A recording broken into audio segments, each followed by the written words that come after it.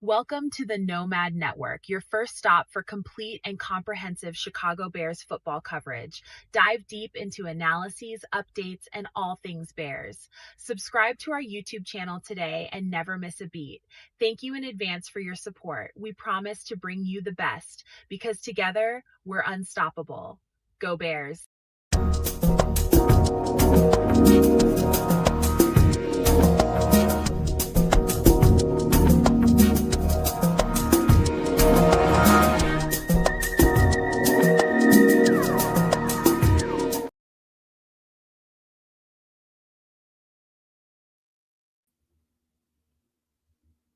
Yo, no maniacs. Welcome to another edition of Some Extra Sauce.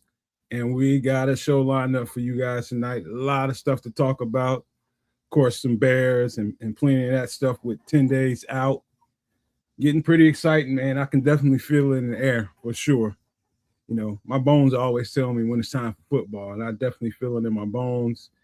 And this time of the year trips, man, it's always hard for me to maintain my exuberance, man. It's difficult, man, because it's just in me, and I get to thinking about it, and you wait all this entire off season, and all that stuff builds up, all the moves, the transactions, the draft picks, and everything that happens in the off season that gets you going and get you ready for a football season. Plus, you know, when it's in your DNA, man, it's a certain amount of calm your ass down that has to happen over here. So I'm in that place right now, just trying to maintain that semblance of, okay, you ain't been playing football for a long time. Why are you getting so damn jacked up all the time? That's just in me, man. But that's where I'm at, man. How you been doing, bro? Now the Canuck shows up. Well, you know, you got to make a grand appearance. You know, on that CPT, Canadian people time. So it's cool. You know, I'm looking forward to the camp and the season as well. But I am living in the moment because while it may be 90 degrees plus outside, I'm loving it. You know, it gives me the opportunity to walk around in my let's say my skivvies. And you know, for the show tonight, I had to get formally dressed and throw on this shirt because you know I like my skin exposed to the. Man, we don't need to know about the business you got going on at the bottom, man. Because I could stand up. You don't need to know that. No, man, don't. So I'm all about sharing with the peoples. So I mean, I'm enjoying the summer for what it is. You know, the flavor of the smoked and charred meats. And you know, whether it be the brats or the ribs or the chickens or you know whatever it is you might be chewing on, and then everybody's enjoying you know time at the lake or the river, you know the beaches, you know some water activities, not that kind, kids, not yellow water. You settle down. Okay. So it's like enjoying the summer before the camp kicks off in a scant few days, weeks, if you will. So yeah, it's all good. All good in the hood. And for those that did visit sportschicagostyle.com, made a few more changes. So yeah, it's a little more user-friendly to navigate, a little more laid out, and it's all you know, shout out to Coach Tripping, Chef Trips, and Trip himself. So, you know, that's the Sports Chicago Style crew. And yeah, make sure you are subscribed to at RRSCS as well as the Nomad Network and Kids of Canuck. And speaking of Kids of Canuck, look at you, you pretty mother suckers. Geez. Man, I heard it was storming up out there that way. Look at me. Look, hey, shout out to the team at SCS, man. They're doing a great job with the website. I got a quick little glimpse. I appreciate the UI improvements. Well done. As a technological MF myself, I do have to give my kudos and applause in that respect. Well done to the team at Sports SCS. Yeah, man, it's Wednesday night, man. Welcome on in. Thank you for coming through. Love having you, and hopefully you're with us for the long haul as we go through what we go through here on Extra Sauce. For me, as far as the week is concerned, things are pretty vanilla. Just really, I was in full triple R mode. I have to say that, man, full triple R mode.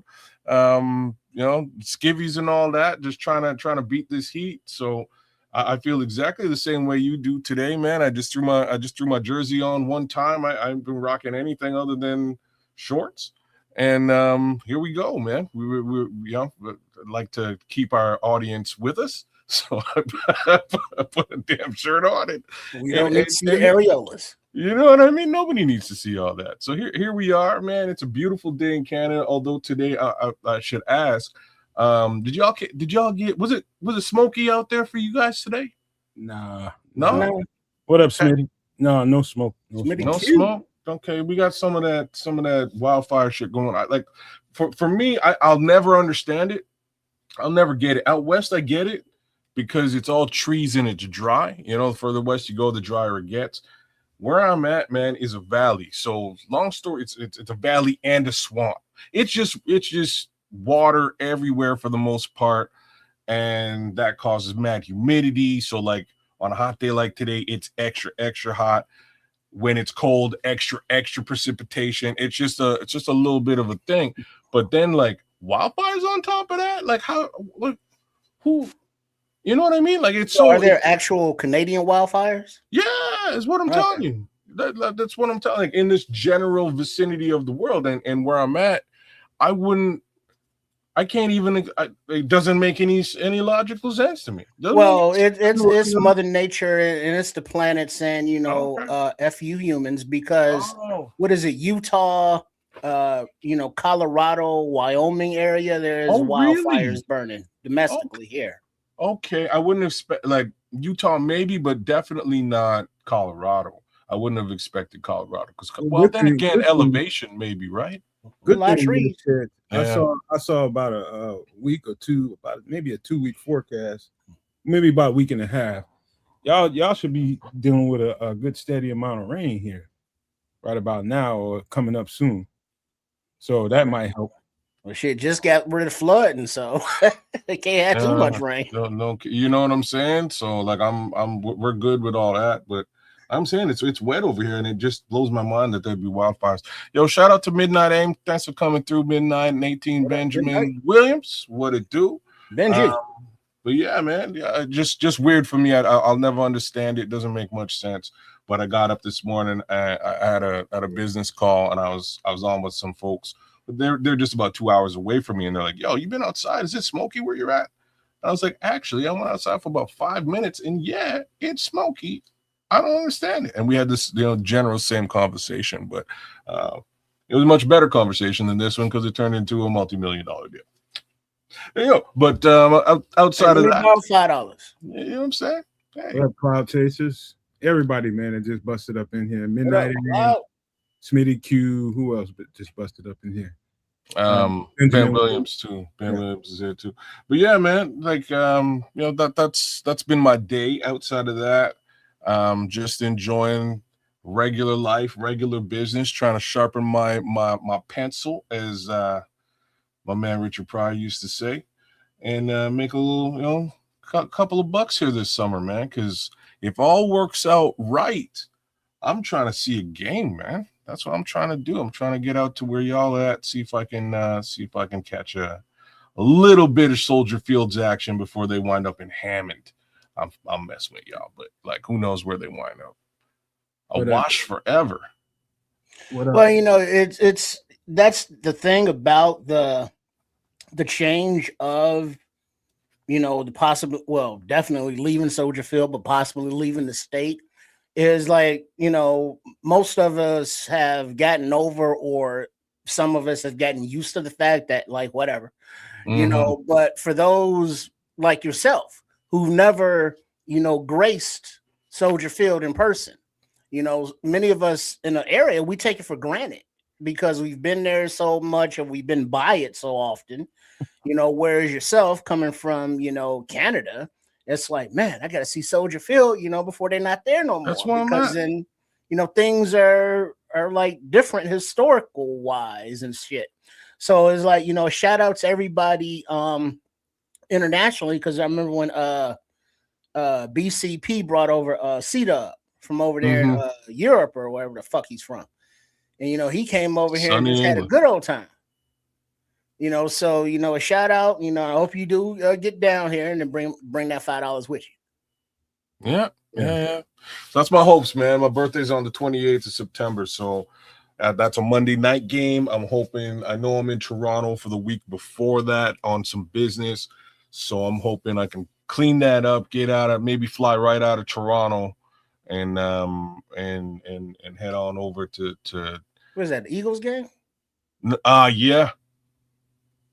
Yeah, it should be a good game, man. Should be, like I'm saying, it'll be a good game. We won't punch Philadelphia in the mouth again. So I'm trying to do what I can to guap up a little bit between now and then, so I can make a real go of that and come out and see what's popping in Illinois. So well, let me briefly give you guys a quick little rundown on what we're gonna be talking about. Of course, we got a little food, no drinks tonight, but we got some other stuff to help cover up the space there. Got a couple of movie reviews if we can do them. Couple of album reviews if we can do them. We also got some hot stuff to talk about when it comes to doomsday survival. I think everybody I think needs to be tuned into that, man, because we're gonna have to move according to some of the stuff that's about to happen here. So real quick, a little statement that's made there, but we're gonna have a long conversation about that, I'm sure. Also some UFO stuff, the fourth batch of that came out, and we're just gonna look at I found on Twitter, I found a little basically what do you want to call it, a condensed video of a bunch of all of it that's come out, because I know we missed a lot. There's been 2-3 batches that came out since the last time we covered that subject. So I found it all in one little condensed video, and we probably won't be able to, we'll look at it all, but I'll probably glide through some of it so we don't have to sit here for 25 minutes watching it. We'll get to that. Yeah, we're gonna do regular stuff like we normally do here. We're gonna have a good time doing it. Because I did, before I get into what was going on with me this week, I did try to get with you to see, because I couldn't. I caught that, but I was in business, and then I couldn't get back to you. I can't remember which one, what we was talking about though. Me neither. I turned off the end of the show, and I know it happened towards the end of the show. Yeah, I can't remember what movie I was talking about at all. I should have just went back, man, because your ass ain't you just, I don't know what's going on with you these days. You just don't communicate the way you ought to. Well, like I'm saying, I'm trying to guap, bro. Like I don't know. To be honest with you, I don't know what's going on either. But these last 4 weeks, I've walked into a bunch of deals, like a lot more business than and normally in the summer months, July, August, and even June, it starts to really slow down because everybody's off on vacation and stuff, and it's harder to conduct business. But for some crazy reason, these last 4 weeks, I'm into a lot of business, man. So I kind of been all over the map, just trying to stay afloat and close this stuff so that again potentially I can make a little appearance. But yeah, that's been my little story. It's been wild and crazy, man. Work's been wild and crazy, and I expected it to be super duper slow and boring, and that I would likely be behind schedule. If everything works out the way that it looks like it's gonna, I should be well ahead of schedule by September, by the end of September for sure. So I'm hyped, man. I'm hyped, but a lot of extra work going down right now for me. That's good, man. And prosperity. I love when anybody's able to get that. I'm not a hater. I'm a congratulator. Oh, so gee. keep getting your forward momentum, man, and keep grinding. Whatever you got to do. Yeah, man. Hey, this week I've been healing, man. Like a dog. So what that really means is this week you weren't out there trying to dig up somebody's stump. Nah, I wouldn't. No bush for you this week. No, I could have. No, I couldn't. He woke up and was like, "Oh, my back, my neck, bro, my neck and my back." Let me tell you something, man. When I woke up, yes, shot. By the time y'all talked to me, I told y'all about the swelling. I had some serious swelling going on, man, like limbs and shit. Everything was swollen up. And it's taken this many days since I talked to y'all about that for the swelling to go down. The swelling is pretty much gone. And now I got I think I hyperextended my elbow, man, while I was over there. And so now I'm just kind of if I went to the doctor right now, I bet you they put me in a sling just so I can stabilize my arm. I just need to stop extending it right now and just, you know, picking up stuff with my hand or with that arm.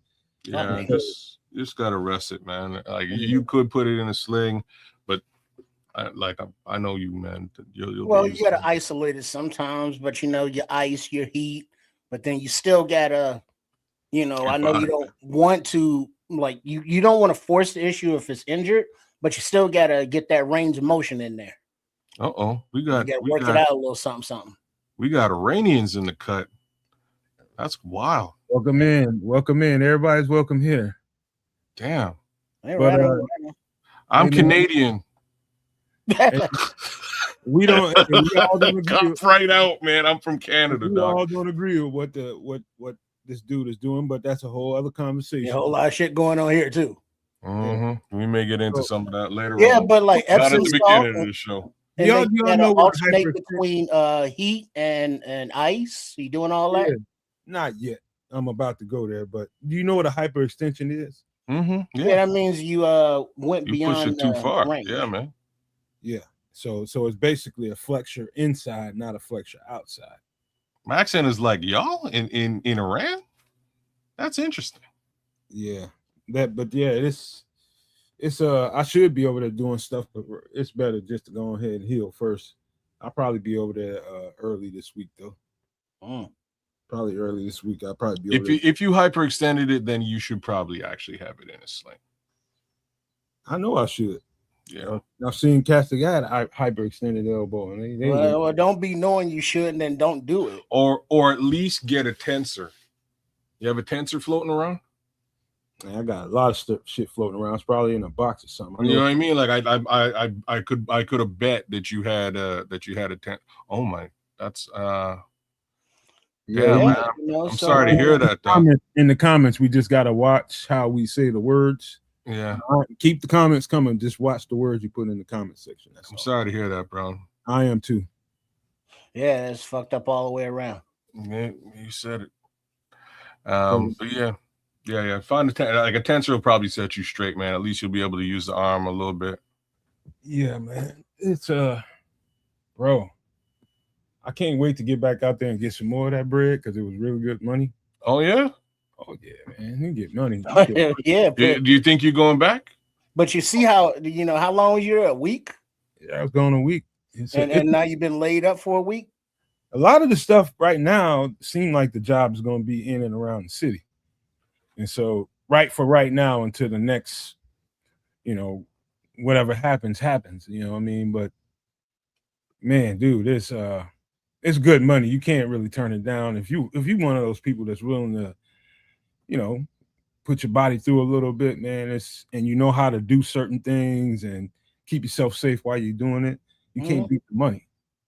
Yeah, but you got to remember your useness of what you can do and could do are two different things as you age. That's true. He don't believe any of that, man. He gonna go out there and bust his ass either way. Like he's his busted ass gonna learn. But that's what happens afterwards. His ass busting will come back and remind him how old he is. There's limits to everything, and I'm talking about physical, mental. Everything's got limits to it. You know what I mean? I wouldn't do nothing that I didn't think I could do. But that's a problem. Sometimes you be thinking you can do a whole lot of shit that your body be like, "Are you crazy, nigga?" That's the problem, man. What you don't know is like nobody can tell Triple R what his body can and can't do other than Triple R, and nobody can tell Kedge what his body can and can't do. I'm different. I'm just different. I always have been, always will be, man. I can do stuff normal people my age can't do. I'm just letting you know my body been telling me what to shut the fuck up for the last 5 or 6 years. Like just hey man, what do you think you do? You know what I'm saying? I think I could still do it, but the frequency of like just say hop on the turnstile. I'm telling you, man. It's like, oh yeah, I can still do that. I'm falling and I can't get up. So I know, man. When I say this, man, I don't know if y'all think I'm exaggerating or not, but there's only one thing that I would not try to do that I tried to do when I was 20. And that's try to dunk a basketball. Okay. Everything else, I'm doing it. Man, that's how different I am. I'm telling you, man. I was playing this Crooked? about 5-6 years ago, man. I was playing my son and my nephew, man, and I threw my leg. I thought I was gonna die, man. I threw myself up off the ground, and I said, "All right, we done." And they were like, "Where you going?" And I just turned around and walked right in the house. And I was super happy that I could still walk. But you know what I mean? I felt that for a couple of days. Well, felt that. Right now, I will hear it all through my body, in my head, that if I even walk on a hardwood court, my knees will look at me, feel me, and both of them will say in unison, "Don't even try it." See, it's funny you say that, because like that's one of the first things to go for most folks. My knees are all right. Like me and my cousin, like when we work out, some wood. Shit. Oh, you're damn straight. me and my cousin, when we work out, he's like, man, like we hit the squats, man. He's like, you know what? I can only do so many of these before my knees remind me how old I am, and it's just like a running gag between the two. And I'm like, I can do this. This is all right, man. I'm okay. But man, this wasn't no knees thing I'm telling you about. This was my quad saying, brother. What you thought? What did you think, man? And that was it. I'll tell you one thing that I do notice that's different. Is like, depending on how much I do physically, the next day I can feel the tension in my back a whole lot. Oh, you can feel the tension. I got sciatica. And so, well, you got to start stretching more, because I can tell you don't. Yeah, get that yoga or Pilates type flex going, man. Get into some of that. Yeah, Pilates is real good for like the sciatica and your core strength, which helps with that. But then the yoga as well, just flexibility, because overextending, hyperextending, is a little bit minimized when your joints are a little more mobile like they used to be, like let's say 10 years ago when you was doing more than you doing now. Say about, okay, just imagine this. I don't know if you ever seen a heavy bar. Yeah. 45-pound heavy bar? No, not a heavy bar like a weight bar. I'm talking about a heavy bar that they use to when you're getting up tile in a commercial, in a industrial plant or something like that. You probably ain't never seen one. It has a spade on the bottom of it, a sharp spade that cuts into the tile. It's pretty goddamn heavy. If I dropped it on your floor, it'll thud and make you jump a little bit because it's that heavy. Now you grab one of those, but you got to secure it with your hands when you're throwing it to dig up that tile. If you do not have a good proper hold of it and you thrust too hard and that thing goes over the top of that tile and it just flies away from you and you try to grab it, it's gonna pull your shit, and that's what happened. Trying to, because somebody's in front of you and that thing goes flying, it's gonna cut somebody's damn ankle or something. Something's gonna get cut because those things are sharp. So I had to hold it so the person in front of me didn't get hurt. And so that caused the hyperextension. So I'll take the hyperextension. So I mean, basically, you was a defensive lineman and you reached to make a tackle, and offensive lineman got your arm pinned up in there, and your arm went like, ah. Yeah, he kept going. Yeah, so it was just either hold this thing, because I felt it as it was getting away from me, and I grabbed it. I was just like, it's either gonna be this or this guy's gonna be missing like 6 months of work, and he can't afford it. You know what I mean? So it was that. Yeah, those what are you, on the job injuries, if you will. Yeah, man. Right now, people can't afford to miss that kind of that much work. Well, but that's the thing, though. If this was a regular gig, you'd be missing time right now. Mm-hmm. That's a good thing, though, man. At least I know how to get around this shit. At least it's contract work, and you can spend a little time. I'm ambidextrous. Y'all didn't know that, but I can do anything with both hands. You know what? The stranger takes on a whole new meaning. I'm just saying, everybody who's ever told me that is a liar. That's all I got. Ambidextrous? Yeah, man. I've never met a truly ambidextrous person. Only thing I can't do with my left hand is right. And I'm starting to do that pretty decently. Anything else I can do. Okay. I was born left-handed, bro. Yeah, okay. That's crazy. I told you that story that my mother thought that, when I was born, she thought the left. Yeah, you did, and she made you go right. You know what's funny? My grandma did the same thing, but like that's what they used to do that, and that's what they did for my mom's too. They bundled her left hand and made her write with her right. So my mom could write technically quite like I have to say this, my handwriting is garbage. So she could write with both her hands better than I can write with my good hand. But that's all she could do with her left hand, and that's why I was like, "You're full of shit." Even still, Mom, you're not. You know what I mean? You can't throw a ball with your left hand. You can't do anything other than write with your left hand. And she was like, "Yeah, it's otherwise it's basically useless." I'm like, "So how does that make you ambidextrous?" And I'm talking about my mother right now, which is crazy. She's capable of a lot more than she probably knew she was. Just naturally, her instinct take over, and you do shit left-handed just by your nature. I do it now. My son's the same thing, man. He says the same thing, and I tease him about it all the time. But what I have to give him is he can do one thing I could never do with both hands, and that's shoot a basketball. Like I can throw with my left hand. Even at that, it's not great, but I can do it. It's semi-accurate. Catch with both hands? I can catch with both hands all day long. I can't shoot a basketball with my left. Swing a baseball bat both ways? I can like lay up with it. You know what I mean? Like if I'm driving the lane, I can switch over and lay up. I can lay up, but I can't shoot. Like I can't shoot with my left. You can, but it takes a little muscle memory to get it down. I used to piss my peers off all the time because I was able to fuck them up on the court because I can do anything with either hand. They think they got you treed up. No, you got me treed up. I'm going to the other side, boop, boop, in the hole. You know what I mean? True Pilgrim's right there with me, man. Like I can dribble with my left. Like there's no problems there. I can throw with it. I can catch with it, but I can't shoot perimeter shot. No, brick city, airball city. You know what I mean? Like it used to really piss me off when I was a kid because my mother was so damn determined to make me a right-handed person. I used to be like, why? She used to be like, damn it. This ain't no left-handed world. It's a right-handed world. You're gonna see that when you get older.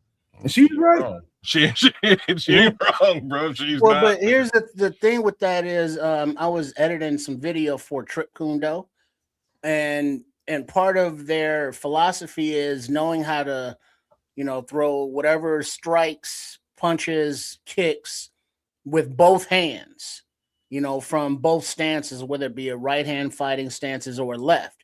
Both stances, both legs, both hands, from those stances.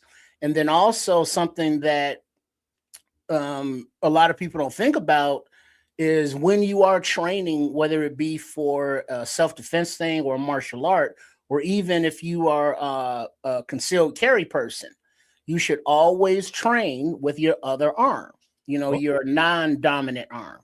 I thought that was a known. Well, no, it is. Not every well, and even if it is, not everybody does it because you never know when your dominant arm may be injured, and so now you have to do everything with your offhand. So if that includes your firearm or any kind of self-defense or just around the house, alternate days, just put an arm in a sling, even if you're healthy, and just use your non-dominant arm for your daily tasks and activities. Yeah, they're witches. A lot of older people associate left-handedness with evil. He's not joking, man. I'm telling you, the first time I heard that one. No, man, and you're like the horror movie guy, man. But like Salem, I never heard that, right? I'm telling you, in Salem, they used to be like, oh, she left-handed. Yo, we're gonna put her up on the thing. You know what I'm saying? Burn her. I'm telling. Oh, you right with your left hand? Okay, we gonna keep our eyes on you. Witch. You casting spells. I remember one time I get in a fight and I'm hot dogging, I'm getting out. This is after football practice. I'm in like the 8th or 9th grade, and we walking all the way from the school because we all live in the same neighborhood. And some dude owed me some money because he stole my books out of the convenience store. He didn't know it. Him and some other dude. And I told him, I got word around. I told him when I catch him, you better have my money, else I'm getting in that ass. And so, some weeks went by. My mother had to pay for it, and she mad at me. Why you ain't watching your shit? And I was just like, fuck this. I found out where he lived at. And I walk over to his crib, walk right up to his door, his whole damn family in the living room, whole family. And I told that boy, I said, man, you got my money? I said, if you ain't got my money, come on outside. We got to get it. And he's like, I ain't got your money. I ain't taking you. I said, you a damn lie, man. He said, well, we going to have to fight. I said, man, look, it's going to be bad for you. I said, man, I ain't going to even do you bad. I'm going to put my right hand behind my back, so I'm going to whoop you left-handed.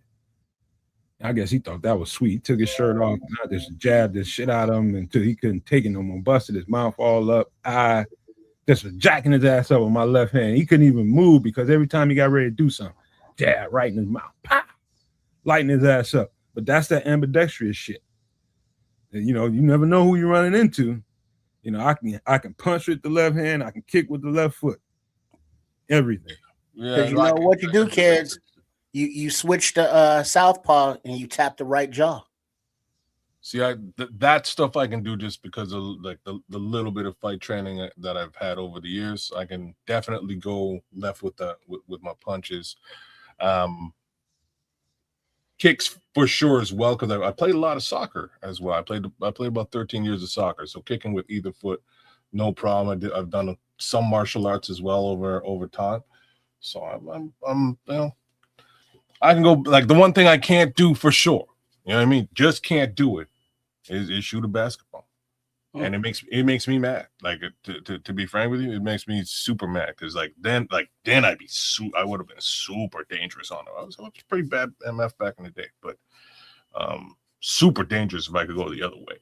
My boy, my good friend, he could go both sides, no problem. And I'm like, damn, bro, like, that's a whole other level. I don't know how you guard that. That's a tough thing to guard. Hey, one other interesting thing that happened this week, last thing before we get into other stuff.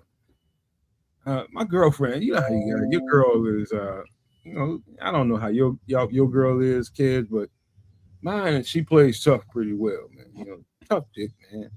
And all this week, at first I was just like, yeah, she always used to me being around at night. So when she goes to sleep, she sleeps well. And every day she called me, or I called her. And I'm up at 7 in the morning. I'm up at 8 in the morning, 7:30, 8. And she sleeps till about 11:30 every day when I'm here. Every freaking day. And so when she started telling me, I'm like, oh, she got something going on subconscious. She's a little nervous. And so, but she still played it off. And when I got here, I was just like, okay, we getting ready to go watch The Bear, right? We getting ready to binge that shit. And she was just like, I need a nap. And out of nowhere, she really never does that. Like, what's wrong with you? She's like, I just need to catch up on sleep. Man, when I tell you, she slept every bit of 6 hours in the middle of the night. I mean, I'm talking about she probably went and laid down, 7:30, 8 o'clock, man. She slept hard.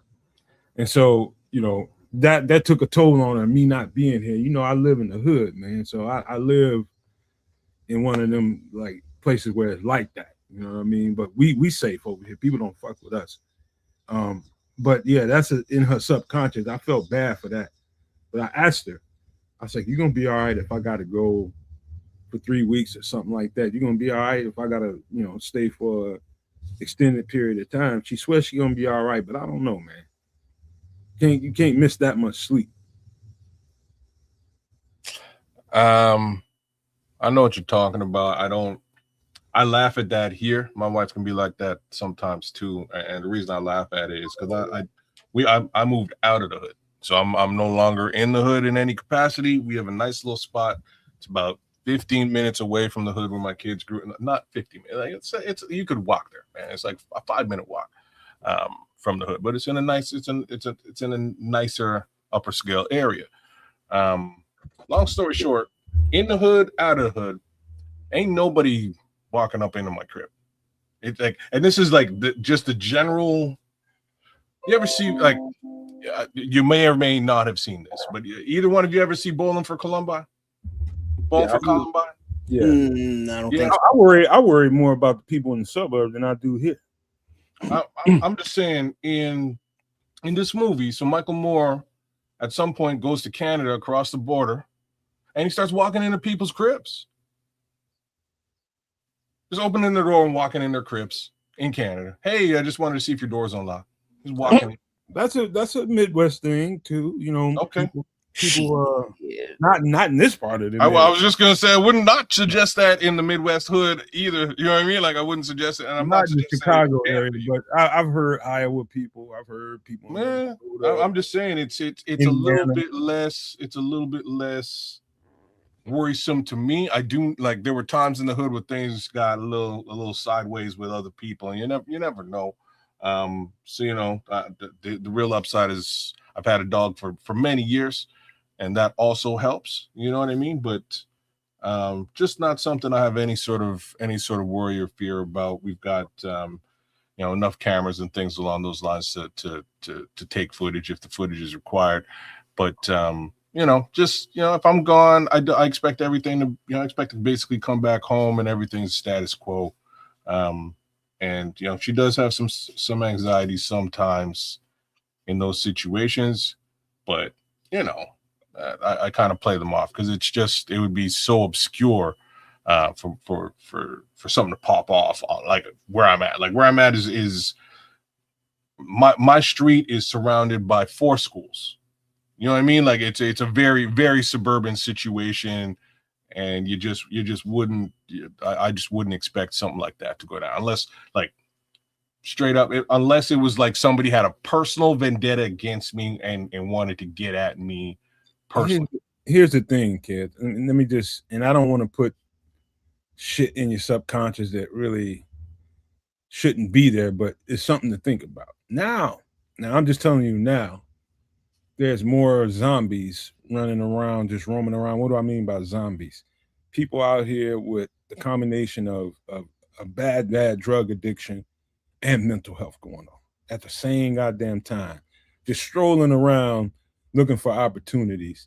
And those are quite prevalent even in the suburbs now, or in small little ass towns. They are everywhere. And when I tell you everywhere, you just need to have the interior of your home solidified so that when people decide they want to go twist on a doorknob or something like that, and they will pull on your sliding glass door or whatever, you know, they just assume that people be asleep and I can come in there and see what I can find and I'll get out. Innocent stuff to them.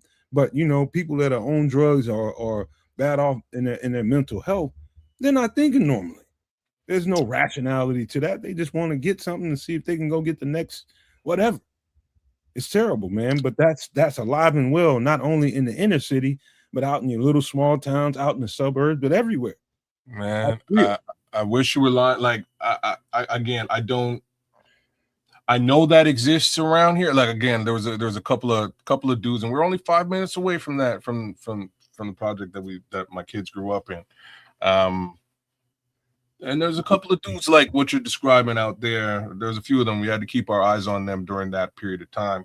Now we're just a little bit removed, but you know, they could walk that 5-minute walk up over here and cause some havoc. And it's funny, man. I was watching, I think it's World's Worst Neighbors or Horrible Neighbors on Netflix this week. Either one of y'all catch any of that? No? I seen the first couple of episodes. That shit took me off.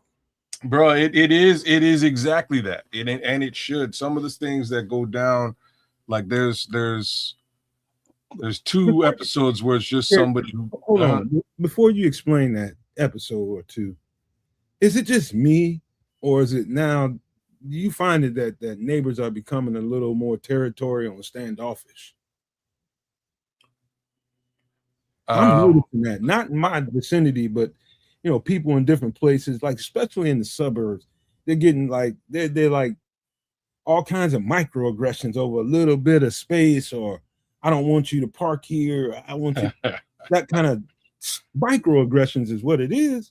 Well, my next door neighbor he wanted to pull a gun on me about parking. Oh, park. We share a parking lot. And what would happen was, and this is the stupidest shit.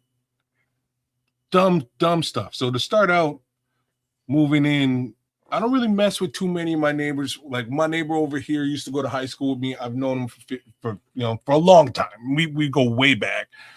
My next door neighbor on this side, right next to me, super cool. He's from Philly, man. We chop it up all the time. Super cool guy. But the guy next to me on the other side, initially he used to like he's a weird cat, man. So the when we moved in a couch. There was something wrong with the couch. We got rid of this couch immediately. I'm not going to get into details, but we got rid of it and put it out on the lawn like day 2 of moving in. Garbage days maybe 2 days later. And on day 3, my neighbor comes out to me, his wife, and she's like, "Oh, so like, what's the couch doing out here?" And I'm like, "Bitch, man, you don't goddamn." So I'm sorry, but like, who are you asking? It's clearly we're throwing this away, and you know what I mean. I kind of left it there, and I went about my business. But everything is cool, you know what I mean. Everything is cool. He would shovel my driveway and stuff during the winter, shovel his side because again we share the same parking space. But what wound up happening is my daughter, when she would go out with her friends, they would pull into their side, drop her off, and leave. And this is all that's happening. So they pull in because what my neighbor would do is he would actually use a snowblower and snowblow his lawn and park his 2 trucks side by side, lawn and parking space. So there's room behind. So there's always room behind. They drop my daughter off. She comes inside and whatever. So next thing you know, because they've got a camera facing outside, they're looking at this situation and they start flipping out. So my boy goes running outside and starts yelling at my daughter and her 2 friends about being in the parking space. And my daughter comes running and she's like, "Oh, the neighbor's yelling at me about parking." I'm like, "Well, then don't be parking in his space." You know what I mean? Like it's his property. I'm not even gonna argue with the guy about this. Don't be parking in his space. Park on the road. Park somewhere else. You know better. Manage yourself accordingly. But I'm talking to idiot teenagers, and they continue to do this.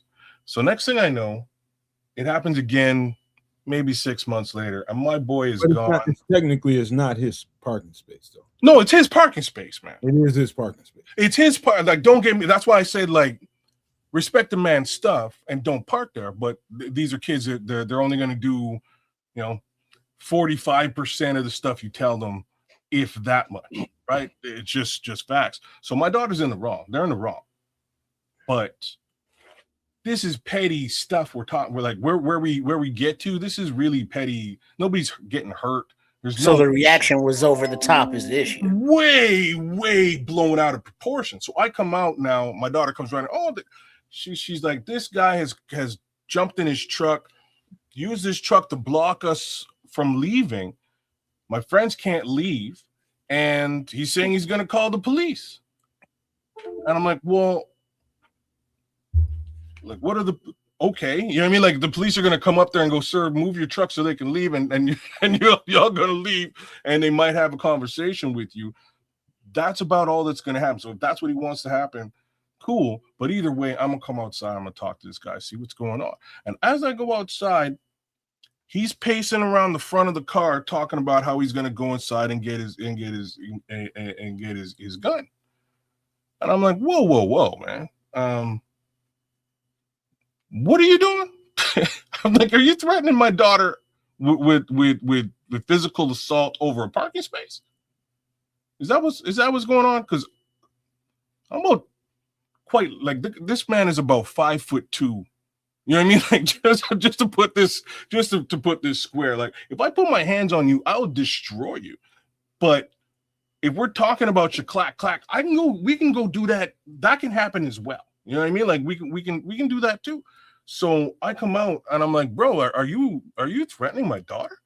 And he's like, "Yeah, these effing kids and I'm gonna go get my piece." And oh, really? Okay, so you go get yours. I'm gonna go get mine, and we can go Yosemite Sam on the parking space. How about that? And his wife comes out and hears me say that, and she's like, "Oh, baby, get the hell in the house." And like from there, it ain't been cool with me, me and the neighbor. They could just it ain't been cool, man. Neighbors have a way of being super petty and super territorial over their little slice of life. I just don't have time for that. I can see I can actually see his point. No, and you know what? I can too, and that's why I you know what I mean. That's why I was like, "You're in the wrong." Like when my daughter and her friends eventually came in the house, I cussed all three of them out. It's like, "You guys are idiots. I've already had this conversation with you. You shouldn't be in the parking spot. It's his property." But it's not. But now him imprisoning them so they can't leave, and he mad about it. What you do? I'm tripping. The response is supposed to be proportionate on his end, right? For sure, proportionate in a way that there's a number you call, you get the boys over there, and y'all get that sorted out. You give somebody a ticket, don't do that shit no more. Over. You don't handle that yourself after you've had a conversation. You know what you do. What I would have did personally, if it was me living next to you kids, I'd have came politely over to you though. Hey, I had a conversation with your daughter a couple of days ago about parking in my spot, man. It's I don't care if I'm not here, but when I'm here, I want my spot. You know what I mean? That would have been about that simple, man. Can you talk to your daughter? Absolutely, and that's what should have went down. Under the same pretenses, just to explain it again, it's not as if like his spot is being taken, to give the kids the little slight justification that I can How get long them. were they there? They're just dropping her off. So they're there for maybe 3 to 4 minutes maximum case scenario if they're doing it. They're just pulling in. He's already got his truck in the spot. The second thing I would want to know is how far is the walk to his place? The walk? Yeah. From the parking spot to his place. It's right in front of his house. Oh, what the fuck?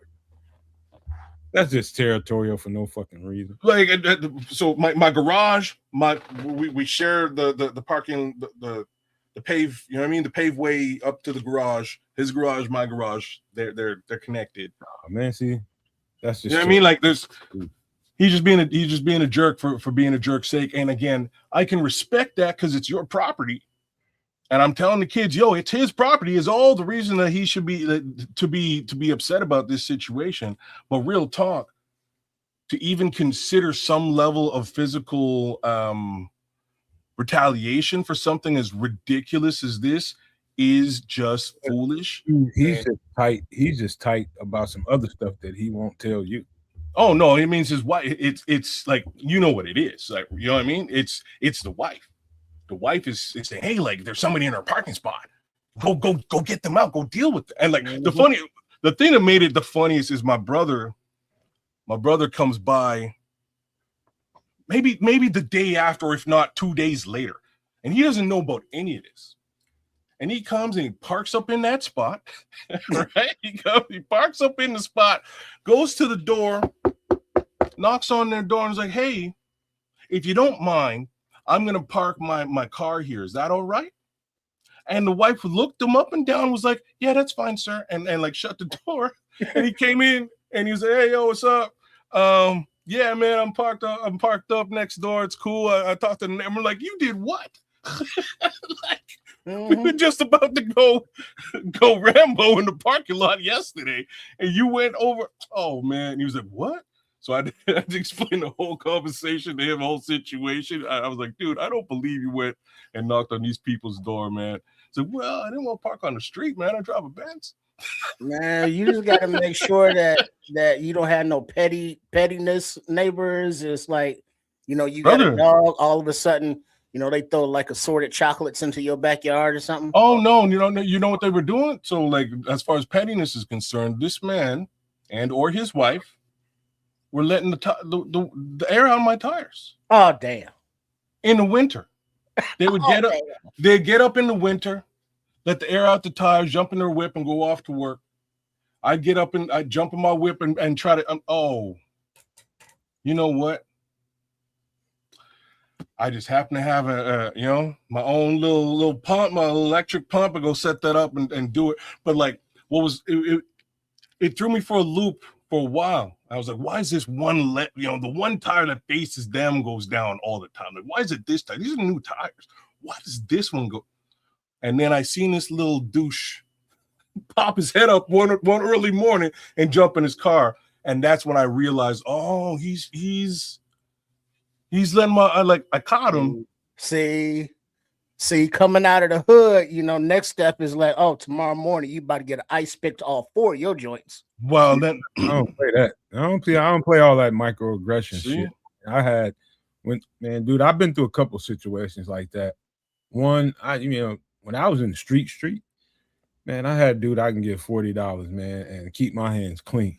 Don't fuck with me. I ain't got to. If I got to live next to you and we got to just be around each other. They go firebomb this thing. He ain't going to do none of that. He going to beat his motherfucking ears together is what's going to happen. Brother. You ain't going to be in no mood to be doing no microaggression. You're going to see real aggression on your ass. Again, I'm very connected in this city, whether positively or negatively. He works with a lot of people I know, and there could be an unfortunate situation at the construction site. I'm just saying there could be. Damn, some shit done fell on him. You know what I mean? Like you never know. Like my boy came over and said, "Oh, he's your neighbor. I know. I work with him all the time." I was, "Oh, you do? Hey, man, he been letting the wind out of my tires, by the way." "Oh, really? You want me to get him?" Oh, word. I had one dude. The last dude was in Georgia when I had my house in Georgia. He was I'm gonna be honest with you. It was some racial shit, and he started showing signs, and not like physical signs, but he started doing things, microaggression stuff. Just I can't even describe to you some of the little shit that he did, but he went over the top. This motherfucker was getting up when he knew I was home, because at this time I'm doing emergency response, and so I'm here, I'm there, and what he was upset about was sometimes it'd be a week and a half, 2 weeks before I had somebody that would come over there, because we had an HOA. You got to have your grass at a certain length. And so I had somebody that would come through there when I wasn't there. He was prepaid. And for whatever reason, something happened one week where he didn't get it done on time. So I guess the grass got a little longer than it should have. And when I got back home, 6:30, 7 o'clock in the morning, this motherfucker got a loud ass lawnmower.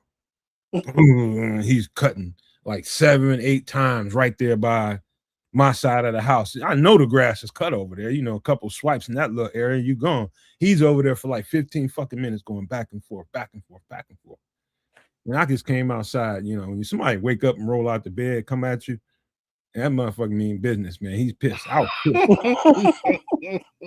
I just told him. I just walked right up to him. I said, man, I'm going to tell you right now, don't start all that motherfucking microaggressive shit because you don't like me because I'm black. If you got a fucking problem, put the lawnmower down. We can deal with it right the fuck now. But until then, man, calm your ass down. I'm not a bad neighbor. I'll barbecue sometime this week. You can come over to my house because he liked to drink beer all day. That's all he did all day was drink beer. You can come over to my crib. I'll buy the beer. But we got to stop this shit, man. We got to live next to each other. And that's going to be that. If not, we're going to have to do something right fucking now. And it ain't going to end good. Oh, dude, it's cool, man. He saw the tension in me. I guess because I had never spoken to him. We had never had a conversation. I was always polite. Hey, how you doing? About my business, in and out. I guess he thought I was just a cool guy and I wasn't going to say nothing. No, fuck that. You don't start that motherfucker no 6:30, 7 o'clock in the morning running up and down my side of the house. Like, no, fuck that. I came out hot. I ain't going to lie to you. Shirt off, hand balled up. I was ready. Shit, I was not bullshitting, man. I was like, man, we ain't gonna have this shit, bro. So he came out with that look, man. Yeah, I might be getting locked up after this conversation, but I'll be out on parole by the time you enter in rehab. Hey, you just timed this thing perfectly. Hey, Trip.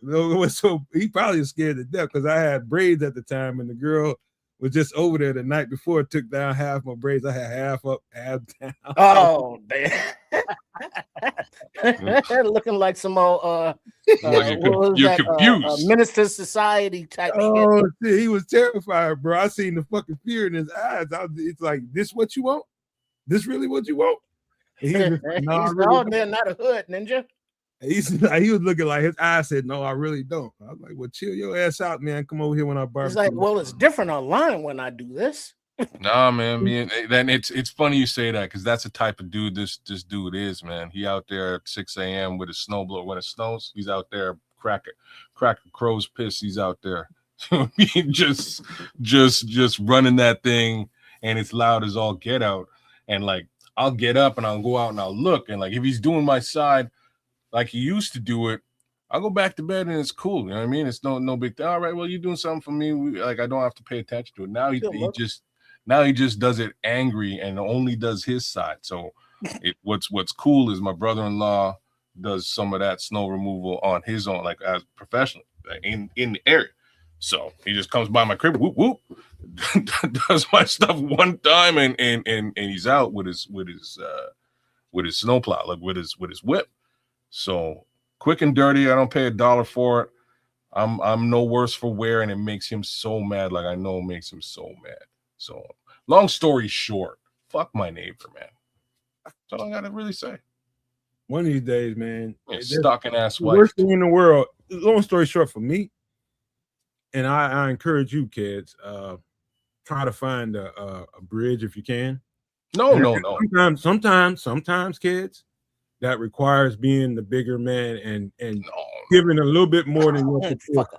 No. Giving more than your proportion. Listen, man, I'm gonna tell you why. No, it's not fucking healthy. Yes, it is. What are you, nuts? You crazy? It's not healthy. If I had any look, if you in a long-term living situation with somebody you got tension with and right next to you, that's not good karma. Good karma.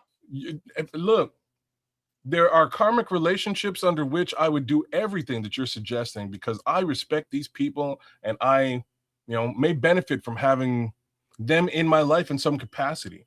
This motherfucker, I could give 0 fucks about. Like I can't impart that anymore to you. But that's just the reality. I'm saying, my neighbor on the other side, we cool. We drink, we'll barbecue up, we'll kick it, no problem.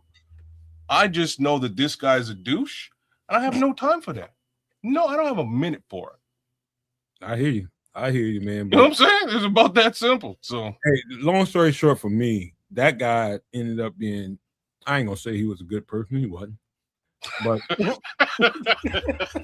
I had to make the situation livable for me. It's cool. And him at the same time, so that he was okay with my existence. I'm okay with his existence. What I did was exactly what I said I was going to do. I barbecued, went and got a boatload of goddamn beer and cooled it up. And we sat out there and had a good old time talking about this motherfucker's a Georgia football guy. I'm a football guy, so anything football, I was right up his alley, man, because anything football related, he wanted to have extras and old conversations. And you know me, I can go on and on for days and nights with that shit. And so he ended up falling in love with me. So let's just say he loved me through gritted teeth. Let's just say that. Hey man, that's that hillbilly. I've been through stuff like that too. When we were in the hood, my neighbor was a little bit like in the end we wound up hating the neighbor, but not the husband wound up leaving the wife and stuff. He wound up leaving, but for the first little while, like me and him had some tension, man. It wasn't really cool. Two males in different from different walks of life 100%. Like he's like a biker type dude, man. And we weren't cool. And it was all it took was one Halloween. I was out on the porch, and we share a porch. I'm out on the porch and I'm giving away candy to the kids. And he came home and he was like, "Oh, what are you doing?" And I was like, what does it look like I'm doing? I got a basket of candy and it's Halloween. And he's like, "Oh," and he jumps on his motorcycle and he bails. But when he comes back with a case of beer, a cooler, goes in, gets ices it down, brings the cooler out, plops it in front of me, and he's like, "All right, bro, we giving out candy." I was like, "Oh, okay." And that's all night long, man. We just turned it up, bro. We were hanging out. Bastards. Oh, y'all say that. That's what it was, man. Me and Chucky just drinking, and to this day, me and Chucky are cool as all get out, man. He's good stuff. What up, Paul? Yeah, what up, Paul? It's always good to. I'm always about having good relations any way I can with whoever, as long as it's it's like, so if you are willing to have a good amicable conversation, or you just willing to, don't be fucking aggressive, man, for I'm no not. reason other than being. I'm not talking about you. I'm about in general when you're living around community. I got the mindset of I'm gonna be as welcoming as I can, so long as you allow me to be. But if you don't allow me to be welcoming, I'll cut that door off for you. But we don't have to get it to the point where we're doing little bullshit to each other, because I'm not going to act the way you think I'm going to act. I'm going to fuck you up. And so I'm trying to avoid that step. I'm very much the same. To avoid it. That's where I'm at. Very much the same. If I can avoid it by all stretches of imagination, that's what I'm going to do. I'm going to have a conversation with you. Again, even extend that olive branch. But I learned very quickly, you know what? These aren't my type of people. I don't like these people. I don't care if they like me or not. I think I'm good with that. And I'm actually absolutely fine with it. Well, but see, that's the thing. I would rather be honest. And I think my face, gives me away, subconsciously. Because if I like you, I have a softer, more approachable face. But if I don't like you, I'm basically looking through you. And the person that I'm looking through gets that vibe like, this dude ain't all the way there. Or he don't like me. Just not. Yeah. And they right. Trip, but I try not to expose that. They say that man a couple sandwiches short of a picnic round this month. No, man. For me, it's that. So, I guess we'll eventually get onto that bear stuff, but it's like what I was saying about DJ Moore these last couple of seasons, and that's just Jamaicans have a hard time with body language. We do. Our body language is screw face attitudinal just about 24 hours a day. So unless I'm just being happy and around people that I enjoy, whose company I enjoy, you might catch me with that, like just that, you know what I mean? Just like, who is this guy and why are you talking to me face before I soften and accept what you're trying to, accept this conversation for what it's worth. It's just. I'm totally opposite of that, man. I'm a glitch in the matrix. People say I'm a glitch in the matrix because, as rough and gruff as my voice is and how I come across on this show, I'm like that on the inside if I have to be. You know what I mean? But that's not the way I present myself to people. I don't have myself that way because people. One girl told me, this chick named Sharice told me a while ago. She's just like, you know what? You scare people. I said, what you mean? Because I walk in the club and shit, and I don't know how I'm looking. You don't know how you look to other people sometimes. And she's just like, you got that pit bull in you. So what you talking about? She's like, people can see that pit bull on you, and like dudes get all nervous around you. So I'm like, I ain't in here clutching or nothing. You get nervous around motherfuckers just reaching and clutching for something. You know what I mean? I'm just walking through but I guess, I don't know. At that day, I probably had something going on. Somebody had pissed me off outside the club. I'm working at my mama's spot, trying to manage the place. Somebody had probably pissed me off. She was just like basically trying to tell me, watch your body language, man, because you're making people nervous. So you do have to be mindful of that. I'm terrible. Like even at the club, man, I'm terrible. I will walk in, and again, super Jamaican. I will walk in with screw face until I get 3 drinks in me, and then I start to soften. And there has to be, if the music is bad, it's not a good scene. You know what I mean? I might look angrier. Just saying, man. More drinks, please. But anyways, man. Hey, before we move on, Kez, remind me after the show to tell you my Jamaican posse story. All right, right on. What up, Ron? Ron just busted up in here. Paul Rodriguez, everybody, Liberty's Outlook. What up, Ron? What up, AC? Shout out to AC as well, man. Liberty. El Gadio. Let me see. That's it right now. But all right, we can just jump on some Bears real quick. And what I got for us tonight is a couple of guys that we should have talked about the other night, but we just ran out of time, man. But it's a couple of free agents I want people to be mindful of. One is this guy right here, Emmanuel Agba, who is a defensive end, edge rusher, 32 years old, 6'4", 270 pounds, definitely fits the bill. I think we've been kind of. How was this last season with Jacksonville? I wasn't really paying attention. They had one of the more ferocious defensive fronts in the league.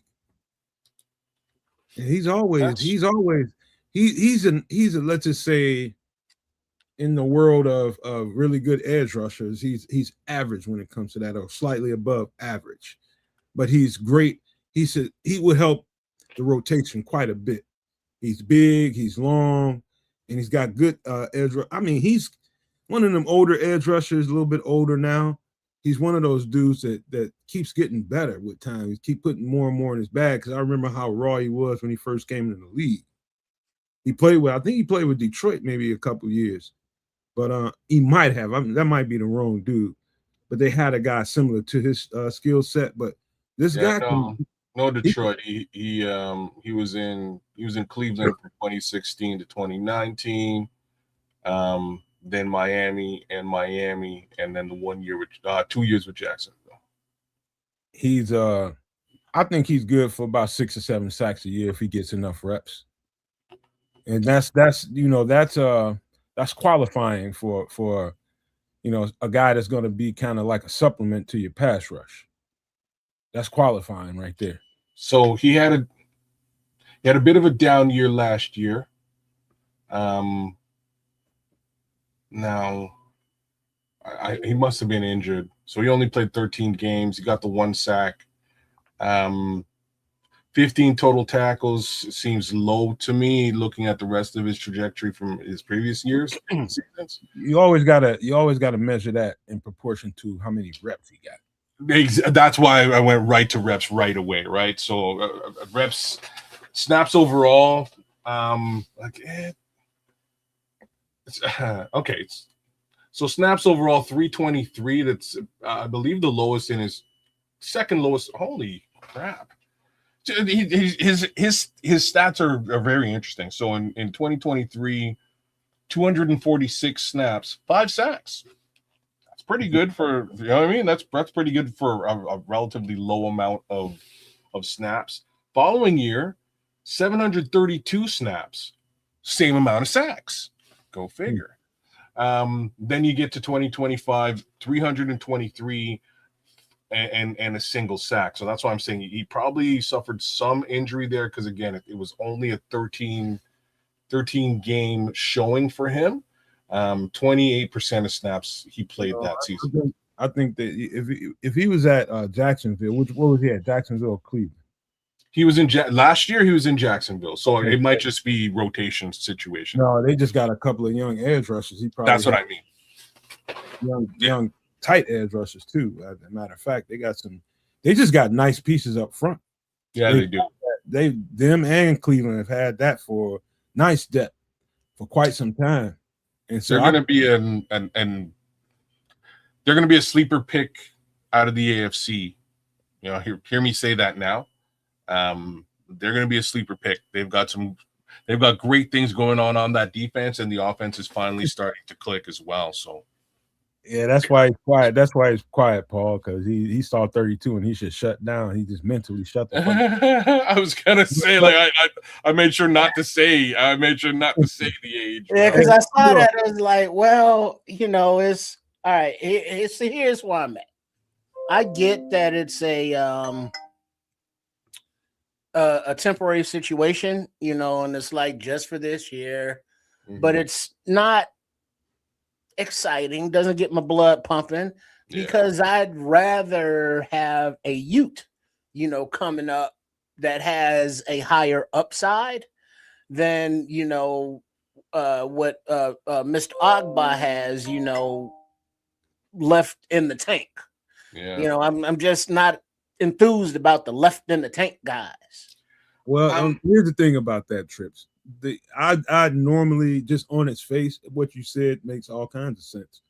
But when it comes to production, when you already have a little bit of youth there, but you need some guaranteed guys that that can get it done the right way, that's where the vets come in at. And that's where they bring value. It's like when that second wave, third wave of guys come in, you need to have the same amount of production that you had when the first couple of guys go off the field. He can bring that to the table because he's like a starter. He's built like a starter and he plays like a starter. He's just in a supplementary role. So, but I do want to know, Ron Winarski pointed this out. wondering who he's talking about here. He says that we just signed a UDFA receiver. He's a speedster. That's who we were talking about last week, no? That's the same guy? Yeah, but I say last week. I think it was Sunday. Amari Kelly. Amari Kelly. Oh yeah, Spark. Kelly is his name. Yeah, there you go. Yeah, we talked about him just this past Sunday night on Nomad at Night there, Ron. You know, had a little thumbnail, all kind of good shit. Probably a short out there somewhere. Yeah, I ain't got to that yet. I'll get it. No, there will be a short out there somewhere. But yeah, we got on that first thing. That was early Sunday. Got on that. But yeah, Akbar, man, I think he definitely fits the bill. He's 6'4", 270, good. He's quick and speed to power, and he's heavy. You know, so he supports that run well, and that's what they mostly want. Somebody that can support the run, help stabilize the run, and you know, that can get some kind of pass rushing acumen. Somebody that can at least get some pressures out there. He can get some pressure for sure. He's just getting better with time, man. And I think he's a stable player, man. He's dependable.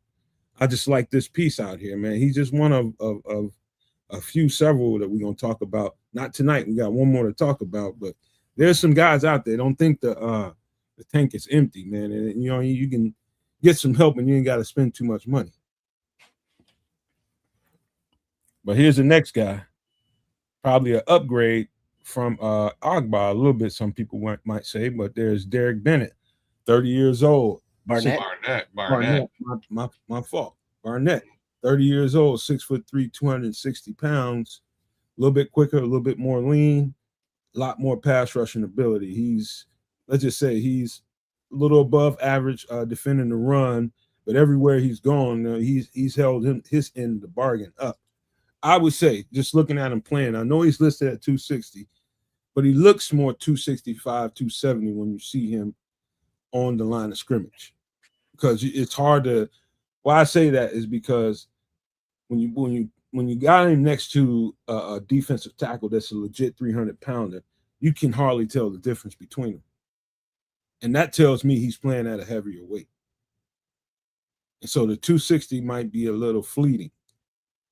So, but this guy gets it done wherever he goes. When he was at Philly, when he was more recently over at the Texans, man, he just keeps getting it done no matter where he goes. Derek Barnett is a piece. Telling you that right now. Only 30 years old. He's at the top of his career and still getting better. So what I will say is the production's been pretty steady throughout his career. And I think that's kind of important. He's not a 8, 9, 10 sack guy. And that's not what you're bringing him in here for. He's sort of an all-around edge defender. You're probably going to get, 3 to 7 sacks out of this guy in a season, which again is definitely complementary to what we should be seeing in a year's time in a full season. Played all 17 games last year. Relatively low rotational type snap count, 30%, 350 snaps. Definitely higher end talent. And yeah, true. I really wasn't thinking about Barnett at all, but I think he, as a rotational piece, I think he would fit the bill too.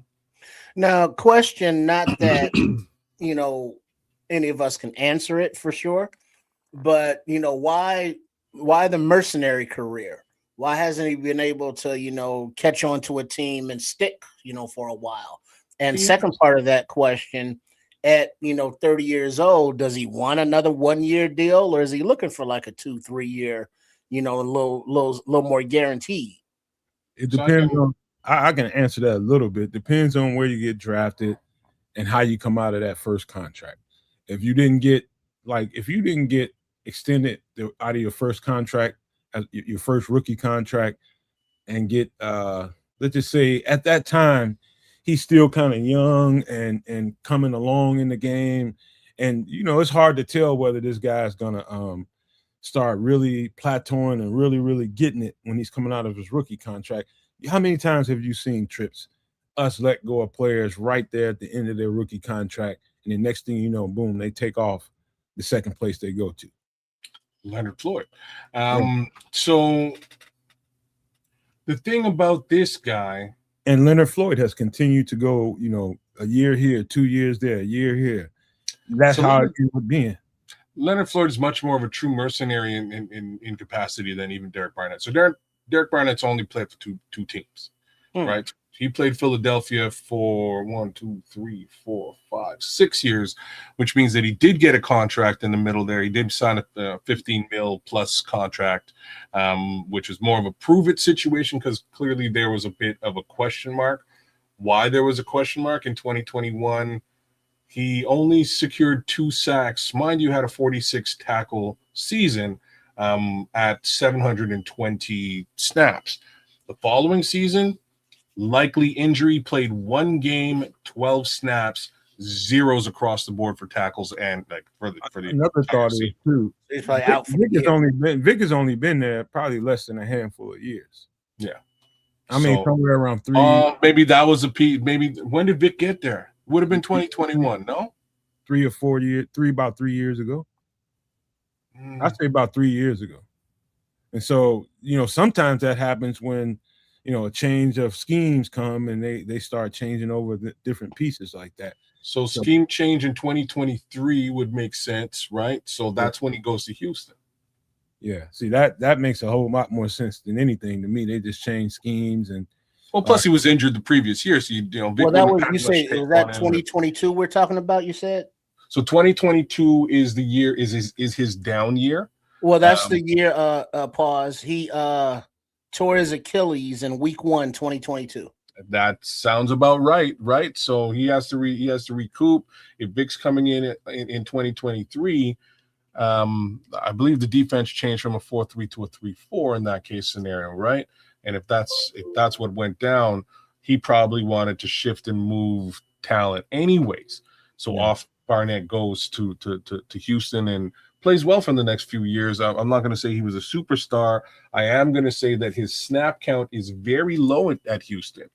They had a lot of D linemen down there, though. Yeah, they did. Yes, they did.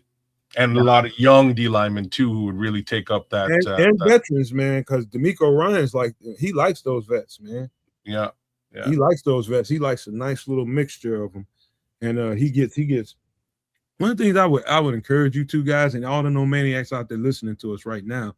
Shout out to everybody listening. Make sure you subscribe to Sports Chicago Style and Kids Canucks, as well as the Nomad Network, man. We do hard work over here. We would appreciate your subscription, man, because it's totally free. And so, listen, man, one thing I would encourage everybody to go look at, if you want to see how a defensive front in a 4-3 really supposed to look like, if you want to look at Houston, Houston, and you want to look at what the Bears are trying to do with the speed of their off defensive line, look at Houston. Watch how fast those dudes get off the ball and how powerful it is. Yeah, and a lot of that comes with having, those backups that keep everybody fresh, being able to rotate. And, since Barnett has been doing that role in both of those aforementioned places because of those D lines, if he can be a piece here for a year, like how long would he want a deal for?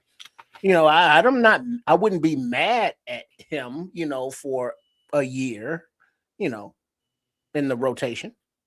He may want 2 or 3. Like he's 30. He's at that age where he might have a few years in front of him, right? To still contribute on a football field.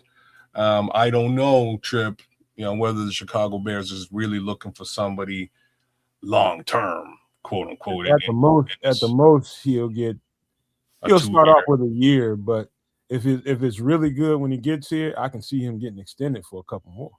Maybe. But now that also comes into play if just hypothetically the Bears are offering a year deal and a team B is offering a 2-year deal.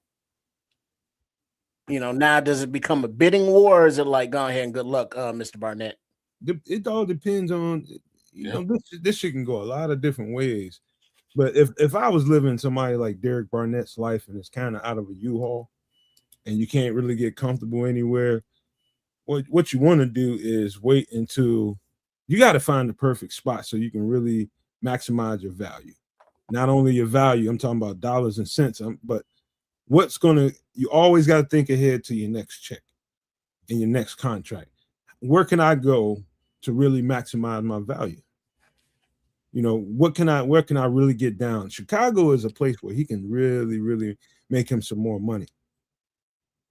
And I ain't talking about getting another contract here, whether it's here or somewhere else. He's going to get enough good reps here where he can make some money somewhere else or here. That's true. Put some good tape out there, get some nice reps, and now go back into free agency and sign a 2-3 year guaranteed deal. Yeah, Joseph, he's available, man. Yeah, he's available, man. In the next couple of shows, we're gonna be talking about that probably through training camp. Some of the guys that are available that I think fit what we do, and I think brings a lot to the table. So that's why I've been doing it the past month or so, just to make sure people know who's out there, what they can do, who they've been playing for, what the injury history is, and what we think their value is. It's a lot more out there, man, that I think can bring something to the table. But I'm studying them hard so that I know, like, I can see this fitting in here. He's gonna have to have the right traits, right measurables, and all that, or he won't get on the show. But there's a nice bucket full of dudes out here we're gonna be talking about the next few weeks. There's a few of them, yeah. But there's one that's super old that I really want to get Tripp's opinion on. But when we get to him, I'll remind myself that I said this. You have to just write it in the private chat if you want to. I probably already know who he is, but probably somebody I plan on getting on down the road. But this is Derek Barnett. That's the second time I messed his name up. Derek Barnett, edge rusher, free agent, 30 years old, 6'3", 260 pounds. And that's kind of iffy. I think he's heavier. But, man, this would be a good piece to the rotation, man. He was solid. And who was that said that Houston had? Paul said they had the best defensive line in football. He's part of the reason they did. So if they are which I know the Bears front office and the coaches have some guys on the radar in case things go, not quite the way they want to. There's a list of guys that they want to be in contact with if they haven't contacted them already. And so smart money would say they've been in contact already with a bunch of these guys. Would you guys agree with that? Oh, yeah, I'm sure Ryan Poles has done his due diligence around the league and is like, all right, agents, how much, do your clients want? And, what's the ideal situation they're looking for? And he has his Rolodex. And for the kids that don't know what a Rolodex is, that means like a list of layout of is like, all right, at this position, here are the free agents in case of injury. And here are the free agents or possible cut candidates that are upgrades to what we have and so forth and so on. So, Barnett's resume has definitely been across Ryan Poles' desks. Yeah, I think the first part of that conversation, you can make this real quick. I'm talking about agent to agent. Hey, would he have any opposition to playing in Chicago? Yes or no? Well, let me make a call and make sure that I give you the right answer. He makes a quick call. Yeah, he plays in Chicago. That's a good starting point. And then you go from there. Then you start talking turkey. And you start talking about what Trips is talking about, what the roster looks like, how many, projected reps would I be able to get? You get, let's just say they get anywhere between 60 and 70 reps on the defense. Got to be able to guarantee him a certain amount of reps. Or he's probably not going to want to go there. Oh, yeah, because I'm sure for the players, from their perspective, their agent, also has a list of teams that are, have interest or openings at that position. And, so they're looking at like, well, the Bears, have Dennis Allen and this opportunity, woo. But, also this team is offering, this opportunity, woo. And so it's up to the players as well in free agency to make those decisions. So it's not just like, well, Ryan Poles wants them, so Ryan Poles is going to get them. It's like, nah, they have agency in this. Free agency, that is. That's right. Hey, one little quick question I would just want to ask you guys generally. Would you be playing? And this has to come from your psyche, not really from thinking too much. Would you be playing this game, especially if you're Derek Barnett or any one of these free agents right now, to be hunting a ring, or would you be hunting them dollars? Wow. And see, you about to think and say the wrong shit. Well, it depends on the financial situation. If he has been, wise and has money stacked away, of course, I would say he's going for a ring. But if it's like, damn, I'm 30 and oh shit, I've been tricking it off, as fast as I've been making it. Yeah, I need to secure my future. So it's like the individual, perspectives. Well, he's uniquely in a space where he don't have to think about that right now. He has to think about it because it's always a team out there that's willing to up the ante a little bit. But if they can get in the ballpark, he can also chase a ring here. Well, this is what all I'm going to say, and it's right along the lines of where Trip was. It is sort of an individual case scenario. If you're one of those guys who actually had the opportunity to actually sign, big money contract, then it's a ring, right? That's what you're looking for. If just considering the two guys that we've discussed here, they haven't really had big money opportunity. They've got sort of middle of the road money opportunities, and then unfortunately, in both cases, wound up getting hurt and sort of had to try to reclaim at an older age. So yeah, definitely everybody wants a ring, but I think a couple of bucks might do just fine too. Well, but then there are a lot of players that do sign contracts. They're older players and they're going to shitty teams, and it's like, oh yeah, they're going for the money.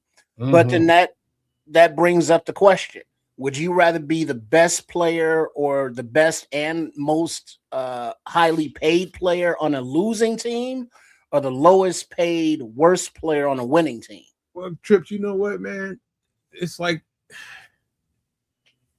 the movie Hollywood Shuffle, man. If you ever seen that, if you've never seen that, that's an old Robert Townsend written film. It's one of the funniest movies you ever want to see in your life. The post office is always but the Hollywood Shuffle is all about trying to fit into where Hollywood is shuffling you to. You just don't know once you get into that. Once you're thrust into that whirlwind, you don't know where the shuffle is going to land you at. And in that case scenario, I tell you what, when I start realizing that football was more than just a game that I enjoyed playing and it's so much fun, when I went to college, it became more of a chore. And, not that I did not enjoy the chore. I enjoyed the chore, but everybody didn't. And so everybody didn't come at it from the same angle. And I can understand that, you're in the NFL shuffle now. And so even if you are there to try to win a championship and that's your goal, and money is just something, all right, we make money while we're doing it, but I'm here to get a ring or two or three, however many. But every time the shuffle ends, you end up on a team that has no shot at fucking ever and nothing. Then how does that change your perspective? You know what I mean? So, it's depending on who you are. I think while you're in that game and playing that game at that level, I think I can see some people's perspective changing on that. That's what I would say. But y'all want to talk about some food? Anybody hungry? I'm hungry. You're hungry? Hangry? You're about to make me hungry. All right, we'll see about it. What we got here, y'all? All right. All right. Real quick, before we get to it, Red Baron depends. For example, I would never want to. Hold on, let me take this down before you read that. Yeah, before you get off to the topic. Before I can't read that. I need my spectacles. Hold on. I got it up now. All right, there we go. Depends. For example, I would never want to live in a dump like the toilet or in Cleveland. So I would take less money to play in a world-class city like Chi-Town, regardless of team success. That's fair. That's fair. I bet there's a lot of people. I'm real talk, Scrolls. I used to live in Ohio and I lived in Columbus. And truth be told, man, Cleveland, I never want to return there. That's not what I thought you were going to say, but Man, that was great. It's probably one of the worst cities I've ever seen in my life. And I ain't just talking about the way it looks, just the energy. It was so depressed. I'm not a person that's prone to depression or anything like that. I don't get thoughts like that.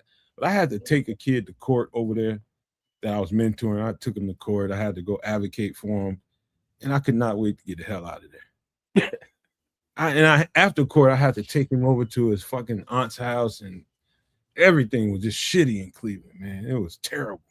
That's a terrible, terrible place. Detroit's a little bit better, but not that much. So that doesn't fare well for free agency for the Browns or the Kitties. Nah. Isn't that right, Kitty Cat Burr? I still to this day, I think it's a hard sell to try to, Detroit's a winning team now, but it had to be a hard sell to get somebody to move to that motherfucker. Yeah. It probably still is. So that's free agency. It's like, go to the shitty place and make money, or go to the cool place and maybe not make as much money. That's part of it. They don't just drive around Detroit. I mean, Cleveland, man. That place is that's a terrible place, man. It's just terrible. Just terrible. I mean, all right. We can go on to the food. Some food, man. Let's get to some food. I don't know how many of you guys have had a good bowl of clam chowder, but anybody want to clam chowder? Clam chowder. You gotta park the car, Harvard Yard. Nice. Ingredients: butter, potatoes, bacon, celery, onion, parsley, clam juice, and canned clams. I would eat this, but having been to Portland, Maine, and had fresh clam chowder out east. Really, the flavor is just not the same. It's just like having Creole food in New Orleans. It's just not the same. But clam chowder is its own flavor. It's still seafood, but different. Because it's clams, and they have their own kind of profile. But it's a delicious, hearty little soup there, little chowder. So, Trip, one of the things I learned about Atlanta, and the longer you live there, the more you realize that everybody's moving there. Every culture is starting to move into Atlanta, and they're there. So if you want Chicago, you want LA, you want New York, you want whatever flavor profile as far as food goes, if you search hard enough, they're around the metro Atlanta area. You might not be smack in the city of Atlanta, but you go out to McDonough, you go out to different parts, Marietta, you can find a lot of food. You just got to slow down and see what's there. You know what I mean? Just slow down. And I lucked up and found somebody from Maine that had a restaurant that was doing, those not lobster sandwiches and all that kind of stuff. Lobster rolls was really good. But this guy's clam chowder, I thought, and I had no real reference point other than a can of Campbell's soup. I had no real reference point on what a good bowl of clam chowder should taste like. His was more creamy. I was just gonna say, this is not. It's not different style. You know what I mean? It's not the style of clam chowder I've ever had. I've had it out on the East Coast. I've had it in Maine. I've had it in Rhode Island. I've had it in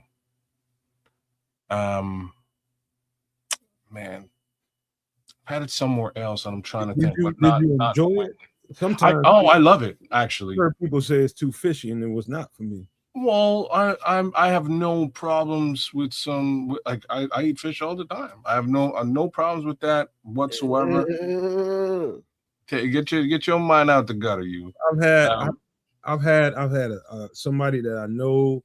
I took them there, and they said, the texture of the clam, like these people that I know ain't never had clams before in their life, and they thought the texture of the clam was a little off, and that's off-putting for somebody that never tasted. Yeah, I mean,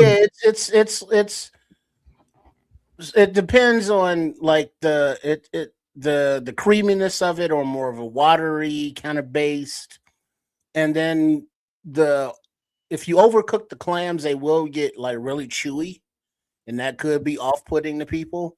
But the consistency is similar to, to calamari, to octopus, where it's different, but it's oceany. But even though it's different and kind of the same, clams have their own seafood flavor. It's all seafood, but they're different than scallops. They're different than the scrimps. They're just different than oysters, but similar. Trips, I don't go out of my way for any seafood, but I will go out of my way for a good ass bowl of clam chowder. Mm-hmm. Interesting. I'm from an island. At the end of the day, there's no kind of fish that I haven't had that I got. Fuck off. But look, I've got no problem with some good clam chowder, man. It's good stuff, man. It's I tell you what, I could tell you right off the top, just like what Bear Truth 9 says. If you're not a fishy taste guy, it's a problem. Yeah, you're in the wrong soup. You ordered the wrong soup. Right away. As soon as you walk into the restaurant, the smell of seafood is probably going to throw you off if that's really the case. I love it. If it's about the smell of fish, and the smell of fish does not turn me off, but I'm just not a big seafood guy. But this right here is good. I like soup anyway, and I'm always looking for different variations of different kinds of soup. I'm a soup head. Call me a soup head. Okay. This right here, I can take this, man. I can do this all day. Okay, now just to put a little clarity on it, what we are looking at, this clam chowder, I would define it as a Rhode Island style. Okay. Because I say that, clam chowders generally fall into 3 primary regional styles: a creamy New England, a tomato-based Manhattan, and a clear broth Rhode Island. So this would be I've had all 3. I've had the tomato, which is actually, it's different, but it's delicious, man. Mm-hmm. You get a little bit more of that. It's a little bit sweeter and a little bit more of a vinegar. Well, let me describe for those. What we're looking at now is the clam chowder, the Rhode Island clam chowder. It's a clear broth chowder made with fish or clam stock, bacon, and potatoes, completely omitting broth, cream, and tomatoes. This allows the bold, natural, briny flavor of the clams to take center stage. Now, what Kids was describing was the Manhattan, easily recognized by its reddish, tomato-based broth. It skips dairy entirely and is loaded with a variety of vegetables like onions, celery, and green bell peppers. And the third style is the New England version. That the most famous variation, characterized by its thick, milky, or creamy base. It typically includes diced potatoes, salt pork, or bacon, and is most often served with oyster crackers. That's what I had. Yeah, that's the guy I ate at his restaurant. Okay, that guy. So I've had all 3. I have to say, the Rhode Island is probably my least favorite, even though it's the one we happen to have on the screen right now. I love regular New England style creamy. It's very good. But I do have to say the Manhattan style, it was delicious, man. It kind of caught me out of left field, but it was real good, man. Me too, Bear Truth. Even though I've never had this one, that creamy one, it just stuck to me. It's good. It was. I got a second bowl of it, and it was a nice sized bowl. That shit. What up, good. Jay Grizz? What up, Jay? Hey, man, I hear you, Smitty. Speaking of East Coast food, man, a good ass lobster roll. Come on, son. And some fried clams on the side. Come on, son. Man, dude, I ate some of them there too.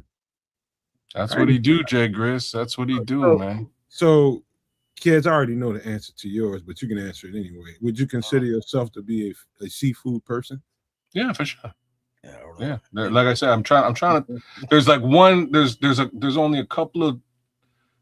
There's only a few things with respect to seafood that I'm not a big fan of, and that's calamari and scallops. But I do have to say, over time, and it came out of one drunken night.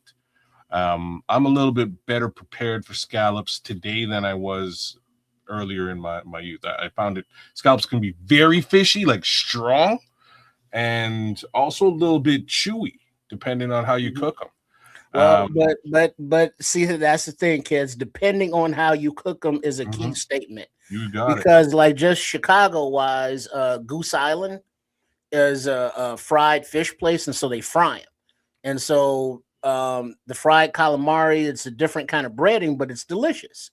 Whereas Shaw's Crab House, they have a more lightly fried calamari.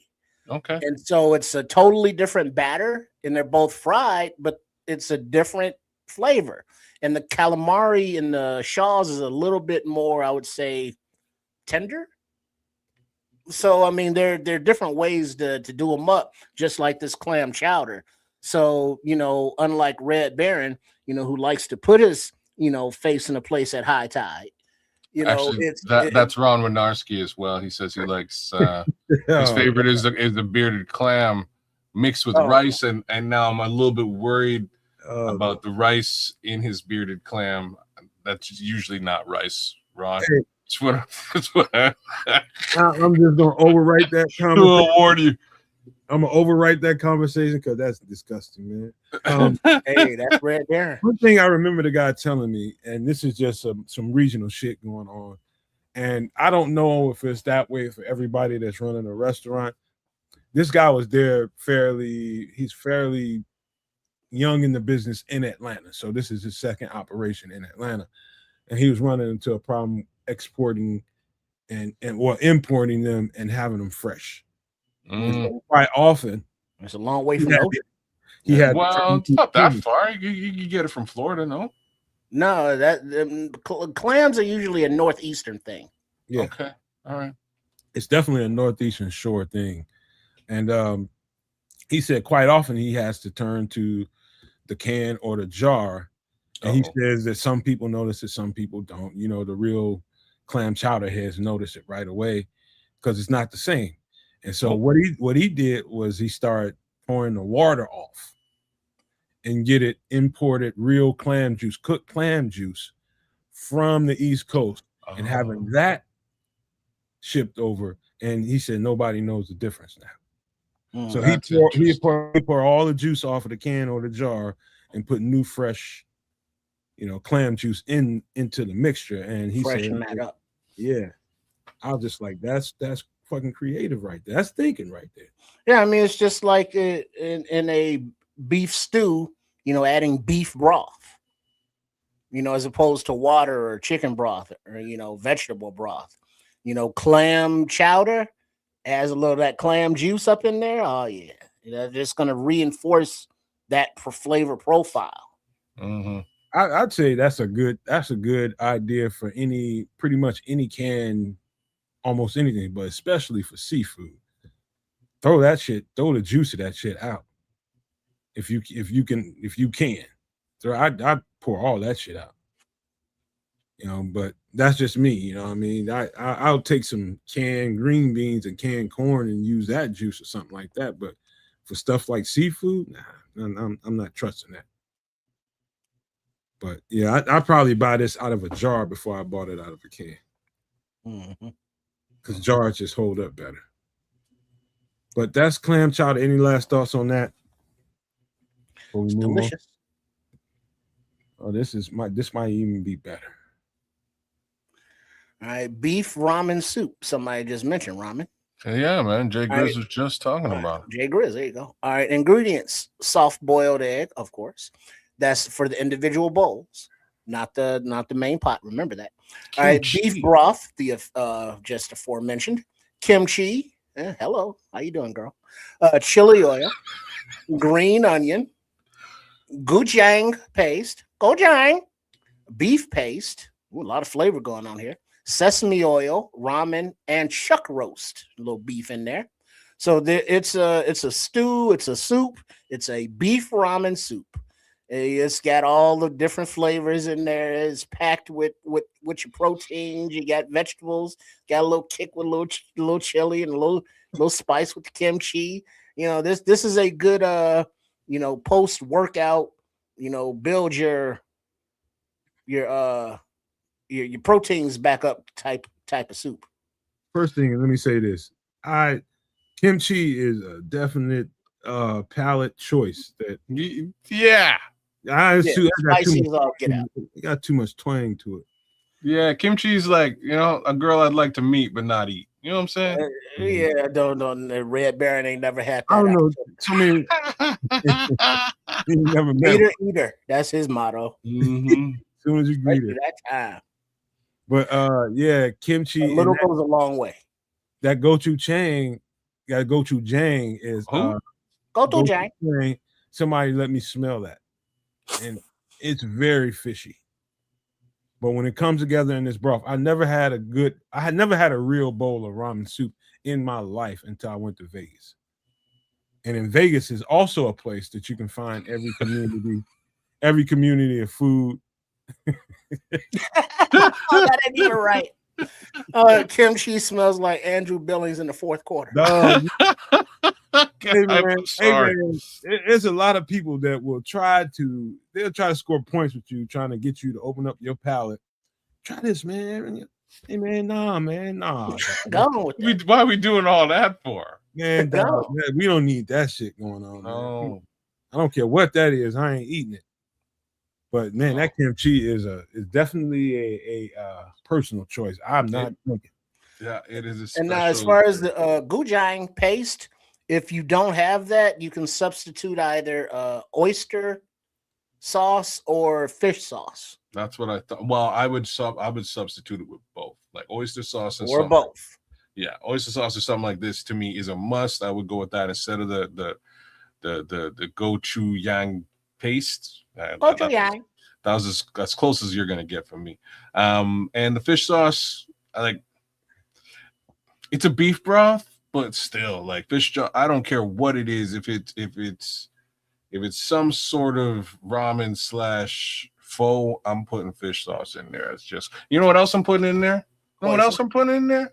Hoisin. I'm putting hoisin for sure. Yeah, you're damn right. You won't need that. That wasn't where I was going. I would put hoisin in there for sure, but I would definitely put sriracha in there. Give it a little bit of kick. Bang, boom. I can see that. But hoisin, if you put hoisin in this, you're gonna throw off the entire flavor profile. So really? Basically, you would be eating beef, and you might as well throw some broccoli in here. Yeah, you're gonna mess it all up. You may make it too sweet. Yeah, you're gonna mess it all up.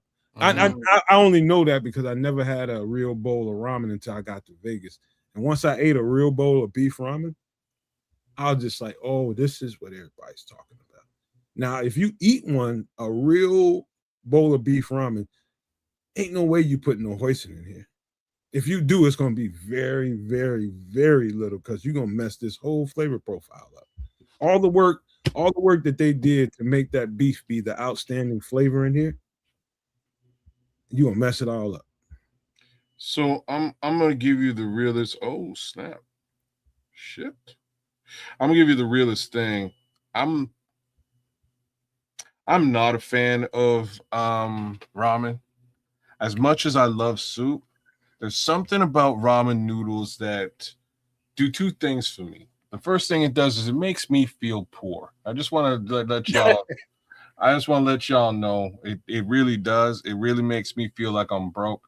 And if I had other choices in life that I could make for this particular meal, I probably should have made them. Well, I don't know why you feel like that. Because I can go get ramen for 77 cents at the store. Sometimes 42 cents. Like I'm just not real ramen. They say that's not real ramen. It's a psychological thing. You know what? It's not real ramen, but it is actually like it's the the underpinnings of real ramen. Like, just to be frank with you, to boil it down though, there's something about ramen noodles that I don't like anymore, and it's because I've been introduced to vermicelli and udon and there's you know what I mean. There's other noodles that are out there that are so your palate has evolved 100%, man, past 77 cents. So so that 77 cent, that jailhouse stuff that Jay Grills was talking about,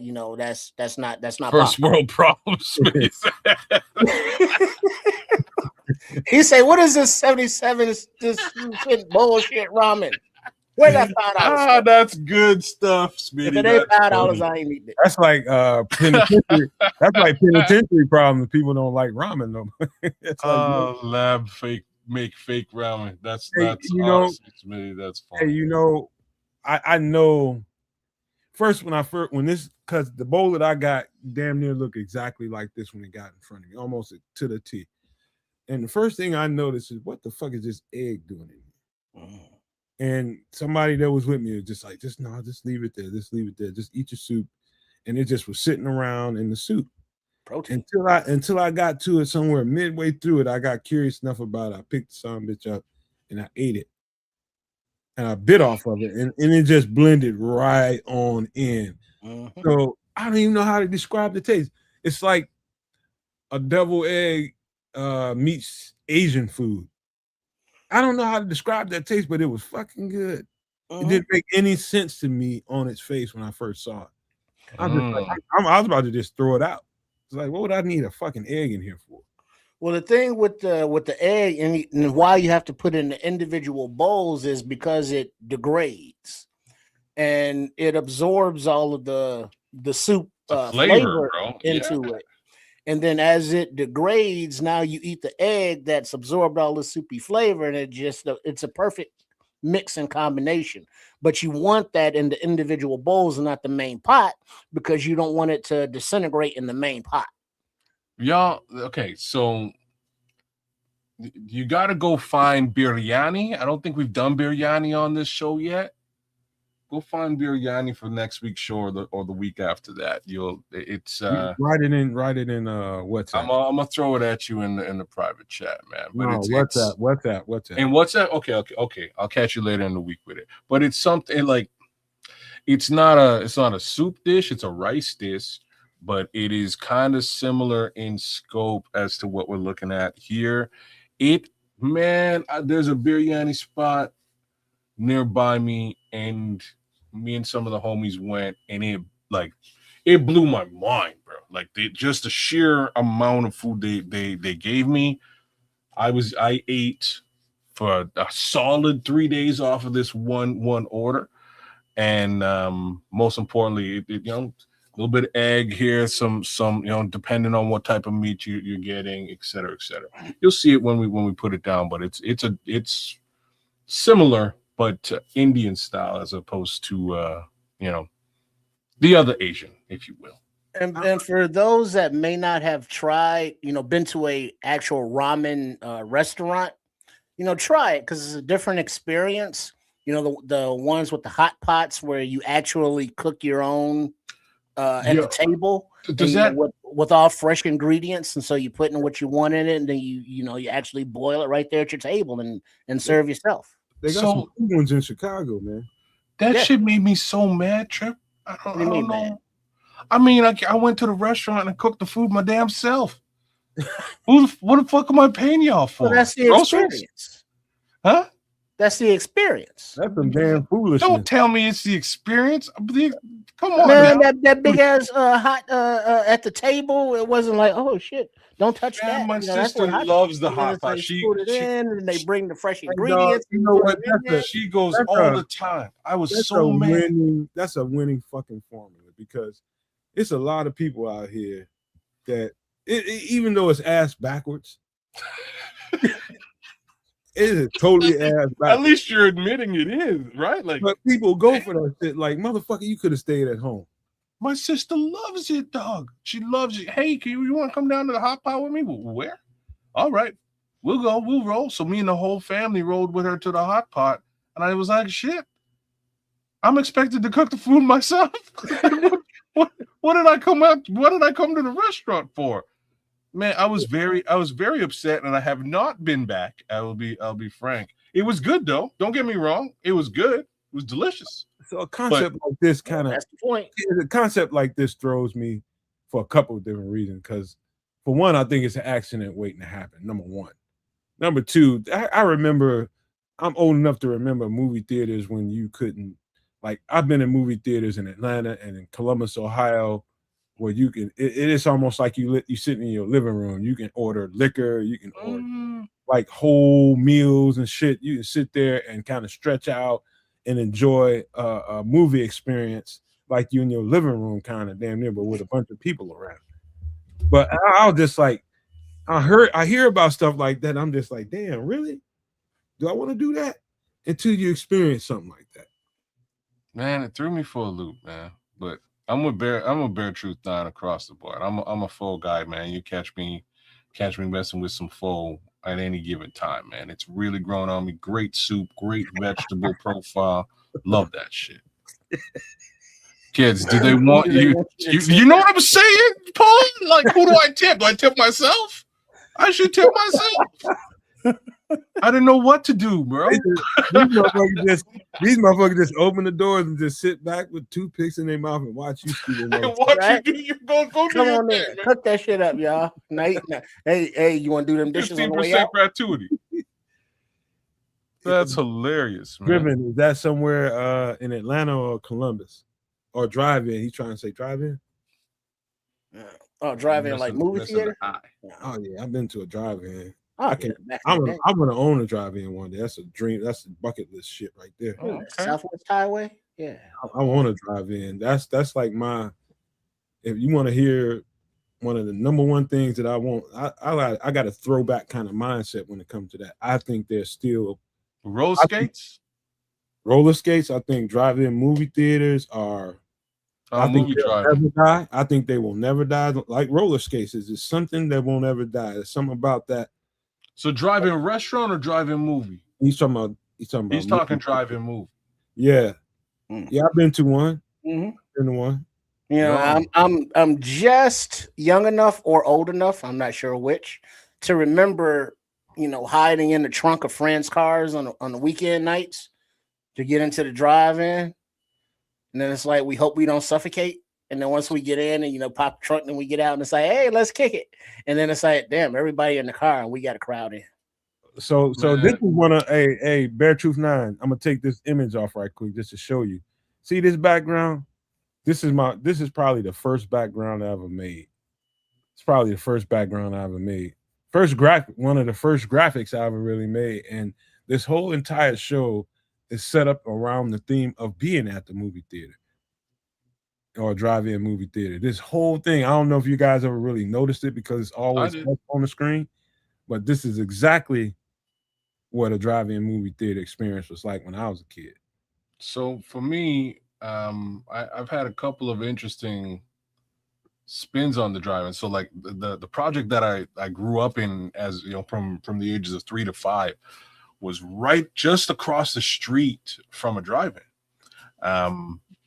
So as kids, we would just cut through the fence and go hang out with if we would find out somebody in the project was going to the drive-in, we'd cut through the fence, we'd bring our own folding chairs and just go pull up, you know what I mean? And just, hey, Mr. Smith, you're at the drive-in, right on. And they're cool. We just sit down and watch these movies. And we do it almost on a weekly basis. It was wild. The other one was my buddy's house used to be just on, just behind another drive-in, and we would just tune in from his window and watch. Yeah, you know what I mean.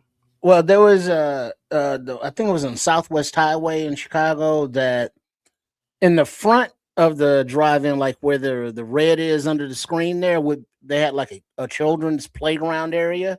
Because the screen was up high, for the cars in the back. Right, that's a concession stand. No, he's talking I'm talking about in real life. Okay. So in real life, like where the girl is, the waitress, and the cars, That would be like a play area, playground, with playground stuff, and it was still low enough that it would not block the screen because the drive-in screen was like 20 feet up.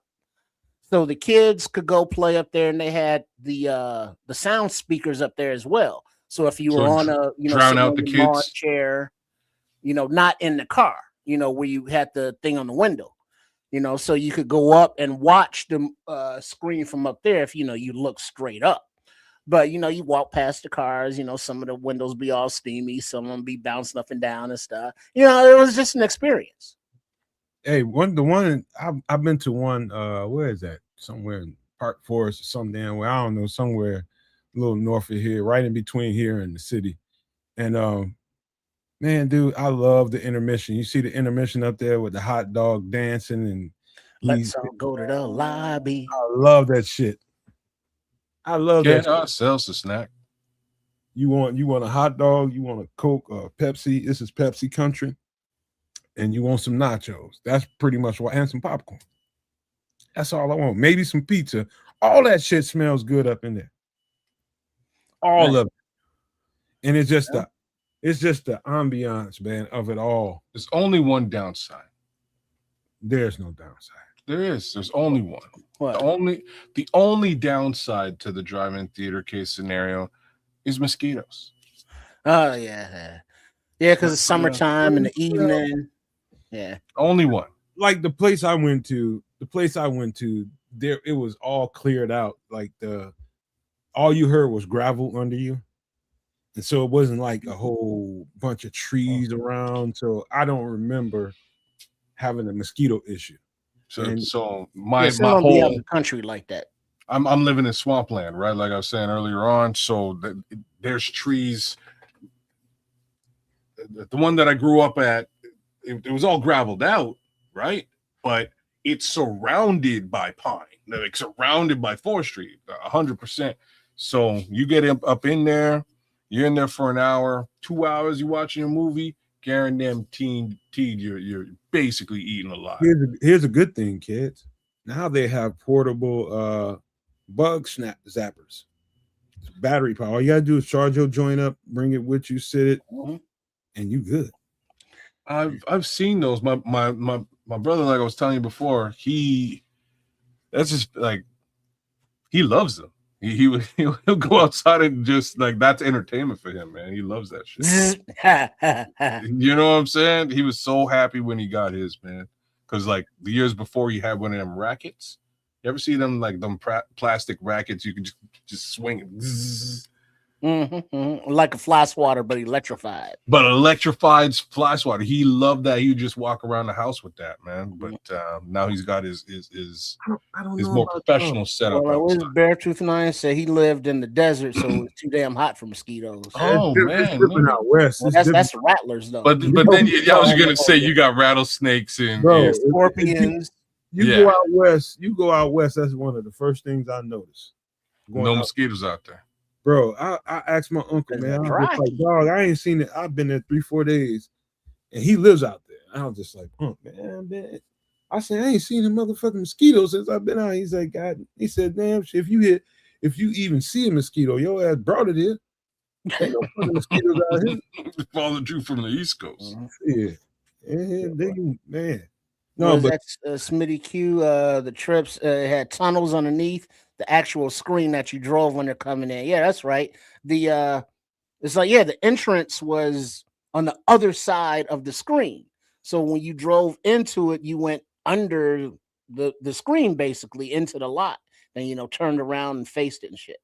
It was pretty cool. Yeah, it's like snakes, but more closer to roads in the desert. Snakes, but my ass. Last thing about rather be bitten by mosquitoes. Theaters, man. I don't know what it is about the sound system. Like the one I went to, they just are determined to keep it like it was in the 70s. Oh, it's a throwback. Everything that was that drive-in theater was about was keeping it throwback. Was about the nostalgia of that part of when drive-in movies first started to come about and get popular. Was in the 60s and 70s. and they keeping it looking like that. They got girls on roller skates serving you at your window.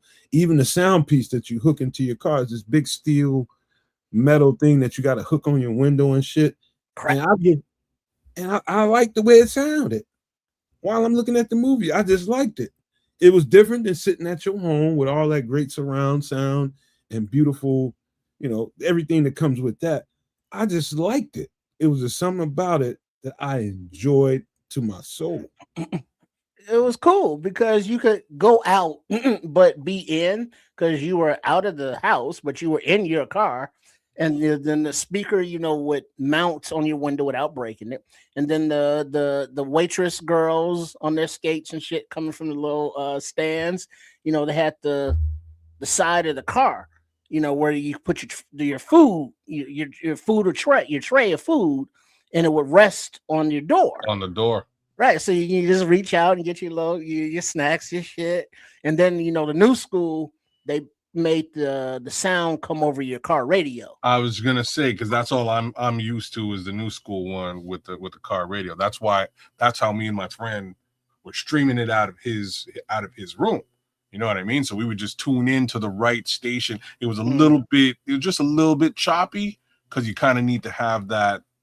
It's just like a piece of wire that's tuned in. I don't remember how they did it, but it was like a piece of wire you had to rest, and then it would you could tune into that radio station and it comes through the speakers. Look close, kids. Look close at the two white cars, and you see they look like little mailboxes. Those are the little sound systems.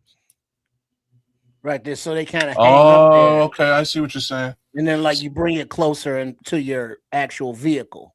So for us, it was similar to that, except it's just like a wire, right? And this wire comes off of something like that, and it goes into a car on this side, and the other one will go to a car on the other side, and you sort of it's the same thing, because the mailbox you're seeing, it's two-sided.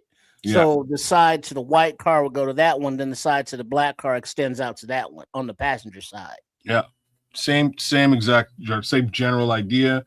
But it just rests on like the dash and somehow makes it so that you can tune in clear as day to that channel and play it through your car radio speakers, man. And it was pretty dope, man. I remember watching Raiders of the Lost Ark, man. That's one I can definitely say that I watched. That's one of the first movies I ever watched, but watch Raiders of the Lost Ark. Yeah, because like somebody's saying, the double feature. Come on, drive-in double feature, classic. Mm-hmm. I'm trying to remember what the other feature was that night, but it was they're two badass movies. That's all I can tell you. I am going to own one of these. I'm telling you now. Calling it right now. I'm going to own me a drive-in movie theater, and people going to love it. You watch Baby's Kids out there? Okay. That's a great movie, man. Rest in peace, Robin Harris, man. He was funny as all hell, man. The best thing to go watch at a drive-in movie theater is easily horror. Because the way it comes out of the little sound thing is different. If you have one of these right here, but if you're doing like Kez is doing, I don't know how that's like, but man, you go watch horror at a drive-in movie theater at night. It's great. Real quick for Jay Grizz, there's house music out here. I never heard of a Canadian house music group though, but you know what? I'm lying. I actually know somebody who was in a Canadian house music group. It was terrible. I never heard of this movie, Ron. I ain't gonna lie to you. Squirm? Sounds like, what is that? Snakes or something lizardy? I never seen Squirm. I ain't never heard of it. But let's jump into we gotta take a little bit more of a serious turn, unfortunately. And quite honestly, it's not bad, but it's getting ready to. It's borderline that right now. Ooh, Smitty Q, I did Ghostbusters 2 at the drive-in in Florida as well. That's like the last time I ever went to the drive-in. Ghostbusters, huh? Yeah, the second one with Bobby Brown. I was so hyped when Bobby Brown made his cameo. Good on the drive-in. It was dope. I can see Squirm, 1976 cult classic eco horror film directed by Jeff Lieberman. There you go. Mm-hmm. Worms, earthworms. All right, let's electrify. We got to have a little bit of a conversation about what's happening in current events, man. But before we do that, we got to give it the proper intro, brother. That's just the way it is.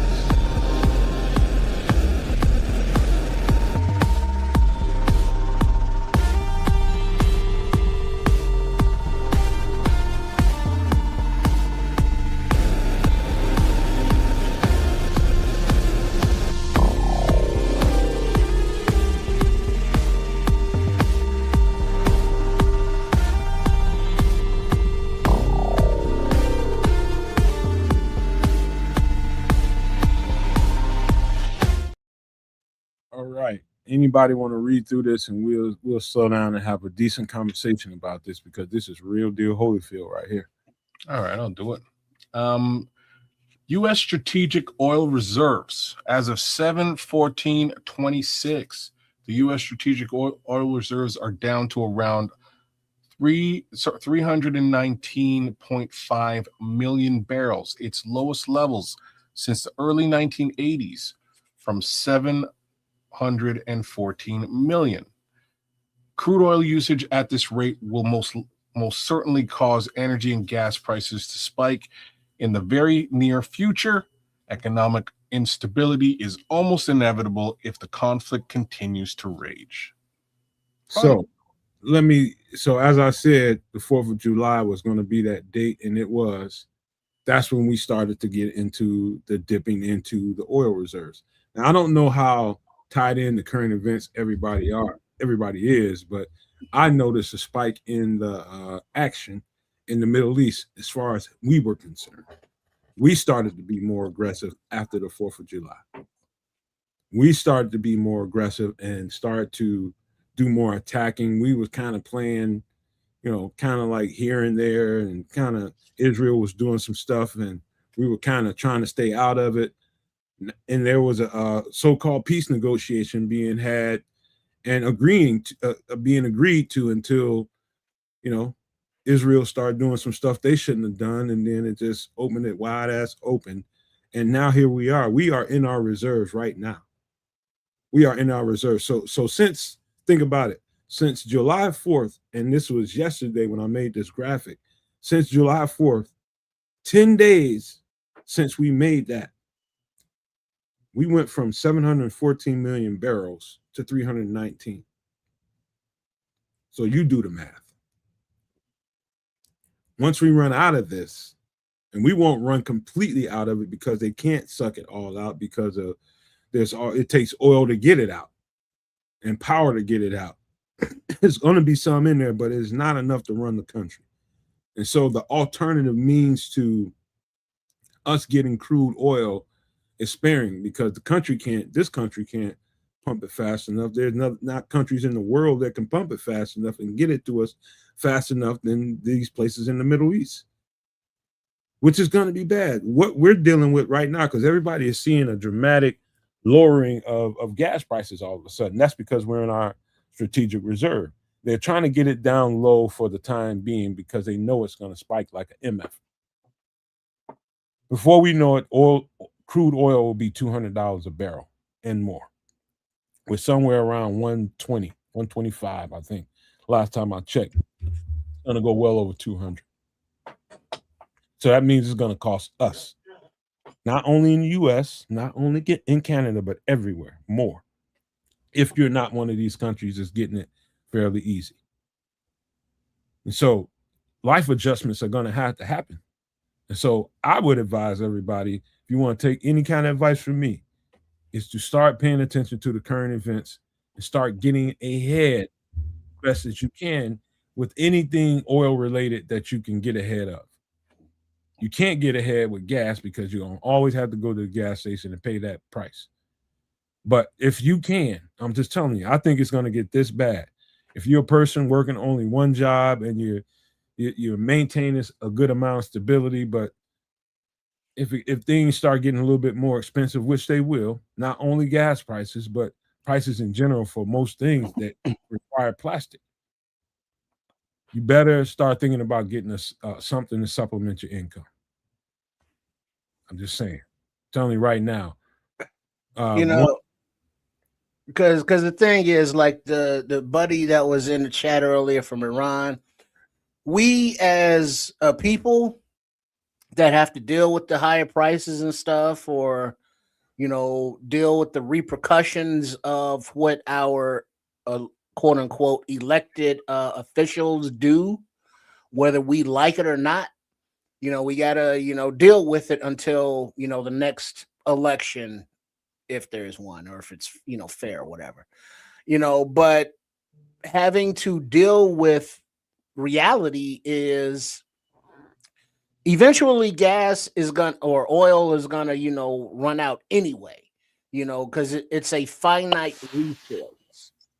And as we are so dependent on that, and now our quote unquote elected leadership has spent a lot of money getting rid of renewable projects, wind, solar, geothermal, tidal, waves. So we are becoming more and more dependent on an old dirty fuel source that is that we have to rely on getting the majority of it from a contentious part of the world, a whole nother place, instead of producing our own. So those of us who are like, hey, this whole gas situation is really avoidable, the whole oil situation is really avoidable, but we don't make those calls. We have to deal with the repercussions of the people that make those calls. So knowing that the gas is going to run out, or the oil is going to run out eventually, and until it does, it's going to be more and more expensive, because of the scarcity of it, that you have to have plans beyond it. And so for those of you, who still get, gas guzzlers, or, don't have EVs, or, you have to buy gas and fuel and oil and such, you gotta think about the future, like the near future, not like 10 years from now. I'm talking about like by fall, by the time winter gets here, in case you can't get gas, how do you survive?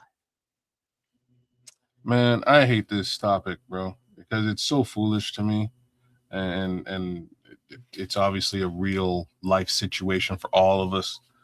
It's just foolish that that to start with, to think that okay. So like when we were y'all remember the Jetsons?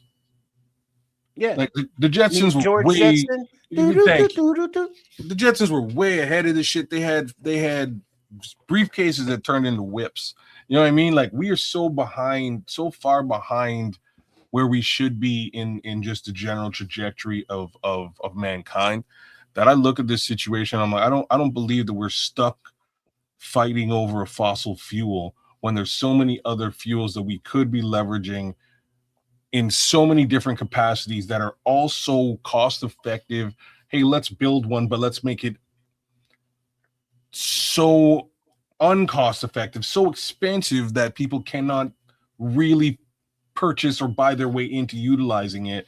Like it's honestly just fool's gold, oil money, and idiocy at this point. So I don't know. You know what, kid? You're absolutely right. But instead of thinking of other ways, other fuels to fuel the world, free energy is solar. And what we're doing is the establishment of what they call now the free world built a whole lot of big old fat cats, and that old money has gone down in generations, and these people want to maintain that establishment. That's what it is. They're hell bent. No, they're hell bent in ensuring that, okay, well, like actual Nikolai Tesla coming out with these types of free energy ideas, and we need to get him out of here. We need to take all of that information and bury that, because we need to build these people for this stuff that we built. But then it's also irritating on top of that, because on top of the profits that these dirty fossil fuel energy companies make, they're also subsidized by the government for billions of dollars every year. Of course they are. That's the key, Trips. When you start talking about these oil barons that you start seeing all these movies about, how the West was won and all this kind of stuff, and the western part of the United States, everywhere is drilling oil, and they're turning oil, regular people into barons overnight because they hit a hot spot. And over time, banking started to happen, and the banking started to get connected to the barons, and next thing you know, they've got a geopolitical monopoly over the whole world, and they don't want to give up that geopolitical monopoly by letting you know that we really didn't have to sell you guys all this, but this was our way to control you by selling you this, and this is your way to have all the things that you enjoy and get rich while doing it. And when all the time, all they had to do was the blueprint's always been there. That's the sun. Set up the infrastructure and not have people pay all this extravagant amount of money. But if you do that, you don't have the billionaires. There's so many other water, like there's so many other ways to skin this cat, whether it's solar, whether it's again hydrogen, water turbine. Like there's so many different ways to skin this cat. It doesn't. Okay, that's twice. We don't want to get nervous with feline people. Cats are being skinned, or they're not. Right? Really, in this scenario, they're just metaphorically, not. Man. That's Nobody's really skinning cats for in any event. I'm just saying there's so many different technologies out there that could be used. What it do? Levante's in the building. There's so many different ways to get to this end result, to provide the people with something that they can utilize to get from point A to point B. Magnetism, like so many different ways that don't require ongoing cost. That it's like it leads me to something that's it's a foolish example as well, but like the metric system. How's it y'all ain't on the metric system? The who? Yeah, the metric system. The system of is that the liters and the kilometers? And that's that bullshit that everybody else on the planet uses. Everybody thinks that's Greek, but that's African. I don't even know where it's from. I'm just saying it's all geometry to me. But everything that we know now, as far as English language, English, just writing and everything, was supposedly stolen from the Greeks. But you know where the Greeks got it from? The Moors. The Greeks got it from the Moors, who got it from Africa. Mm-hmm. Especially when it comes to mathematics, you're bang on. Now, regardless as to its origin. And the only reason I'm bringing this up, and it's like I say, it's kind of a foolish thing to bring up. It's just sort of the level of lobbying and potential arrogance that's available in the United States of America. That that they would sort of cordon themselves off and say, hey, you know what? Screw everybody else. We're gonna do it like this, and regardless as to whether this is just completely different than everybody else. And that has a lot to do with this whole screw everybody else mentality that the oil barons have been monopolizing, using to monopolize the political structure around what they're running, right? Like it's just a similar little thing that I liken to each other, and what it really means is that it's almost impossible. To get it would be almost impossible to get away from big oil. The way that the political structure is set up around it. That's why, because when you're making as much money as they are, and how do they get those subsidies? Well, they make donations to their the political groups on both sides. They pay a lot of lobbyists to line the pockets of those politicians to write laws and rules in favor of the big business, and then it's that continuous circle that everybody's getting paid. It's all baked into a cake that only they get to cut. Right. So, and here's the part that really doesn't make sense. Nobody else. The part that really doesn't make sense to me is that once you're at a certain plateau from a power and money perspective, you could quite literally build out and own each and every facet of those other technologies and bill us for it too. Right? Like you could, I don't have oil money, you know what I mean? But if I did, I could take it, invest in hydrogen vehicles per se, solar powered vehicles per se, water powered vehicles, magnetic vehicles, and really monopolize this thing. Like, once again, you're talking too rational. I think I'm convinced now. Imagine that. I'm convinced now that there's about 2,000 to 3,000 people who hold the real power levers. 2,000 to 3,000 people in the whole world, of billions of people that hold power levers, and they are truly demonic. Oh, well, I'm convinced of. Yeah, that's now you're preaching to the choir for sure. In the end, what's really happening, all of these things rolled into a ball. What's really happening is this is the grandest, like we are witnessing the grandest grift in human history. Mm-hmm. Every potential dollars and cent that you are generating to have some level of peace of mind and good home life with your family is being siphoned out of existence, and it's landing with those 3,000 people, right? Hey, like that's what's happening. Fellas, you know what I think this is? I'm gonna put it in a nutshell, and you guys can agree or disagree. I'm cool with it. But I think what we're witnessing right now in our day today is the climax of the old world. And I'm talking about, when I say the old world, particularly the fossil fuel world. I think they've been resistant. I'm talking about those 2,000 or 3,000 people that control everything. The banks, talking about energy, talking about water, everything, real estate, everything around the world. They control it all. They are fighting, scrapping, and trying to do kicking and screaming, trying to keep the old alive. And the old has to die so that everybody else can thrive. And what we're seeing is we're looking at the death knell of the old world, and the new world is emerging up under it, like roots up from under the ground, like a flower from under the ground is coming, and it's right there peeking through, and they are scared to death, because what happens when you lose that kind of control? Oh, but this is where things go sideways, right? You're such an optimist, and you have a very very positive. It is. No, I'm just saying you have a very positive outlook as to what that new world may turn into. My view is just simply a little bit more bleak, and the reason for that is because of this grand grift. So they know what you just described is going on, and the purpose for the grift is so that they stay in power and remain in control.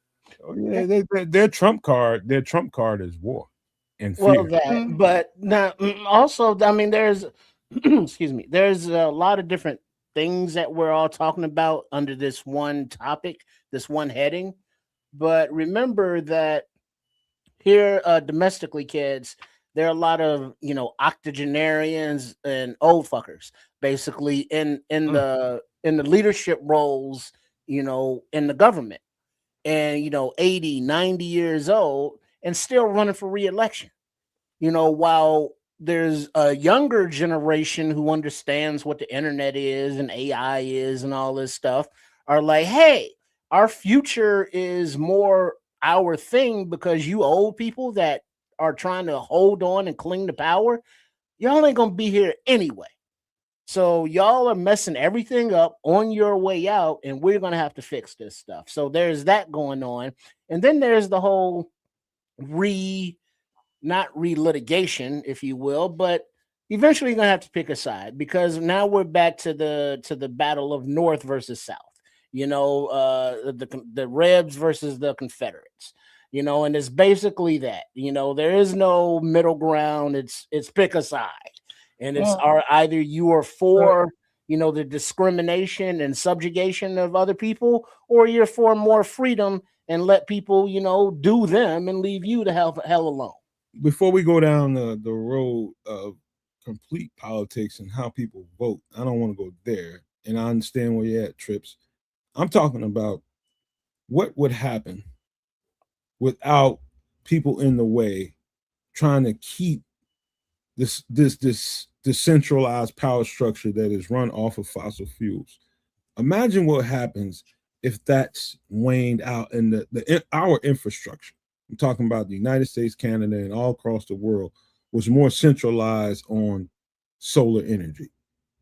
That fear for the old money and these old ass people Trip is talking about is rattling them to their core.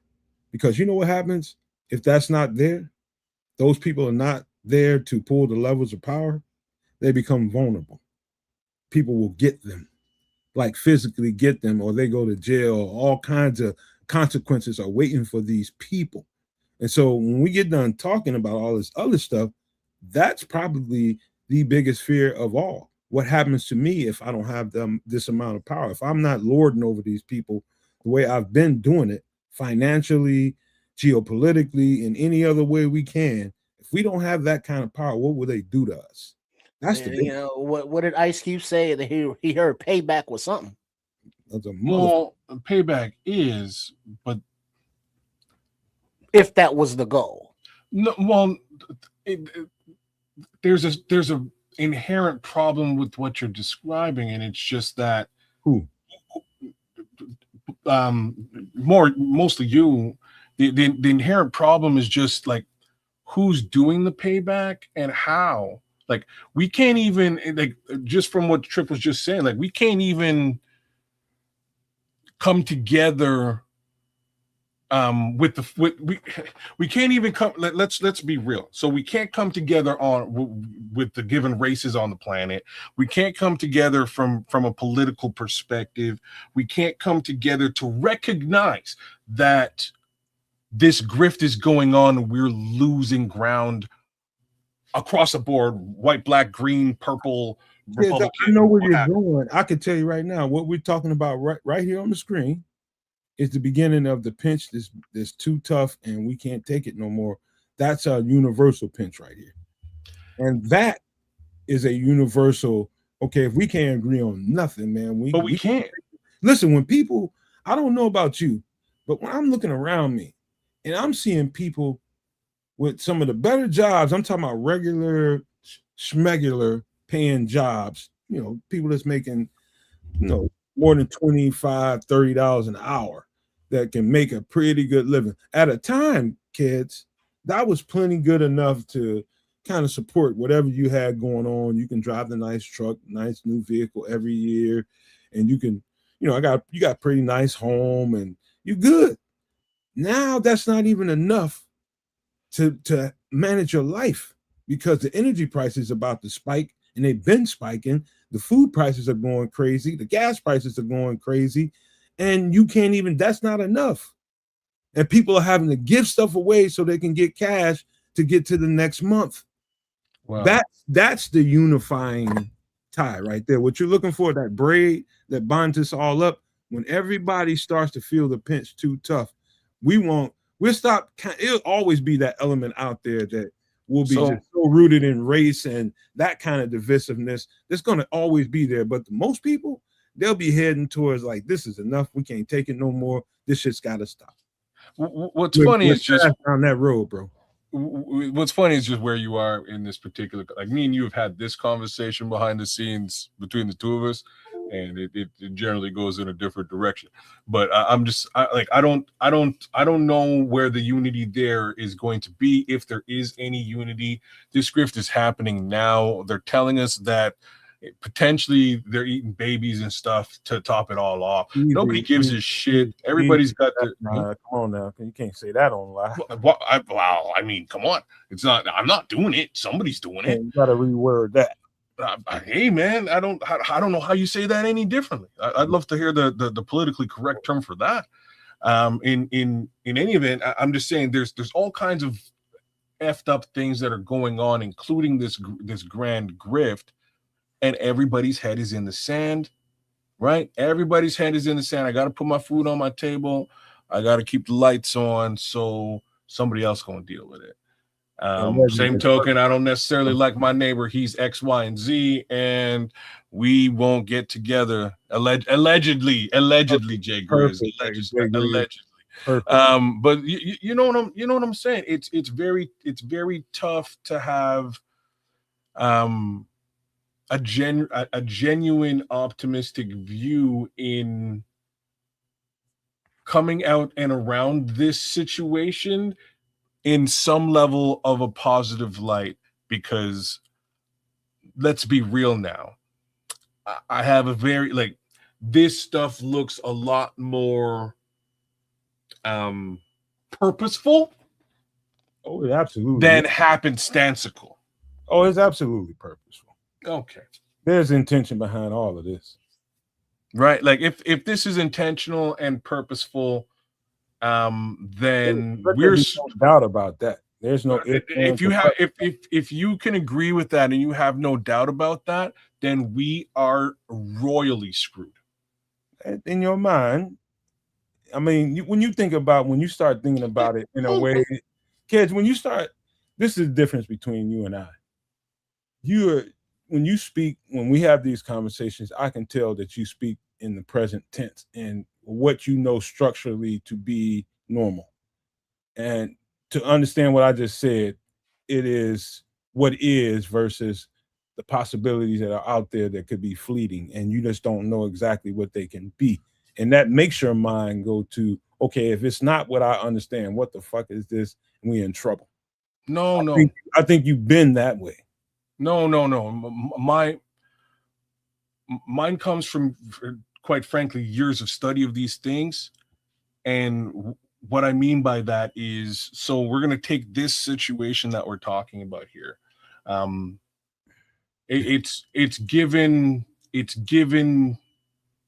and obvious that we're running out of oil over here, but they're still in a war with the guys who own all the oil. That's obvious. So if this is a purposeful thing and driven, who's driving it and why? Well, there's market manipulation. The ones that make the rules are the ones that are changing the rules and profiting from it. So them. Thank you. So they are grifting, and this is a purposeful maneuver to pull to raise our pricing from a gas perspective. There's many other facets of this, including, again, quantitative easing and raising that inflating the dollar, if you will, right? That $25 an hour doesn't stretch anywhere near as far as it did back in the day, as you were saying. You're bang on. All of these things combined, somebody would have to stop at some point and go, wait a second, like, we have to do things to make it more manageable. That's not what's going on from a governmental perspective, as in somebody who's sitting over and above the people. Right, looking out for the people. You know what I mean? Looking out for the people in some capacity. Somebody should stop and go, wait a minute, X, Y, and Z is effed up. It's going to cause us to run out of oil and to not be able to purchase food and to to all of these things. If that's where this is going, there should be some level of breaks and or checks and balances in place to mitigate this. Well, somebody should be actively working on that. But the people that are in charge of those breaks and checks and balances are in on the scheme. Right. They capitulated, are in on it, or just don't care. This is where I'm going. One of the things that I've never said on this show, but I've always studied, and I find this to be true. Again, this is something y'all might want to argue. You can, but I think the biggest problem with the human condition, and I'm talking about from person to person, is the unknown. And the ununderstood scares the living shit out of people. The unknown, what could be, and what they don't previously understand to be normal, and and it freaks people. It freaks your average human being out. The unknown, and you see that in day-to-day life. People that that don't look like the next person, and they don't really know who these people are, and they start acting funny with them, and all the shit you got out here right now in regular everyday life. People, when you don't understand something, it becomes an unknown. And right now, the world is kind of afraid of the unknown. Like, what happens if we don't have this as our normal? We don't have this to fall back on. What happens to us in the future? That freaks people the fuck out. And I'm way past that in my understanding of the human condition. I'm no longer a person that is stuck on what is now. I look more forward to what it is going to be in the future and what we can do to help it be better in the future. And sometimes that is letting something die. That is just letting something die. And, you know, one of these days, your kids, Trips, your kid, and, you know, their kids beyond that are going to be like, wow, you guys struggled that hard to let go of that power structure that oppressed all of y'all so badly. This is an oppressive power structure. Very oppressive. And we don't realize because we live in it day to day and we rationalize it because we have to deal with it every day. But we're gonna look back at this time one day and we're gonna realize that this was so fucked up and we hung on to it for way too long. So this is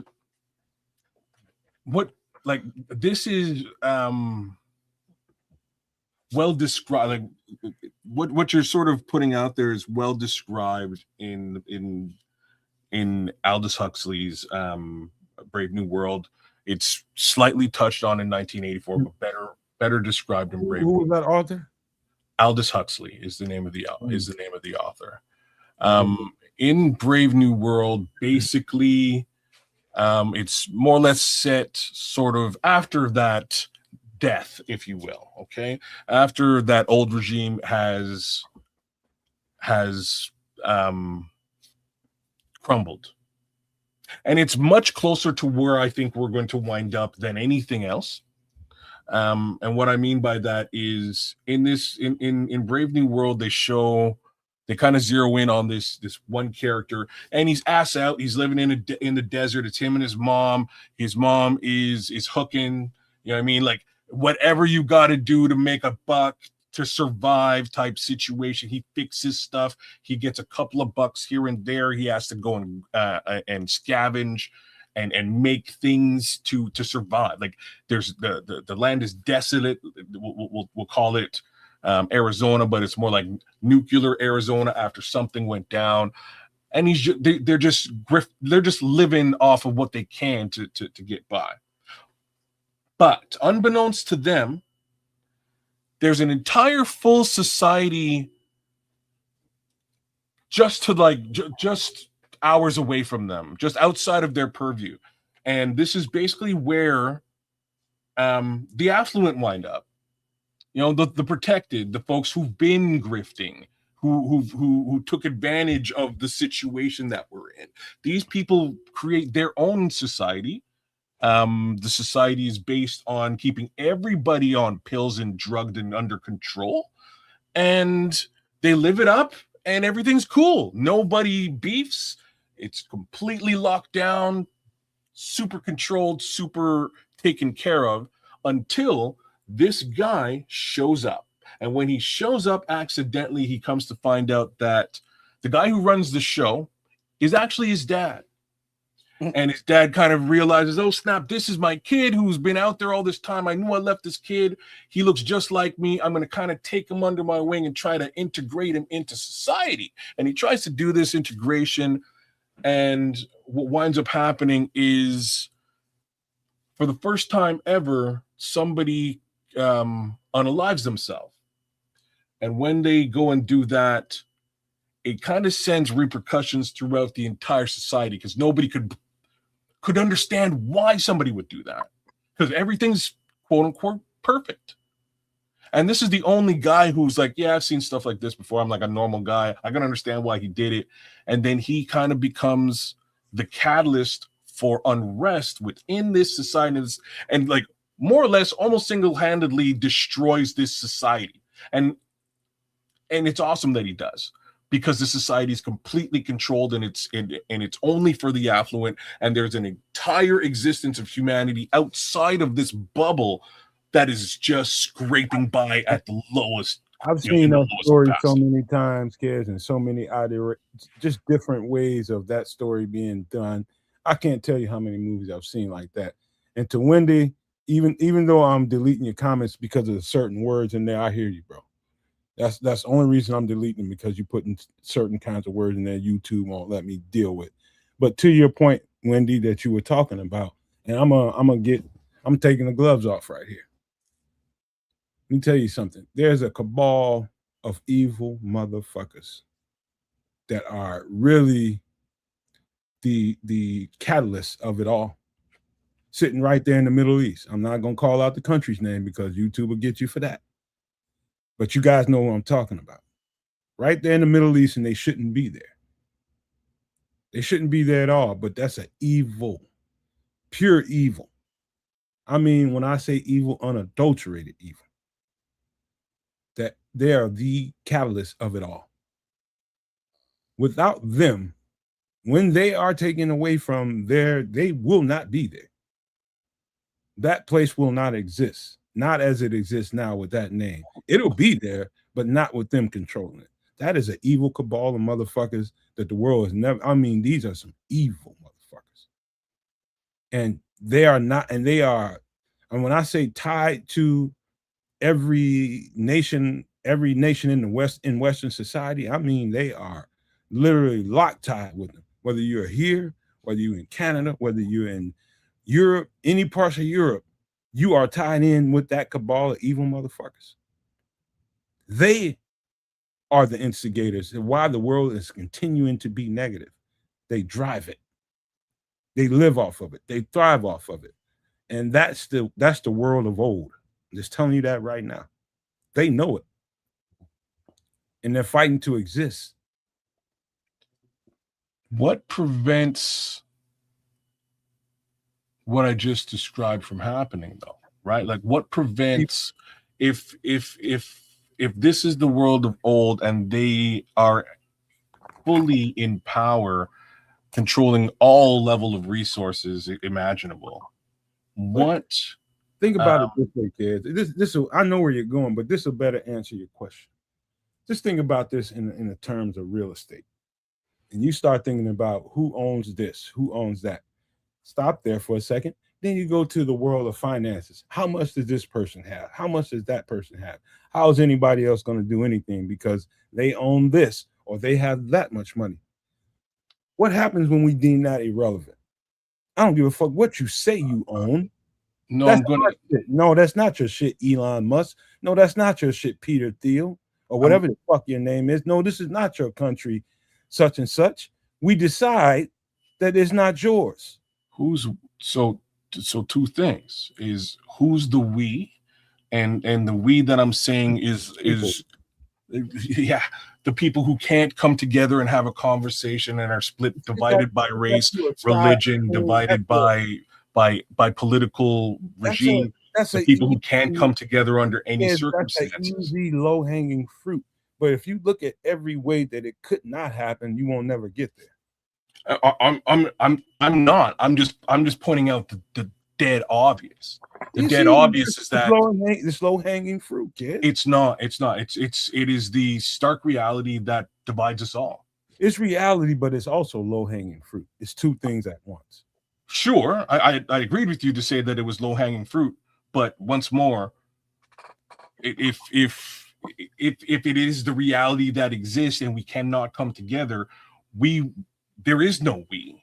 So in saying that, there is definitely a them, and they're playing ball together as a team, and that team is going to F off and go and do their own thing with all of the resources that they have stolen. Play your game for a couple of seconds.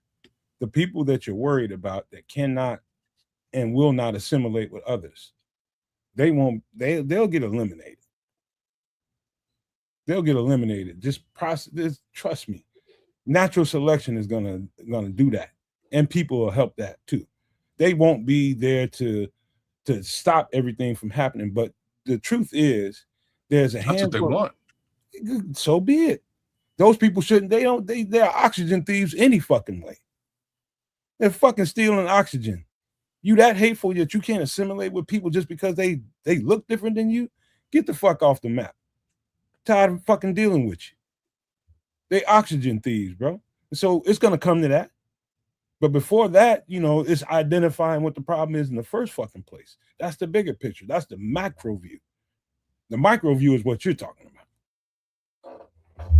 So, I mean, it'll get to a point where some things will get situated and separated out.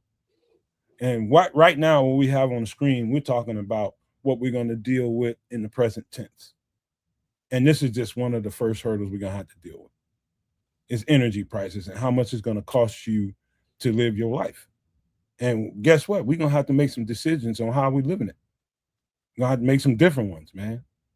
And, the way we've been doing it, man, if things get the way I see it going, man, we're going to have to make some large sacrifices. And I'm talking about transportation sacrifices, how we getting back and forth to work, all that stuff we've been talking about previously for months on the show. I think that's coming to life.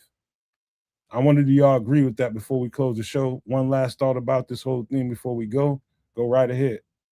Nah, I mean, you could talk about this all bloody day long because it's real stuff. Man. But like I said, it's a fucked up situation that we can't control. So it's the reactionary movements that you have to take, but not only reactionary, but proactionary or preemptive by planning for, shit going sideways. So, we may not be able to avoid the sidewaysness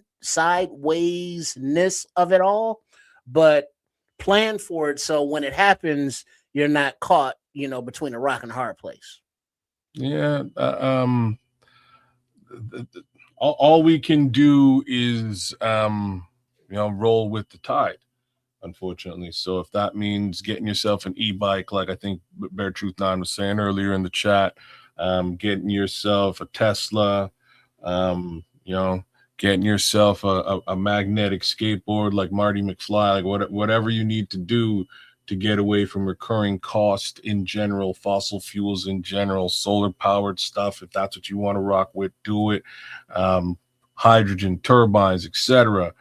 But if you can get away from that recurring cost, especially oil, specifically petroleum, and Scroll says, don't get a Tesla. Yeah, Any kind of EV. I'm actually, you know what, fellas? I'm actually looking for a second car, but you know what I'm looking for?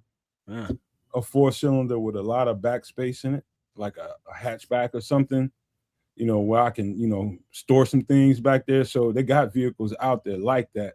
And question, Nomad, are you, because there's a changeover also in the automotive industry to where, the new vehicles are more like a lease.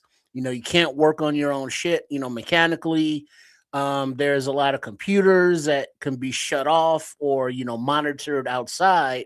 So are you looking like for a gas, 4-cylinder, work on yourself putt, or are you looking for like an EV hatchback?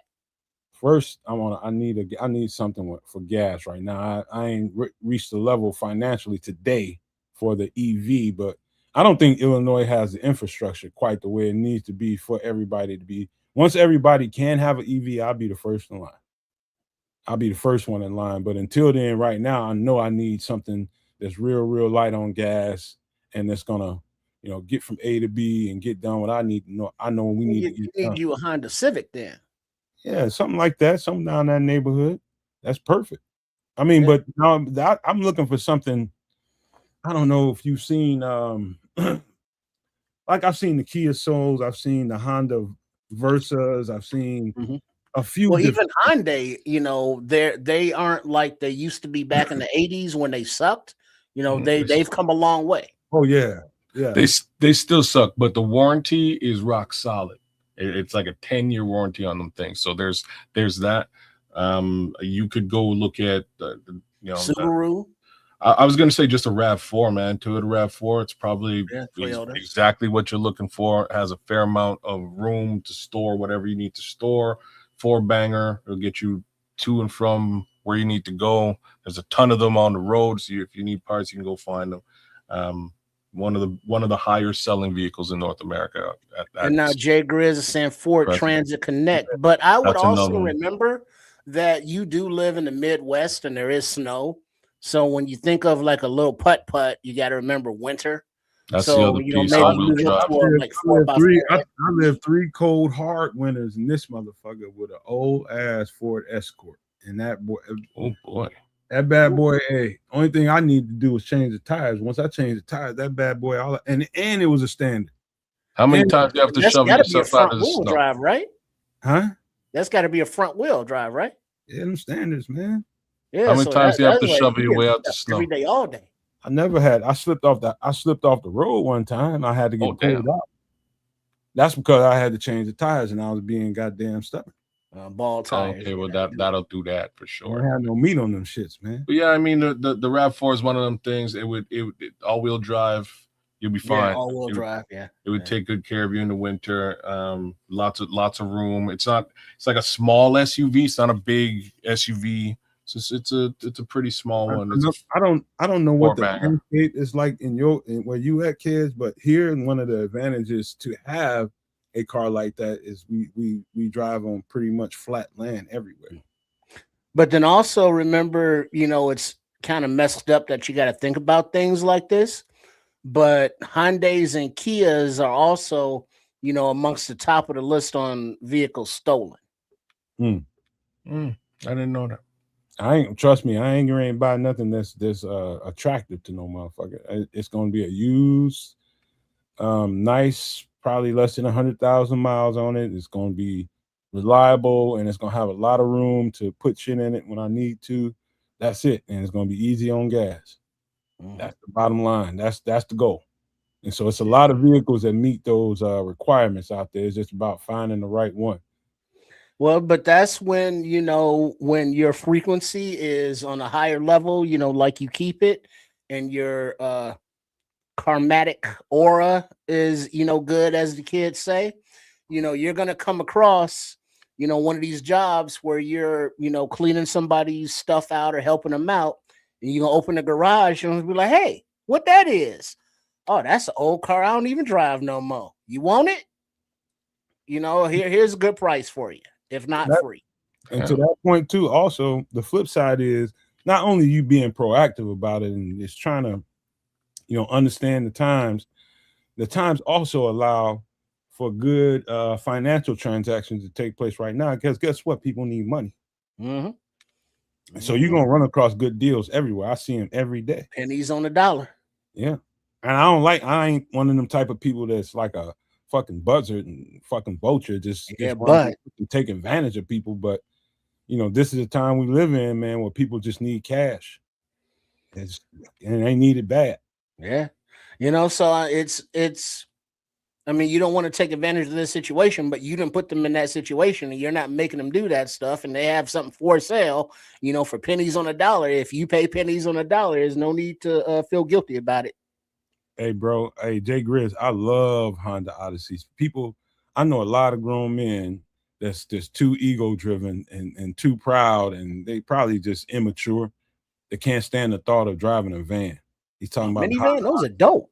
I love minivans, bro. Man, you put the seats down, they open, and you got a lot of room. It's chill. I might get another one, man. I just let one go, man. I might go for another one. I might go for yours, Jay Grizz. 125K ain't gonna hurt nobody. Man, because can you imagine a nice minivan going into the drive-in? That's a whole different world. I love minivans. I ain't gonna even tell y'all. Captain's chairs, come on. I'm gonna get too carried away if I tell y'all what I really want to do with a van, because I want to funk one out real tough, man. Turn into the mystery machine. You talking about ass, grass, or gas? You know, everybody pays that rides.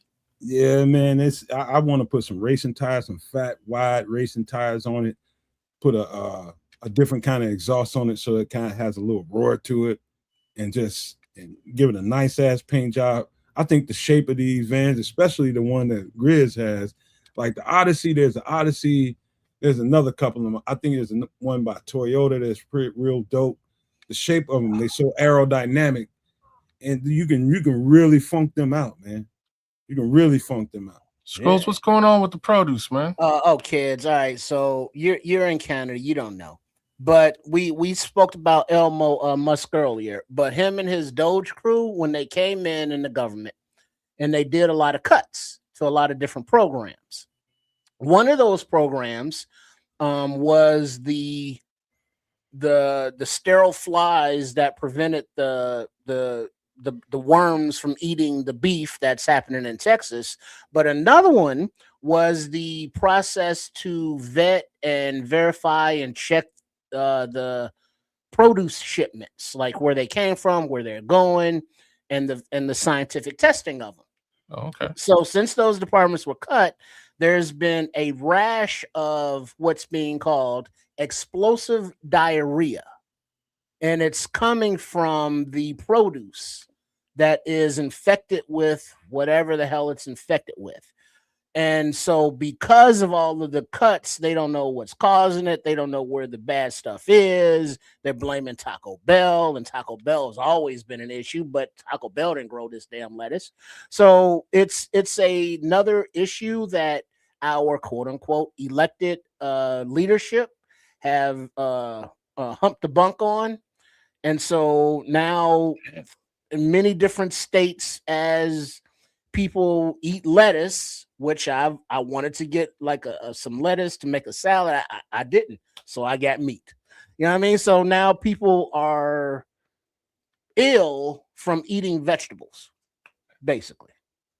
Okay, fine. Look at what Scrolls is saying. No, I'm reading the chat, man. Read it off. All right, fine. He's saying they're using human sewage as fertilizer, kids. That's why we have this bug going around. That's crazy. So, one of the few, there's certain upsides to being a Canadian and living in Canada. And one of them is CFIA, right? So CFIA is the Canadian Foods Inspection Agency. Ain't no, there's no real BS getting around that. They will fine you and shut your shit down. You know what I mean? So what you're saying is, there was a similar type organization in existence, and they shut down. Doge shut them down. So now anybody can put whatever the hell they want in whatever. So now all vegetables are giving people explosive diarrhea. Jay Grizz only eats me spinach that's infected. That is a vegetable, so you are eating it at your own explosive diarrhea risk. Oh, best thing I can tell you is the thing to keep for is, and this shouldn't be, and if you got an organic garden like I do, you don't have to worry about this. But when you're buying vegetables from the store, or fruit for that matter, you see that shiny layer that's on that vegetable, that no matter how hard you wash it, that shiny coat on that vegetable won't come off, like say an apple or something like that. Peel that fucking skin off. And I wouldn't tell you that ordinarily, because the skin is a that's got a lot of nutrients in it. But right now, for your safety, peel the skin off anything you getting from the store. Damn. And I'm just being honest with you. You know what I mean? So you want to eat healthy, but you can't, because the healthy stuff makes you sick. Peel that skin off. There's some plastic in that shit. So that's why I really want to, but I haven't. Your organic gardens, but the indoor ones, that DIY, plastic bottles, maybe a fish tank and a hydroponics, but you grow your own herbs and vegetables. So you want spinach, you want lettuce, you're growing it, so you don't have to worry about, giving yourself explosive diarrhea from buying it from the store. So everything that we've been talking about on this channel, as far as that goes, all equals to now. It all accumulates to now. This aspect of life, that aspect of life, that aspect of life, all of it's fucked up. And dude, I tell you something, man. I can go on and on, but another thing I want to tell you, this goes to show you how deep the trying times that we are in. There's been 4 batches of UFO disclosure documents dropped out from the government to the public, and hardly a motherfucker is talking about it. Either. I'm telling you, we are going through a collective trauma as humans on this planet, so strong that we can't get past our narcissism and think about what we're gonna have to do to the next day. And or either it's just too much for other people to think about. It's like, oh fuck, we got all this going on and we got aliens. And so it's interesting to me that all of this information is out there and hardly anybody's talking about it. So it makes me believe that there's a lot of people that need diversion in their lives, because if they start thinking about what's really there and what's really permeating around them, that's too much for them to compute, and their computers start to smoke. And go ahead, kids. So you're saying that's not diversion? What do you say? I'm asking you. Okay, I'll tell you what. Let's look at it. How about that? And you tell me what you think it is, because I don't know what it is, and I'm done trying to tell people what I think it is. I just let people think and see for themselves. But we will give it the proper intro like we should. Hold on, I can find it. Okay, we go.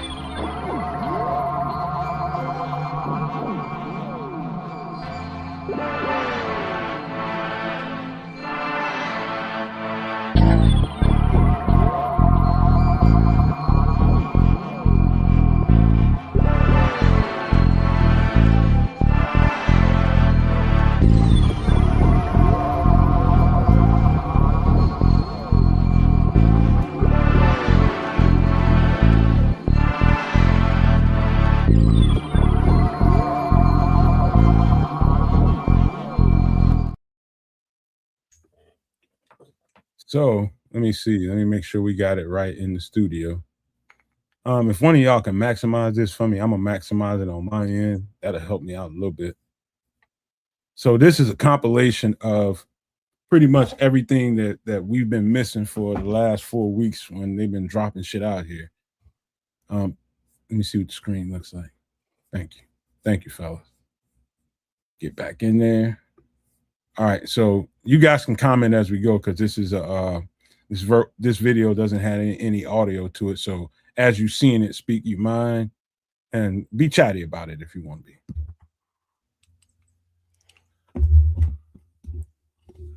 All right, let's And what I like about these videos is they're not the homemade. I saw something on my camera phone. This is military shit. And so what is that, water? Yeah, that's over water, whatever it is. What are we looking at? The little black box? The black box is trying to keep up with the white dot. Oh, the white dot. Okay, that's what we're looking at. All right. So there's a military, a helicopter or a plane or something trying to get the aim on this thing. But it looks like it's more just keeping an eye on it. Whatever it is. But whatever it is, it looks similar to some of the stuff that's going to probably show up in this video a little later. If it don't, I'm going to show you guys some stuff. It's floating over water. Moving very oddly. Let me fast forward a little bit. It's a whole lot of that.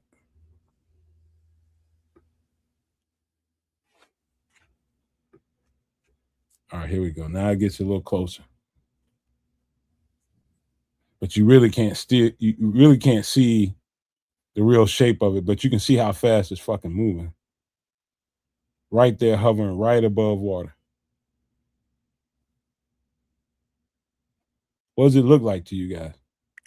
Pikachu. That's one way to see it, like a turtle sitting right side up. Yeah, I mean, it looks like the Pikachu cartoon thing moving.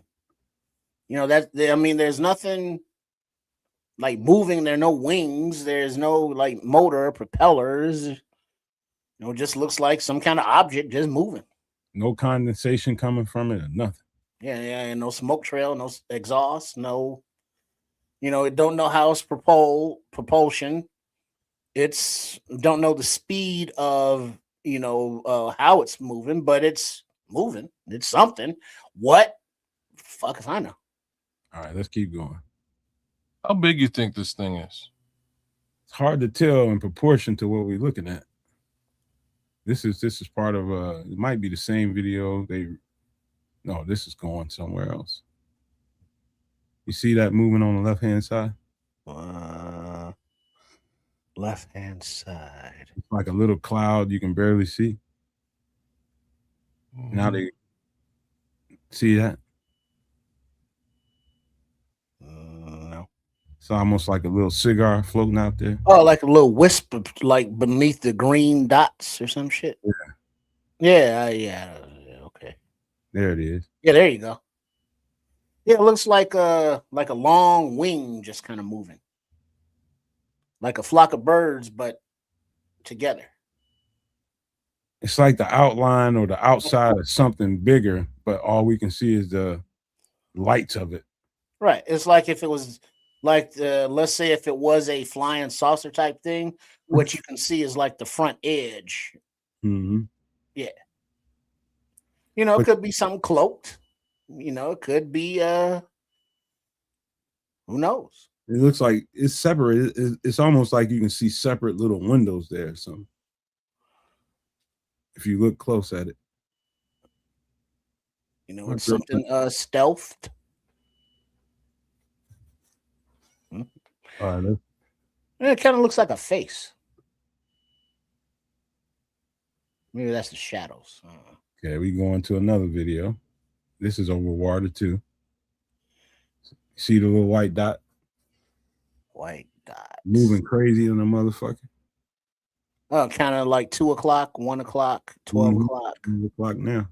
Yeah, 12 o'clock up there at the top. Just got out the screen.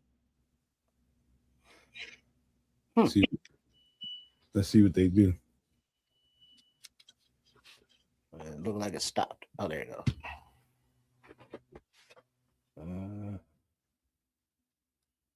Whatever this is a much smaller. And I was doing research on this. This is like a from what people, I'm talking about the people. I've seen a few people that actually took this video and was in these planes. They feel like it's kind of and they ain't get a chance to go to Congress and tell what they saw, nothing like that yet. They think this one is a reconnaissance vehicle. Like several they've seen over like nuclear weapon sites. They think it's like a reconnaissance vehicle, and they're there to make sure there's no nuclear activity. And they seem to think that they're there to neutralize any kind of nuclear missile that might be getting considered fired. And if that's the case, thank you. Fucking thank you. Yeah, it's Let's keep going. That's showing you a whole bunch of the same. This is different. This is like another cigar shape. Something getting in for a close. Oh, this is the one a lot of people is talking about. Like the starfish shaped thing. Oh, the little X, that's what we're looking at.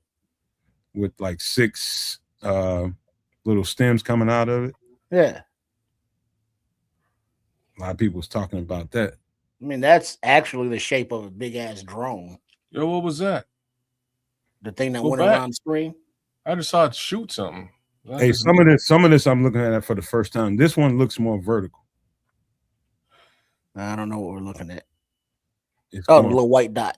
Yeah. A lot of little white dots. It's sitting up vertically though. Yeah, it's moving right to left. Let us know what y'all thinking, No Maniacs. What y'all think this is? What does it look like to y'all? I'm just glad I found a condensed one that's showing mostly all military vehicles watching this shit instead of people filming it. It's hard to argue with this shit. Well, that's not true. Well, there's a whole lot of argument. I would probably be happier if it was just regular folks seeing this. There's plenty of that shit out there. I think they intentionally showing us stuff that you can't. I mean, it's more official. Yeah, but it's still vague. It is very vague. It is very vague, and you just don't know what to make of it. Well, Now it looks like two of them. now I've got a better question. Oh, not one. Nah. Why would you just watch something like this and not get closer so you could get a bit of a better view as to what the F this If actually you is? was Or flying this, maybe they were told not to intercept. if you was flying, Well, this, I'm not saying go and shoot it down, but wait a maybe minute, just if you flying this motherfucker, how close you gonna get? Well, you know, if you Top Gun, I'm trying to get up close May- to it, do a loop to loop on top of it, take a picture with a Polaroid. You know what? Let me pause this for a second, because The hell is that? there's another video probably towards the end of here where it's like this cluster, or it's like a bunch of, it's like a distorted Rubik's cube, if you want to say. This is the biggest UFO video out there right now, and people are trying to, and it's showing up in a lot of different places, and it looks like, let's just say a bunch of let's just say UFOs in a cluster is what it looks like if I had to describe it. Well, that's what Red Baron is putting in the chat right now to you.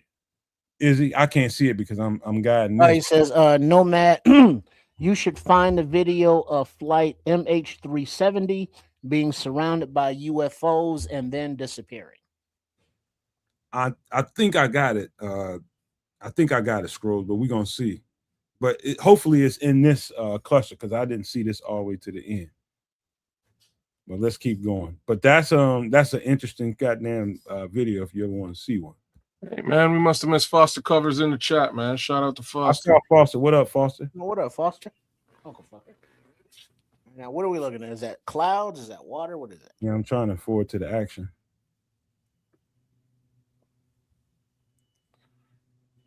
I don't know why. As much as we spend on military, can we get some cameras with some HD TV? You know what I'm saying? Like this is what I'm trying to do. This shit's in black and white. It's like it's like 8,000 kilometers away. See that metric system? Infrared, man. It's black and white. What are we? It looks like a tornado clouds. What are we looking at? It's something that you just gotta watch. Oh, that little white thing.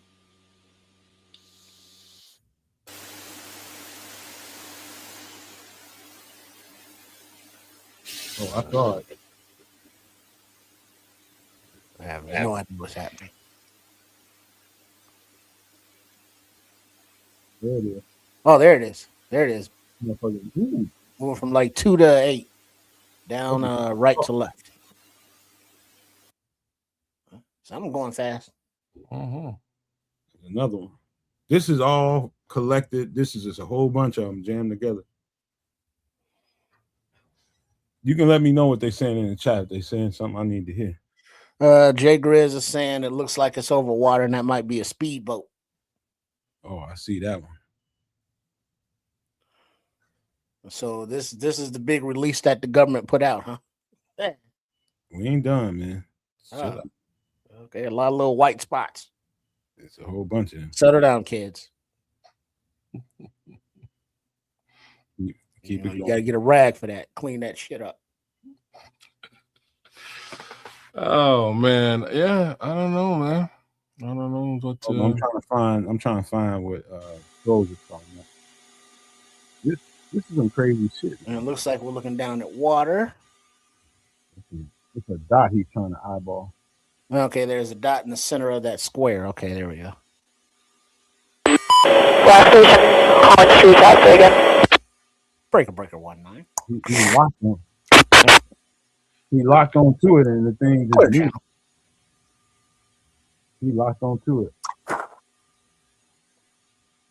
I wanted to It's just funny that he can lock in, but he can't zoom in. These cameras suck. This is actually like the best footage so far right now. And what are we seeing? Anything? Is that what it was? Loop-de-loop. All right. So kind of reminds me of that Star Wars game where you fly the TIE Yo, fighter. that one back in the day. Yeah, that was a dope ass game, man. Yeah, it was. I used to love that game. You go and blow up the Death Star. Yeah. I used to love the X-Wings. That was hype. Those are my joints. I don't know what's happening here. I'm kind of scrolling. We almost done. I don't think the video I'm looking for is in here. So far, it ain't. Is that a crop circle? There's another tic tac shape something. Oh, that one ain't tic tac. That's an orb. I can take your word for it. Can you expand it a little more? Nah, I can't manipulate the screen at all. Let me. Oh, I think this is part. This might be that. This might be that one. Okay, it looks like Is this the one? I think this is the one. Scroll. What is that? Lone Ranger? It looked like Arco from He-Man. Look at I this. thought that was Lone Ranger. Look at this shit. Oh no! Wait, no. Looks like Sonic. I have no idea what we're looking at. Was that a flying pig? It just took off. Pigs in space. That was hilarious. Classic. What show was that from? All right, The Muppet Show, man. That's a quick OG snapshot Muppet of what Show. that was. Let me get this off the screen right quick. Let me show y'all something. Because some people did some work on this video. I thought you were off Twitter. This is my ghost account. This is an up close view of what they was looking at. See what's going on. So he's on Twitter. I don't want to hear that. What the hell? Wait, that looks like the same thing we just saw. It kind of looks like It is the same. Millennium Falcon. Oh, man, I got this, man. Looks like it's moving closer. All right, it shut the fuck up. Oh, that's there. Oh, there it is. There, that thing. Who's this guy? That's a gray. Okay, this is more of what. Let me see. They showed an enhanced view of this. They enhanced this thing like 3 or 4 times. All right, here we go. This is the original to the left of what people saw on the video. It's as close as they got. The view that they dropped was this video to the left. An enhanced view and a super enhanced. This is what they came up with. So it almost looks like a balled up transformer. Yeah, it looks like for those that saw that movie Raccoon City. That looks like the underground Raccoon City, but up in the air. The zombie. Raccoon City was Resident Evil? Yeah, Resident Evil. Like you remember how Raccoon City was under subterranean, and it had different levels, and it was built kind of like a hornet's hive or cone or kind of thing, where it had, it was kind of like this design, but different, where you got different levels going on up in there. So I don't know. I mean, how does it propel itself? Is there something in it? Is it alive? I don't know. But Squirrels is saying, nah, that's not it. Just look up MH370 UFO. Bear Truth saying looked like it was made by us or US. Let me see. Let me take this off the screen before I look it up, before I come into something I don't need. Hey now. Get you guys back up there. I mean, look for it. What do you say? MH270? MH Michael Henry 370. Okay. Over. Yeah. I don't know. Like I said, all that stuff's wild and crazy. I'm a little disappointed in the Pentagon, to be frank, if I have to say this. Like that's all y'all got? Little disappointed. Oh, I'm just saying, look at all the stuff we were talking about before, and y'all taking like 8,000 kilometer shots. I kind of see what you're talking about. Well, I don't see Canada come with nothing better though. Damn it. Let me see. Let me let y'all see what he's talking about. This is a fact. This is true. Let me let y'all see what he's talking about. And it's good. It don't even have no sound to it. I don't think. I gotta stop this screen first. Share me. Yeah, you gotta stop our first one first. Got it. That's funny. All right. So we're looking at a sky. and you see something Oh moving shit! from What's left that to right. rolling around? What are that's these? one of our vehicles moving, and you got shit flying around it. Oh, like yeah, three things Airplane. flying around it. Like, okay, that's a plane moving from left to right, 9 to 3. And you got these things just buzzing around it. And they're not like a triangle, they're moving independently. And it seems to be some symmetry to it. There are 2 at the bottom, 2 at the top. Oh, What the hell? What was Then that? it just went away. It just went pop and went away, disappeared. Holy shit. Let me see that again. Yeah, you know what I mean? It just was like, oh shit, there I can see that. Oh, where'd it go? Now, if that's a plane, that looks like a plane, wings and shit, and then boom, gone. Something's right. Something's not right about that. Let's see. Red Baron is saying the government tried to say the video was fake, but experts said it can't be debunked.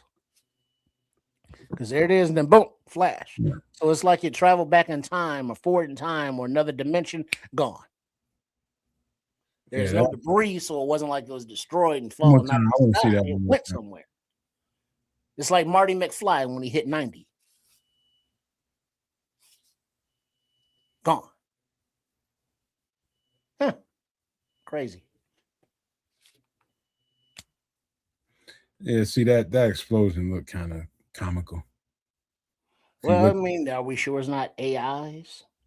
I don't know. That explosion, if you look hard at that explosion, it looked kind of comical. And I don't mean Allen Iverson. Right there. he was a good basketball player. Damn, I'm messing up. Practice. We're talking about practice. And it's gone. That's wild, though. Let me get out of here. Thank you for that one, Scrolls. I didn't see that one. All right, man. I got nothing. I don't even know what to say about this stuff. Really, it's just so that people see it.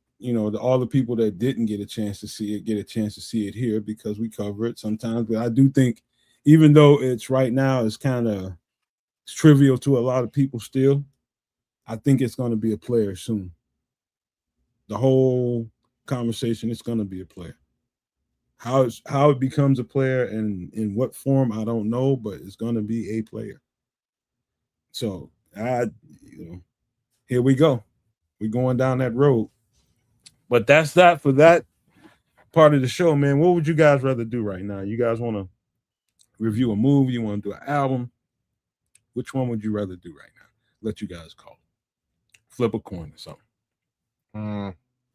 I'm always down to do the music thing because odds are we've all heard whatever you've listened to. You're gonna pull out. So music's fun. What about you, Trip? Yeah, music's cool. All righty. I want to do a record. I'm a record. music man. What up, Billy Joel? I think. I thought you were going. Okay. Oh, you're going Master Ace? You know where I was going. Come on, son. Criminal Minded. Oh shit! Or is this the next one? This is the next one. This is a great album. No, that's By All Means Necessary. Yeah, this is about Boogie Down Productions. KRS One. Which one you think was a better record? I think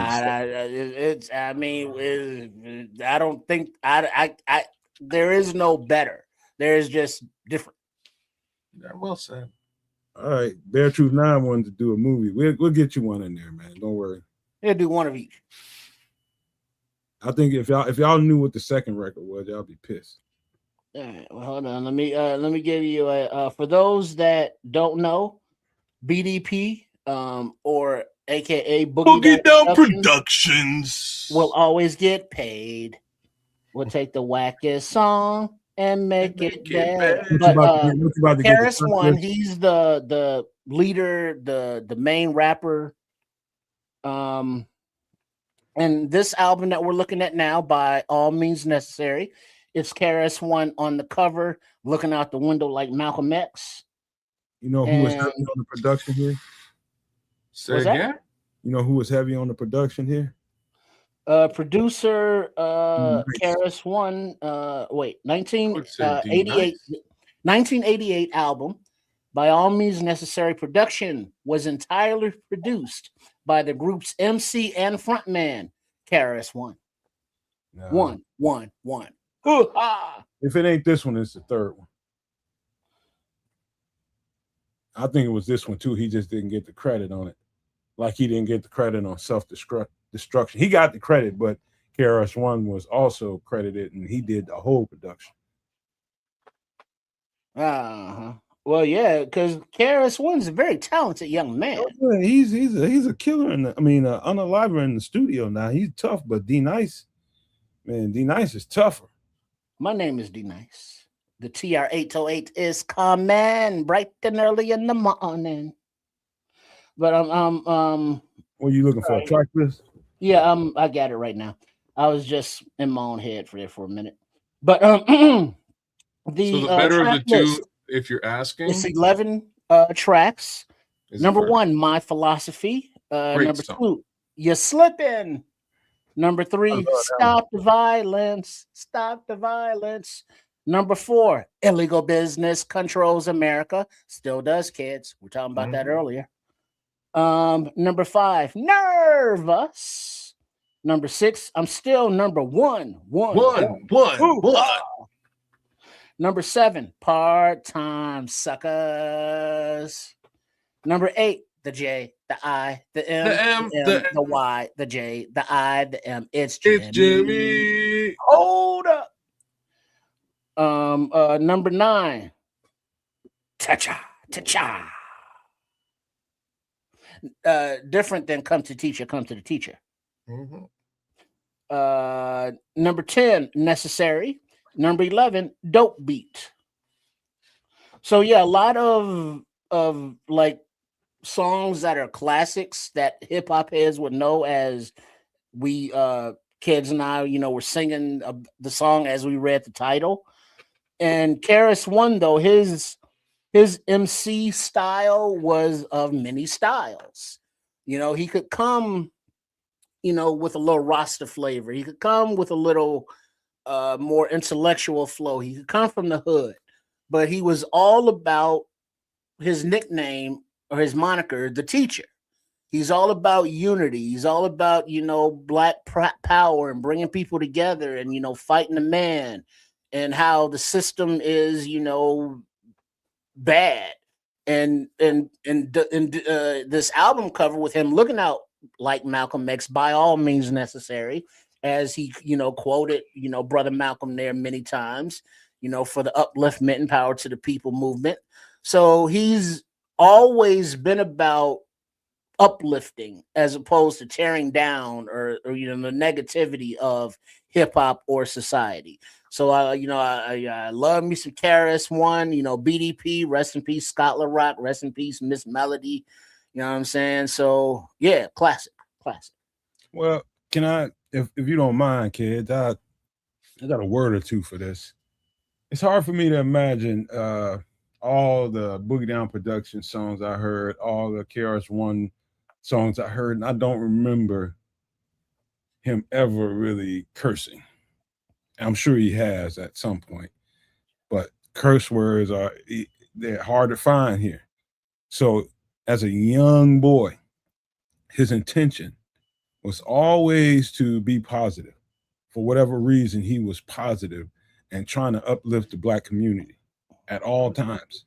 And even in all of his songs, there's always something leaning towards that. Even in Love's Gonna Get You, where he's telling a story of him and his family being you picked the one blank was I supposed to do. Yeah, even in that one, that story is very relatable, because a lot of people in the Black community can relate to that. Like, they tired of struggling, man. We can got to get some steaks with the bean and rice now. You know what I mean? So you can't be sharing, outfits with my brother. That ain't fresh. And also, one of the things that stuck out to me as a producer, always listening to certain things, and I think when you start thinking about the chronology of hip hop, I don't know if I ever heard scratching to bass to 808. I mean, like directly to it, boom. like I heard it in his production. That's the first time I ever heard it like that. Yeah, well, that's D Nice influence right there. Could be. Well, he was a TR-808. That was his kind of name. Yeah. You know, he was on the production, the TR-808 beat machine. You know, that was kind of in at the time. It's real hard scratching. Like he is a true like KR's run is hip hop. Yeah. He is hip hop. And you can say whatever you want to say about him, but hardcore. But again, man, I'm a lyrical person, but I'm also a producer. And so I listen to it all. The lyrics, the message, but the production for that time frame was so dope. When you listen to all the other production that was going on at the time, it was its own entity. You can hear a BDP record and it set itself apart from the other production out there, did it not? Would you agree with that, Trips? Oh, yeah. Yeah, he was them, the whole crew, they were always on point. You know, they were trendsetters, not trend followers. Well said. So I've met this guy a couple of times. He is he's often forgotten in people's top 10 lists of rappers. And I say forgotten, it might be omitted or skipped, but I've seen this guy, and he calls himself the teacher. I've seen this guy quite literally teach a crowd how to rap from old school to new school, beginning to end, explaining different styles and how they came about and why. And like that was the last. I've seen him perform a couple of times again and met him both times, watching him perform. The last performance was after he'd released Step Into Our World, which I believe, it's one of his later releases. And he did this performance, and I was like, I've never seen anything like this in my life. Like, as far as hip hop is concerned, if you were in the crowd, you could easily walk out of that room and MC. I don't give a shit who you were, what you were doing. But the way that he laid it down was in a very strange manner, and it all comes together and all made sense, especially to an MC. Like if you did rap at the time, what he was putting down was so much more poignant than one would think. And I wish I could explain it. I can't. It was you know what I mean? Like, well, I think I can for you kids, because I did have the pleasure of seeing BDP with K Solo at the Airy Crown Theater, which is in McCormick Place, right just to the south of Soldier Field. But I think what Kids is saying about how KRS-One was able to convey how to be an MC to the session speaks to his ability to teach and convey information. Because if you look him up on YouTube, beyond the music, he does seminars and he does talks, and he'll speak on the history of something metaphysical. He'll speak on the history of something Egyptian or African, and he'll tie it into today in a way. And the way he explains things, it's very thought-provoking. It's very informative, but it's also very easy to understand and relatable because of the way he phrases it and puts things into modern phrases or examples of what historically, the point is he's trying to reference. So he's an intellectual guy. And so it's not like, I'm a pimp, I'm a gangster, I'm a teacher. Nah, he is a teacher, because he has that intellect and he's willing to share. And we know, about his life from the lyrics of his songs. He grew up in a shelter system. There was a lot of, rappers, but he had to diss them. You know what I mean? So he came up the hard way, but he opened his brain and his mind to absorb not all negativity. He understands the negativity, look at the album cover. but it's for a positive outcome. And his whole persona, his whole aura is that, whether it be on album or when he's, in colleges or wherever he's at giving lectures.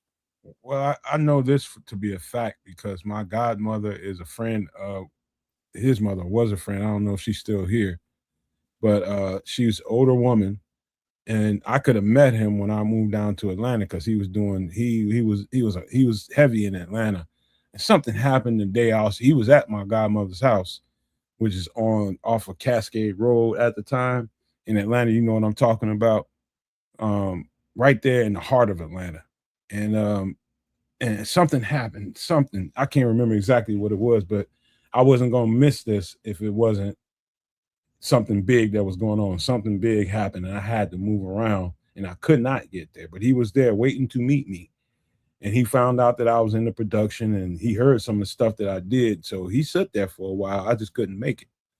But I'm just talking about, where he came from is the world of metaphysical. That's where he got all the information from, and he learned that real early. I know that. And this, what KRS-One brought to the world of hip hop, the whole hip hop culture, is transformative.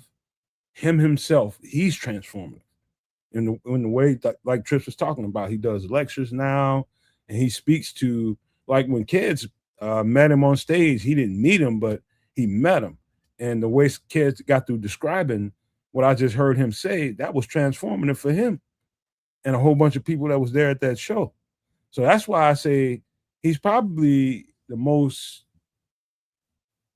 I would just say the most transformative MC of our time, man, because he brought something to the game and was so strong with it. It made a whole generation of rappers. It was probably 50-50. Half of them was conscious rappers. Most of them was 7%ers. Some of them was Nation of Islam. Some of them was all kinds of things, but consciousness and positivity was the thing. And then you had another, I say about 60-40 or 70-30 was 70 was more conscious and positive. And then you had the street element that was always there, but very transformative, very transformative. One of the most powerful MCs that ever lived. There's a whole lot of people that would tell you he's the best MC that ever lived. He might be, right? Like he should be in that conversation, well over a lot of the guys who are in that conversation. And why I say that is for multiple reasons. Like the first reason is his career spanned, basically all three major hip hop eras, right? Like it did. This is album number 2. And you asked earlier which one is better. I have to say Criminal Minded is one of the best hip hop albums of all time. I think it's the most historic one. It is all, and that's for that reason, right? Like for that reason. This one sounds better to me. This is more like the sound is different, right? Like the sound of this album, from especially as a producer yourself, the sound of this album is a little bit different. The sound in the previous album is so, it's so. Well, that was not Kenny Parker, but the DJ. Red Alert, probably. Not Red Alert. Are you sure? Deceased one. D Nice. Did D Nice have a lot to do with the first one? No, the one that died. His DJ. Oh, Scott LaRock. My bad. My bad. Yeah, you're probably right. It probably had a lot more to do with Scott LaRock at that time. Like the why I love Criminal Minded is it has the historical aspect, yes, but it's so heavily fueled with raga, with Jamaican culture. It's very, Cool Herc, Chris Parker or KRS-One Jamaican influenced, and I love it. Those the tracks on that album, I will play those tracks. Like, I'll tell you the God honest truth, I play those tracks to this day. I'll play them in my whip tomorrow. Out of this album, you might catch me play My Philosophy because it's such a staple. And I've been kind of going through that track in my brain for the last little while. Strangely, since you put this up, but I've just been going through it, and it's so well put together. The beat was well put together, but he really sort of went through just putting down who he is and why he's going to be this teacher moniker. Whereas philosophy, it's really what it is, right? And if you look at Criminal Minded, it's a little bit more like I can't call it gangster. Look at what more Grid. good. It's like if Bob Marley had rapped. I would never say that, but I see what you're saying. No, he's transformative in that way. I would see what you're saying. Like if I said if Bob Marley had rapped, I would actually say listen to Damian Marley, because he really sounds like that. Like if Bob Marley did rap, that's kind of how Damian sounds. But Chris he's just a young, like for my like Jamaican culture, there is so musical that just walking out the street in Jamaica, like finding a kid of his age walking out the front door of his house, making his own track up, freestyling on the spot is just everyday regular shit. And he really exuded that and brought that to light, and still does. Like you'll find him in parks in the Bronx doing it tomorrow. Like you could probably find him in the Bronx freestyling tomorrow, right? Like this is who he is. And speaking on that, to piggyback on what Keds is saying there, of the Bronx, and talking about Criminal Minded, the album cover here on Boogie Down Production, or By All Means Necessary, is violent because he has a firearm. But if you look at the time that this album came out, this was right at that precipice of when gangster rap, started taking over, because, corporations bought it out, because Boogie Down Productions was more criminal toward equality, against the system. And so while it's not gangster, like the track list for Criminal Minded, which is supposedly gangster. Poetry, South Bronx, 9mm Goes Bang, Word from Our Sponsor, Elementary, Dope Beat, Remix for the P is Free, The Bridge is Over, Super Hole, and Criminal Minded. That's not gangster stuff. That was just growing up in the hood, South Bronx.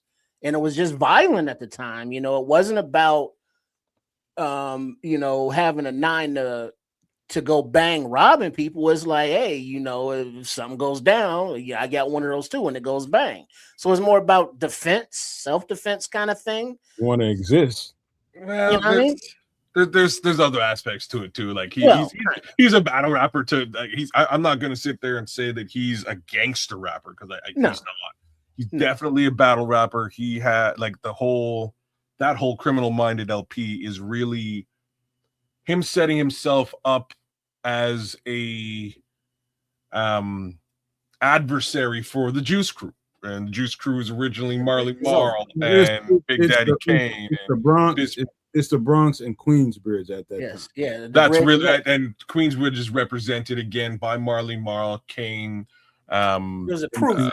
Biz Marquis, MC Shan is the major guy at the time that he had beef with. Roxanne Shante, the whole shebang, and that's him sort of putting himself up against them.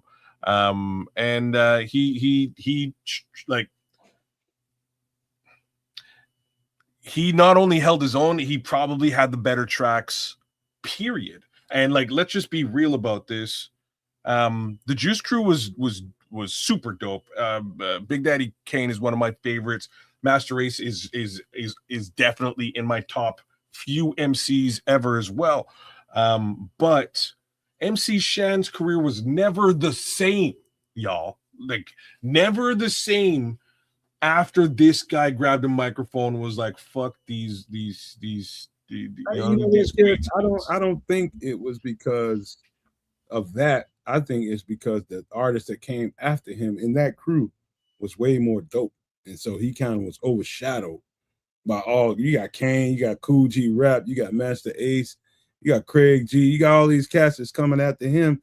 I think it was that. And I know I heard this story so many times that, that KRS-One put him out, sent him to the glue factory. I don't think so. I think it was just the power of the cast that was in that crew just overshadowed them. They was just way better MCs.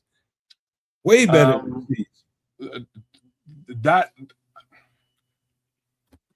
That's a tough one. Like that group of guys. You can't argue with though. You can't argue with that.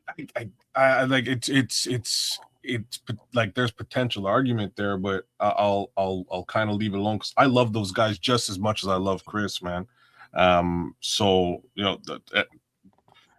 but going back to Shan specifically, because he didn't have and he would say that too, because that's kind of how they looked at it back them days. They looked at it like, okay, well, you have beef with the entire Juice Crew. And I don't think Chris really said that at any time, because there's no, if you recall, I can't recall a diss record from Kane to Chris, or from Cool G to Chris, or from Master Ace to Chris, or you know what I mean? Like, I don't think they ever effed with him, but the beef was him and Shan, and straight up and down, man, Shan could not hold a candle to this man for certain. No, there's no, because he flipped styles on him. Bro, he'd get right into reggae, and it's kind of over. It's just a different thing. But and what's funny, I guess, is like, what's the last track you remember MC Shan on? Oh shit. There's no, man. There's one specific track that I'm expecting as the answer. I know it, but I'm just not thinking correctly right now. But you talking about in comparison to lyrical ability, and it comes down to that for me. And sometimes the beat carries it over and takes it over the top, and that happens at times. But MC Shan was about as bubblegumish as you can be during that era of, when Chris came through a mic, when KRS-One came through a mic, his voice is so dominant. It's powerful. And it just smothered, like MC Shan, here we go, again and again. That's how he sounded in every record. And KRS-One is way more dynamic. And like Kids was talking about, how he can flip into the Jamaican accent and go there on the mic. He can't do nothing with that. Yeah. So the answer to the question before you go, Trip, is Informer by Snow. All right, that's the song. Oh, Informer? It's Informer. That's the last song. It's probably Shan's biggest song. Yeah, 1993. And it's a reggae song, coincidentally, just to sort of wrap around what we're talking about. Oh yeah, because I'm looking at his songs now, and it's like Informer, 12 Inches of Snow, 1993. I think he had bigger, one or two bigger records than that. Name one. But I'm looking at like he never did. The Juice Crew I was never like a huge fan of. Really? But looking at MC Shan songs, it's like his track list is horrible. It's bad. That's just because you don't know him. Well, no, I know him. I was there for all of them. They just sucked. Yeah, they're not good, Nomad. And I mean, even what you're saying holds true. It was very bubblegum at best. He just wasn't a guy. You know what I mean? He wasn't, in comparison to KRS-One. He was not the guy. Any of those other guys that we're talking about there from the Juice Crew could probably have really had a good battle with Chris, but you know what I didn't like about Shan. And I tell y'all again and again, I studied this era so hard, and in my music, the stuff that I produce when I go hip hop, it starts somewhere in this vein. It's at least when the drum pattern starts to develop. It comes from this vein right here, this era right here. I'm in love with this era. Now, talking about Shan, talking about his music and why it never really went nowhere, because you really couldn't tell one record from the next. His style and how he delivered on the microphone, his delivery was just, I'm telling you, it all sounded like this. Here we go, again and again. And then about a named friend. That's how it sounded the entire record. And every record, you can just bleed one into the other when it's the same goddamn record.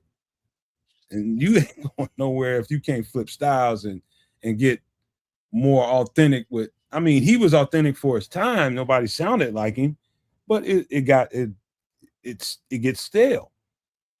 Karis One is way too dynamic of an MC to even have this conversation. Really, there's just no conversation to be had.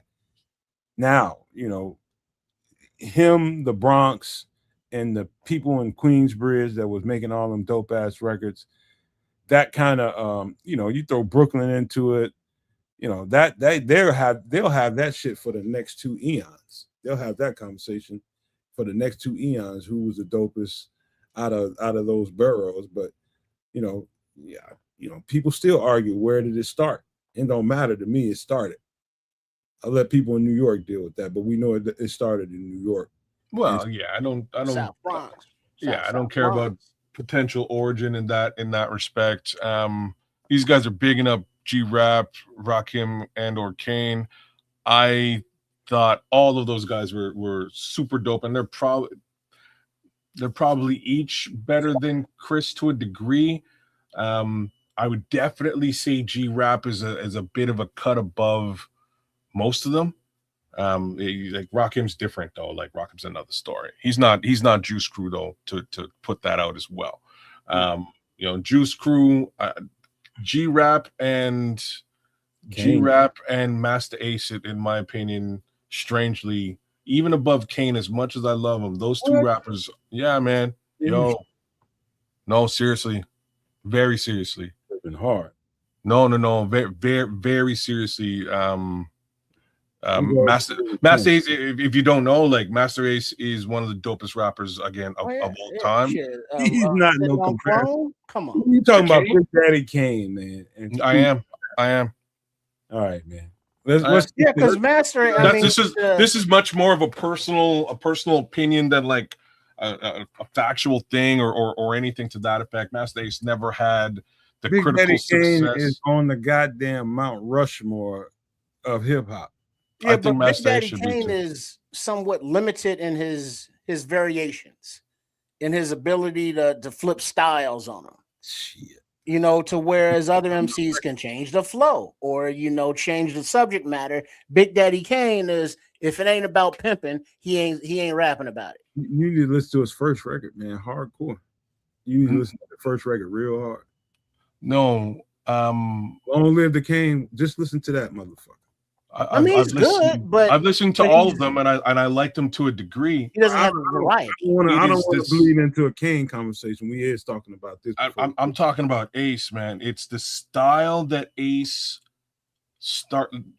kind of has his own style, and it's funny even to hear folks hear G-Rap recant sitting in a room with this nerdy kid with glasses. And wondering the whole time, who's this kid and why the hell is he on this song with me, Kane, and the rest of you? Like, who's this guy? And like, if you to look at Craig G, who's like the other guy on Symphony, for instance. Craig G, yo, I believe that's me. Craig G is a freestyler, and he's a dope freestyle MC. Super underrated. Folks don't necessarily know. None of his tracks were any good on a commercial level or like, you know what I mean? Like, just not. Yeah. But like freestyler, Craig G is nuts. Like, he honestly is. And that's how he got on the track. Cool G Rap is still sitting in this room with his kid with glasses going like, but like, what are you doing here? And I don't know, y'all. Master Ace version Symphony is super dope, y'all. Like it's a great verse. Let me get this off of here because we bleeding off into a whole other conversation. Yeah. But Craig G, man, come on, man. Craig G is Seagram's gin, and we talking about fine cognacs around him. I'm talking about the Symphony as a song, right? And the Symphony again is Craig G, Cool G Rap, Big Daddy Kane, and Master Ace. And the story goes, we know who Cool G Rap is. We know who Big Daddy Kane is, right? Nobody really knew who Craig G was. I'm telling you who Craig G was. Craig G was a monster freestyle talent in New York at the time. That's how he got on the song, Outside of that, we all can recognize that like Craig G ain't, and you just said it. He's not really something to really talk about. But I'm telling you how he got on the song. The other kid, nobody knew how the kid got on the song. What's the kid with the glasses? I know the story. I know the story. I'm just saying the kid with the glasses. I can tell you the story. I kid with the glasses is fire. That's how, and he always has been. Take me about 30 seconds to tell you the story. And it's as simple as this. There was a beat. There was a session set up. Kane was supposed to be there. G-Rap was supposed to be there. And Craig G was supposed to be there. Those are the three guys that were supposed to be on the record. And Kane was not. Let me take that back. Yeah, with Kane was supposed to be there. Maybe Biz was supposed to be on that song, but I don't know. But it might have been just Kane, G-Rap, and Craig G.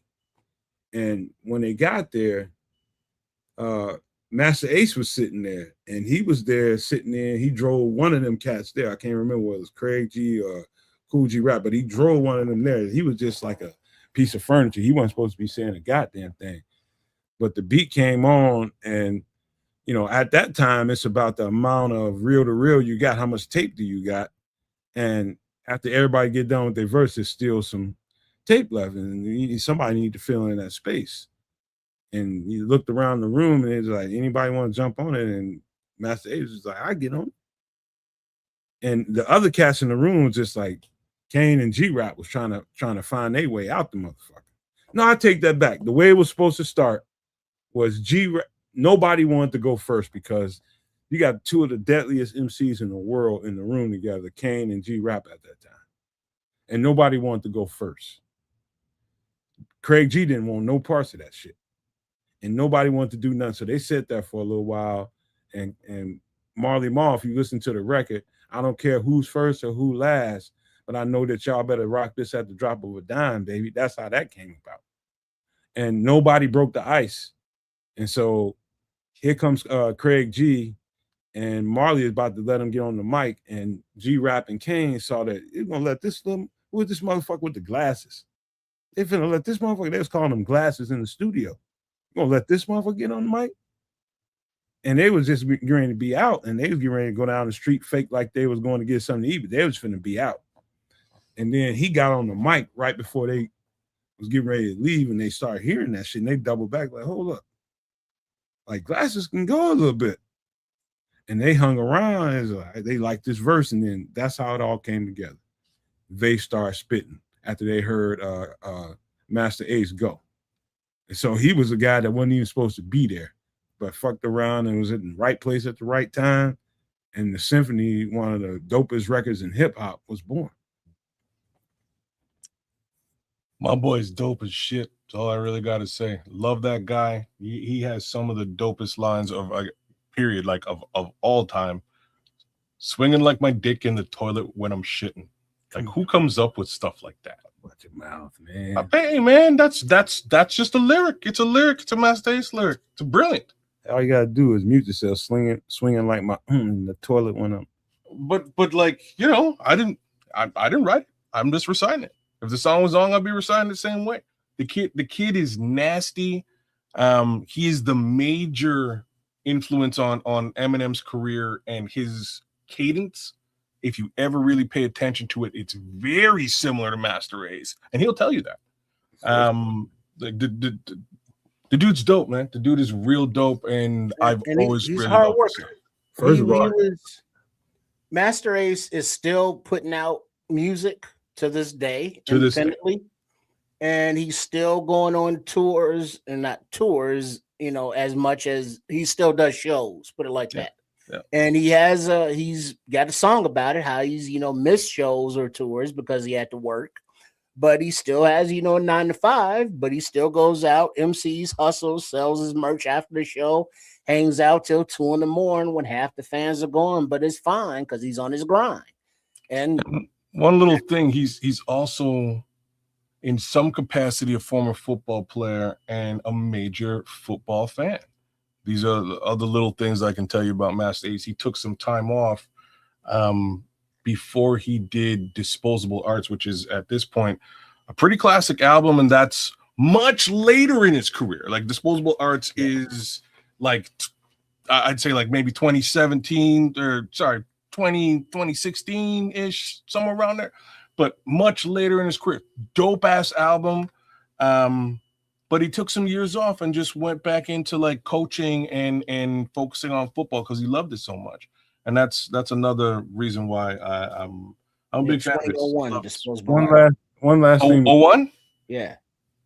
One last thing I would say about Master Ace before we get off the subject and get into this last thing, which is a movie, is I know for a fact that he's a thinker and he's a forward thinker. Brilliant. He's able to think outside of the box, and he's not wrapped into, okay, this is what this is supposed to be. I know that because, you know, you think about the chronology of the time when he made that record that has Sitting on Chrome and all that stuff on it. That record right now, if you listen to that record, you know for a fact that the music was moving away from the East Coast. And you can tell that the best music out, the most popular music, the music that was popping at that time was West Coast music with heavy bass in it.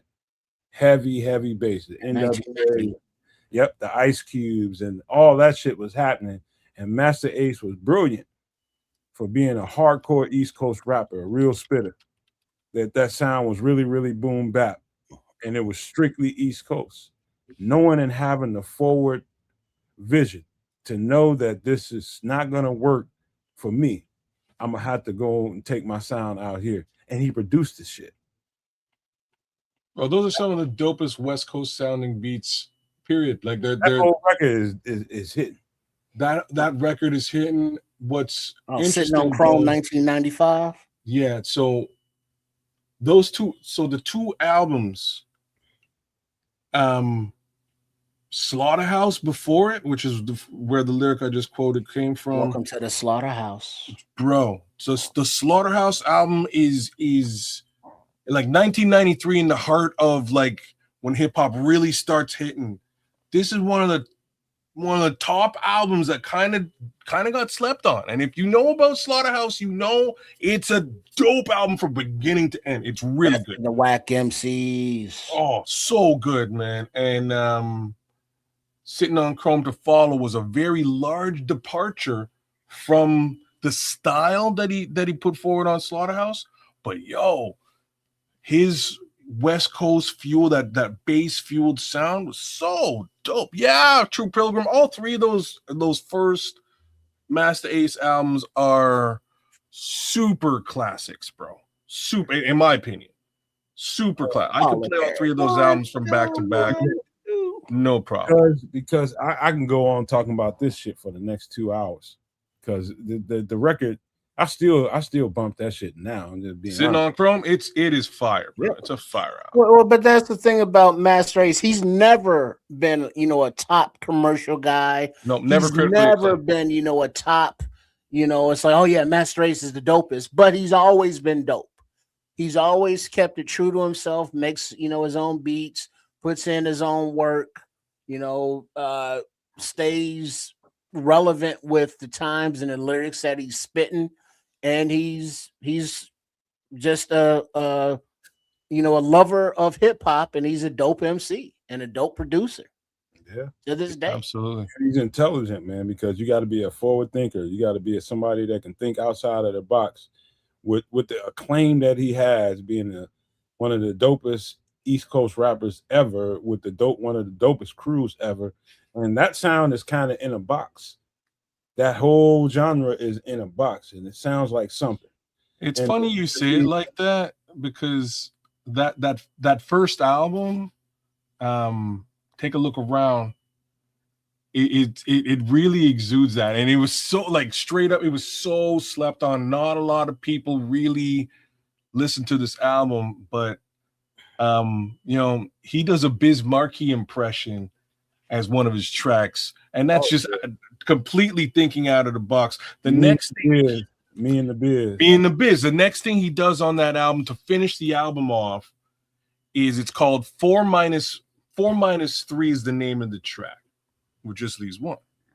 So he redoes the symphony by himself, y'all, and It's really good. It's a really good re-rendition of the symphony only by Master Ace. And just that thinking outside of the box case scenario that you're bringing to light it has everything to do with why I like this guy as much as I do. That's what intelligence really is. It's like when people start talking about who's smart, who's not, who's intelligent, who's not, who has intellect, who doesn't. Really what it is somebody that can recognize like if you have a thought to do something, or to speak and say something, can you know exactly what you're about to say before you say it and be intelligent enough to correct it and say it the right way? To me, that's real intelligence. Just while you're in the flow of talking, know how it's going to come out of your face and you can correct it while you're saying it. That's kind of getting outside of the box. Yeah. That's real intellect right there. And he had it in spades. And I appreciate that. That's probably one of the things I respect the most about any MC that I've been a fan of over the years. But he exudes it. So again, big ups to him. Big ups to Chris Parker, man. Big ups to KRS-One and what we sort of looked at with regards to By All Means Necessary, the album. It's a classic LP with some great joints on it. I would not, if you're gonna go back and listen to KRS-One, I would not say just go listen to that LP. I would heavily say go fill a Spotify playlist with Chris from beginning to end and get an understanding of who this guy is. He's a fantastic rapper, a very brilliant mind, and you'll catch that all the way through his musical journey for sure. And then I would also recommend going to YouTube and type in, KRS-One lectures or KRS-One speeches. And they are filmed, on the campuses from the lecture halls, in real time. So, they're hour and a half long, but he does his presentation, he entertains questions. It's, entertaining and educational. And it's also a look at, him aside from, the microphone or MCing. Yeah. All right. I'll tell you what, man, because we got only a certain amount of time here. We limited here, but I don't want y'all to feel like you're limited. Just to speak your mind. You guys are going to enjoy this one, I'm sure. Oh, come on. Oh man, I love this movie, man. This is a good movie. John Wick. Man, wait a minute, hold on. We didn't do this right. My bad, y'all. Oh, okay. Let's do it correctly. Gotta do it the right way.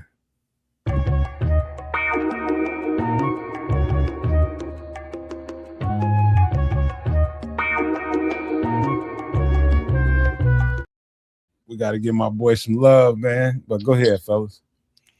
Yeah, John Wick, Keanu Reeves. Go ahead, kids. Kick it off. Man, this man's poor dog, man. No, not the puppy. I do remember that part. That's where you got to go right away. Like this is Keanu Reeves is one of my favorite actors of all time, and I'm sure many other people will say that. And it's not necessarily because he's like, embodies different characters in films, because I think he's always the same guy, kind of. But I don't know. I there's only a couple of Keanu Reeves films that I don't like. Most of them I love. Bill and Ted's Excellent Adventure.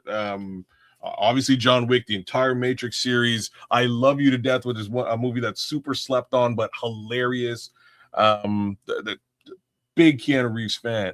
But in this movie, man, I go to sit down with my wife. I'm like, baby, you want to watch this movie? It's an action film, though. And she's like, you know what?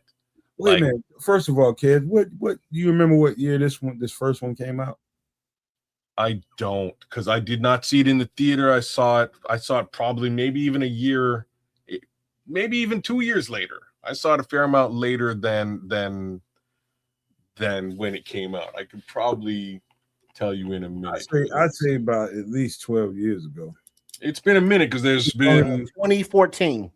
There we go. Right, it's been a minute because there's been a host of sequels and a spinoff since.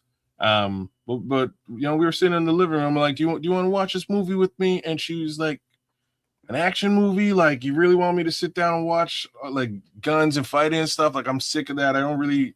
How come every time we watch a movie and you choose it, it's some sort of, you know, some sort of action film? And she's giving me all kinds of attitude about it, and I'm like, all right, like, you don't have to watch it with me. You can go do something else, or I can go into another room. And she kind of stopped. She's like, nah, fine, just put it on. If I like it, I'll stick around and I'll watch it. Yo, when the scene with the dog goes down, that was it. She had her. That's it. She's in full on. And she's like, what are we going to do about this situation? You know what I mean? Like, what is John Wick going to rectify this, John? This needs to be rectified, John. How are we going to deal with this situation? Just so John Wick, little idiocy goes on and bad things happen to the Wick family, we'll say. But most importantly, the dog. And John Wick goes off the deep end, being the Baba Yaga bad MF he is, to get right. With a pencil. He gets right, y'all. He goes through all kinds of stuff, creates his own, you know, his own lore and legend, if you will, in this movie. And it eventually ends with, you know, the Baba Yaga getting his revenge. But now that we've created this lore and this legend, we can't just end it here. We need 3 more movies because this was super dope. And it's just a great series. Let's see. Chapter 2, 2017. Chapter 3, 2019. And Chapter 4, 2023. And they're working on a Chapter 5.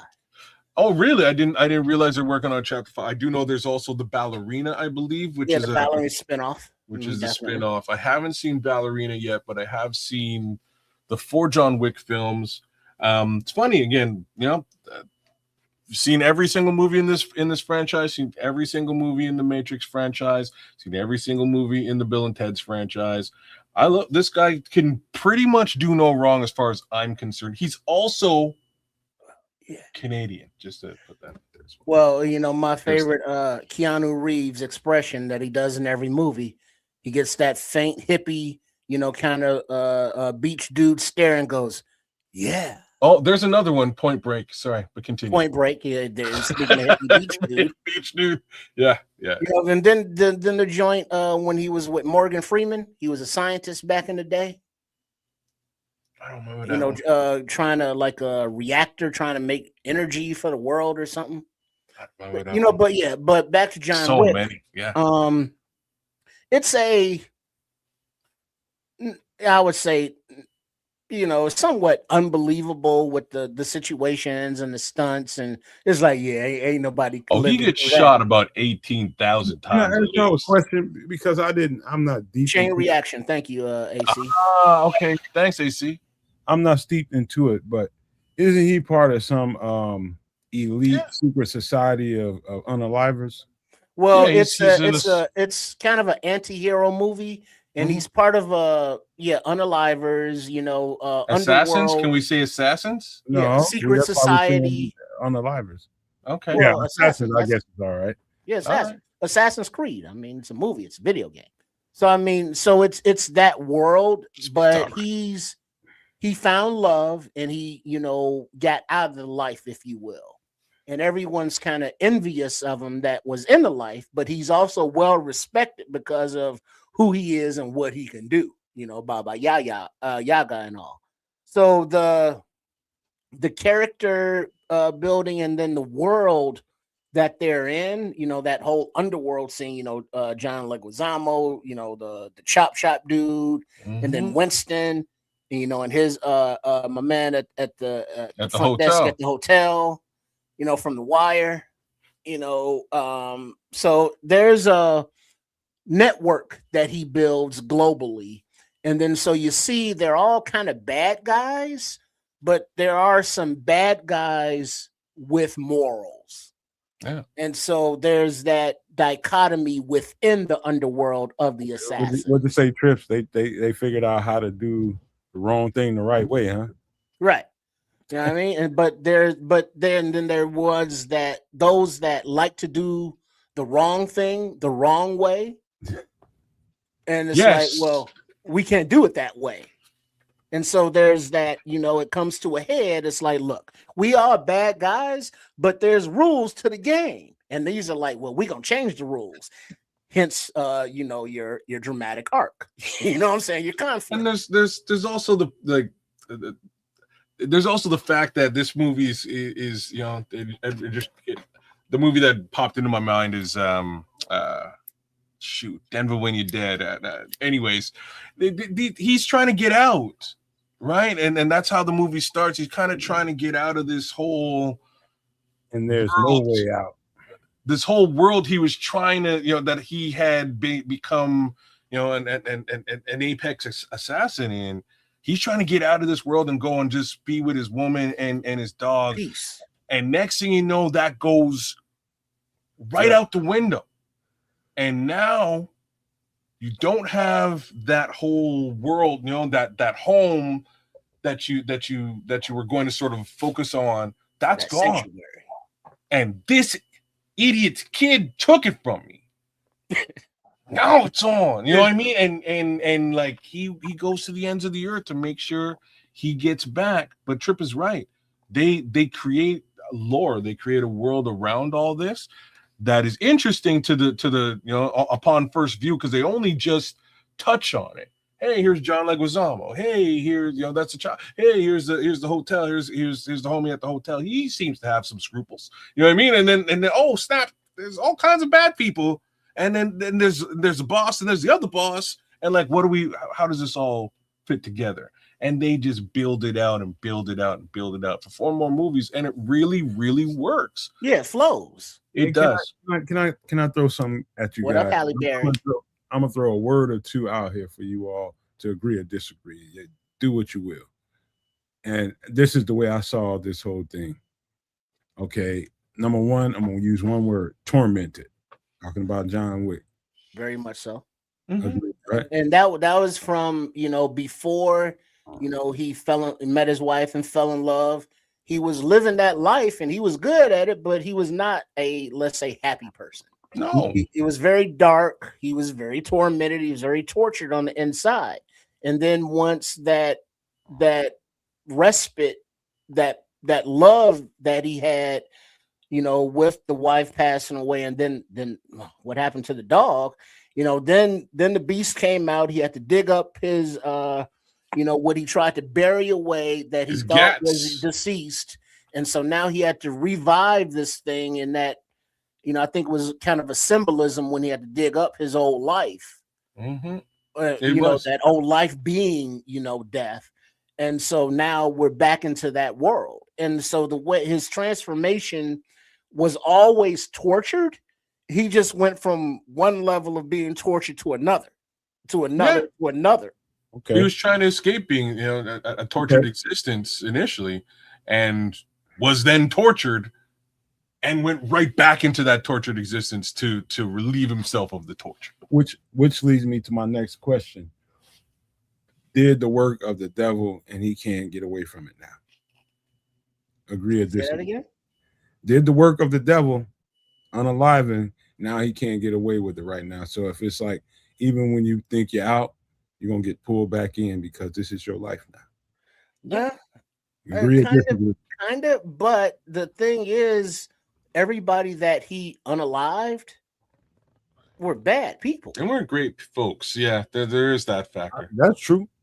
But once you go down that road, so that's the thing, though. It's like, yes, he's doing bad acts, but he's doing bad acts to bad people who are doing worse acts to innocent people. Yeah, no doubt about it. I either way, there's something about his soul that was always drawn to this life, and he lived it.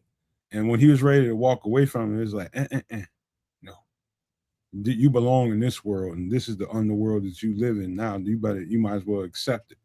And I've seen probably 2 John Wick movies, and in every movie, that's the same thing. He's tormented by the fact that he deep down knows that, and he doesn't want to. He was trying to leave. He didn't want to do this anymore. But it's not his fault. He's so damn good at it. Exactly. Well, a part of it is like there was, if you guys recall, there was sort of like a set amount of missions he had to accomplish Yeah. in order to be let out, because you can't just leave. You know what I mean? So he had to jump through the hoops. He had to go through the motions, jump through the hoops to get to this plateau where it was like, okay, I've done my job. I have my paper. I have my wife. I have the kid. Deuces, I'm out, right? Like, let me, or sorry, kid, dog. Let me get out of here and let me go and actually live life for real. That's impossible when you do stuff like that, because everybody has family. Everybody has people that love them. Well, the thing is, he wasn't. When he left. You know, what happened to his wife. You know, tragic. But he was still out until they pulled him back in. Even them pulling him back in, though, you have to respect, was a complete and total mistake. Like, they fucked up. Right. Like the kid who is. The kid messed up, man. He should not have done this. This was an accident. This was a mistake, and he wound up paying dearly for this mistake. Like, he really did. But it wasn't as if, you know, a lot of the time when we see movies like this, it's like, yeah, you kind of gave you sold your soul in this capacity, and you should, you know, somebody should seek retribution against you for doing it, and then they go off on whatever mission they wind up going off. In this case, he'd done his job. Job was over, unfortunately for the wife, but he still had his pup, and he was still ready to get out of the situation and go be a good guy. And he was trying to find some morality in what he was doing. And there was morality there because, like you said, Trips was saying, he was doing in some effed up people. Well, but look at True Pilgrim's comment. And I got I was going there. I was kind of going there, but let me read it. He said, well, Common's character wasn't a bad guy, and Wick was still trying to smoke him. Yeah, he was. And that's another thing. But I want to go to the scene. I don't know. Wait, hold on, before you go, Common's character was in that world. So he was an assassin as well. You know, innocent people. It just happened to be that he worked for somebody bad as a protector, and now that John Wick had to go against him, they were against each other because of that professional thing. But as he said, professional courtesy. So the standards and the morals kept Common alive in the movie because John Wick had, you know, those same kind of morals and standards. It's like, oh, it's business. It wasn't personal. I get it. All right, we got to battle it out. It's like, I could unalive you, but I'm not. And the look on Common's face, you know, kind of set it up, is like, okay, I like that respect, or yeah, I'm gonna get you one day, you know, for a future movie. It was one or the other. You're right. There's a rapper we should probably touch on at some point. Hold on, before you even do that, I don't remember if I'm right or not, but is Samuel L. Jackson in this movie? No. Okay. All right. So this scene that I'm thinking about, when it's right behind that scene that y'all talking about with Common, they're getting into it and all that, and he's in this room with all these assassins. If you look at the assassins around him, you remember that scene when he's in that room in that secret society place where can't nobody get in there but them, and they all there. They were all in that hotel. There, I don't know if they was in the lobby or wherever they was at, but they was all in the same room, kind of. And you can see the look of resignation on all of their faces. They know in that room, they know this is what they are, and this is what they're always going to be until the bitter end. However it's going to end, they know this is their fate. And Keanu Reeves seemed like the only one that was unresigned to his fate. Yeah, because trying to rein them into, like, this is what you are, man. You gotta accept it at some point. Well, but then that was sorry to cut you off, kids, real quick. But that was part of the friction that he had with the rest of the society, you know, because he wanted out, and they looked at him like, "Who the hell you think you are?" And then once he got out, they was mad because he got out, because nobody's supposed to be able to get out. he's also he's also like the apex assassin, right? And that's part of that envy, jealousy. You know what I mean? Like them looking at him and him not having any real confidence issue, because he knows he's the guy, and they know he's the guy. So like their view of him. It seems like he didn't see himself as that. No, he's still tortured though. Like right. to use the word that you used before, he's still tortured, but he knows in this world he's up here. Nobody really can touch him in this world, and this is a very violent, serious world. And those other assassins were kind of looking at him like, you know what? Yeah, we probably gonna have to come get you, and like any of us get us. You know what I mean? Like you might get, if we got to go against you, that's not cool. Like, damn, like this could be a real problem. That whole scene was. You're a threat to all of us. We're all a threat to you, but we all know that together, and so we have that in common. So we don't need to be a threat to each other. But he was the only one that he knows he's dangerous, but at the same time, that's not what the existence he wanted for himself. But everybody else knew that this is my calling.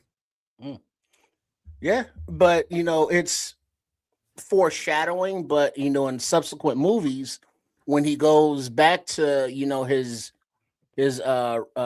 Ukrainian Russian family, he grew up tortured.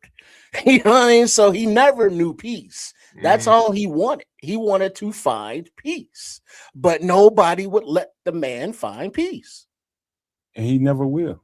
That's the whole point. And so everybody sees the good morals and good, direction that he wanted to go. He knows he effed up and he's doing bad stuff and unaliving people. But when he wanted out, that's just not how the world works, especially for you. This world works this way, and we're trying to tell you that. But I guess we're gonna have to keep going through changes with you until you understand. Maybe we have to unalive you. And that's why the John Wick series is so good, because he's fighting with his own morality and his own understanding of, okay, I've done enough, I've had enough. This ain't what I want for myself. I've changed. I want to be this person. And they keep trying to tell him like, dog, it ain't gonna work like that. Well, that was part of the darkness of that world, because you had to serve, be filthy to the table. I have served, I will be of service. And so while, yes, they were working that job as, like the assassins, but many of them were doing it against their will.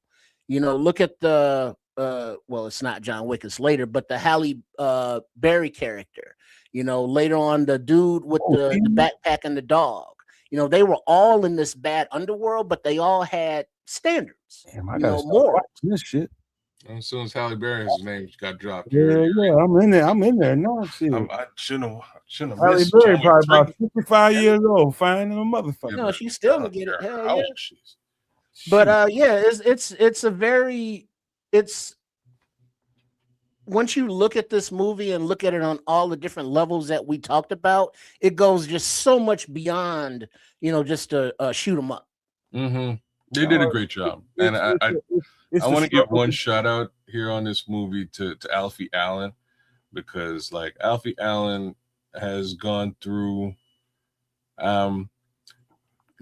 systematically, Alfie Allen has been just tortured as a character in anything he's been in, or at least anything that I've seen. So Alfie Allen is the kid who messes with the dog and gets John Wick's wrath. He's also Theon Greyjoy from Game of Thrones, and if you know who Greyjoy is in Game of Thrones, he has one of the most tragic arcs in Game of Thrones, period. So take that for what it's worth. Say less, bro. Did you know what I'm talking about? Yeah, say less, man. Okay, that's the thing I can tell you. Hey, but also I want to give a shout out, or I mentioned earlier, rest in peace, from The Wire, Lance Riddick. Oh, he's passed away? I thought he did, didn't he? He passed away a couple of years ago. Yeah. Oh no, I didn't realize he was in a show that I was watching. damn, what was that show? He was in a hospital show or something, or NYP, Chicago PD or something. Yeah, He he was passed like away in 2023. Yeah, a yeah, couple. he's been in a lot of other things, but there's another guy I'm looking for. It might have been a different movie, but he was also on The Wire, the detective that they locked away in the basement, the old guy, and he was in the Assassin's Hotel, and he was like catch and release. You know, the Maid to Find You. That dude, he was also on The Wire. Yeah. Damn. I'm gonna wrap this up in my own way because Scott I've Adkins. only seen the first episode. I mean, the first movie, and I can only remember so much of it because my girlfriend was right here. Willem Dafoe.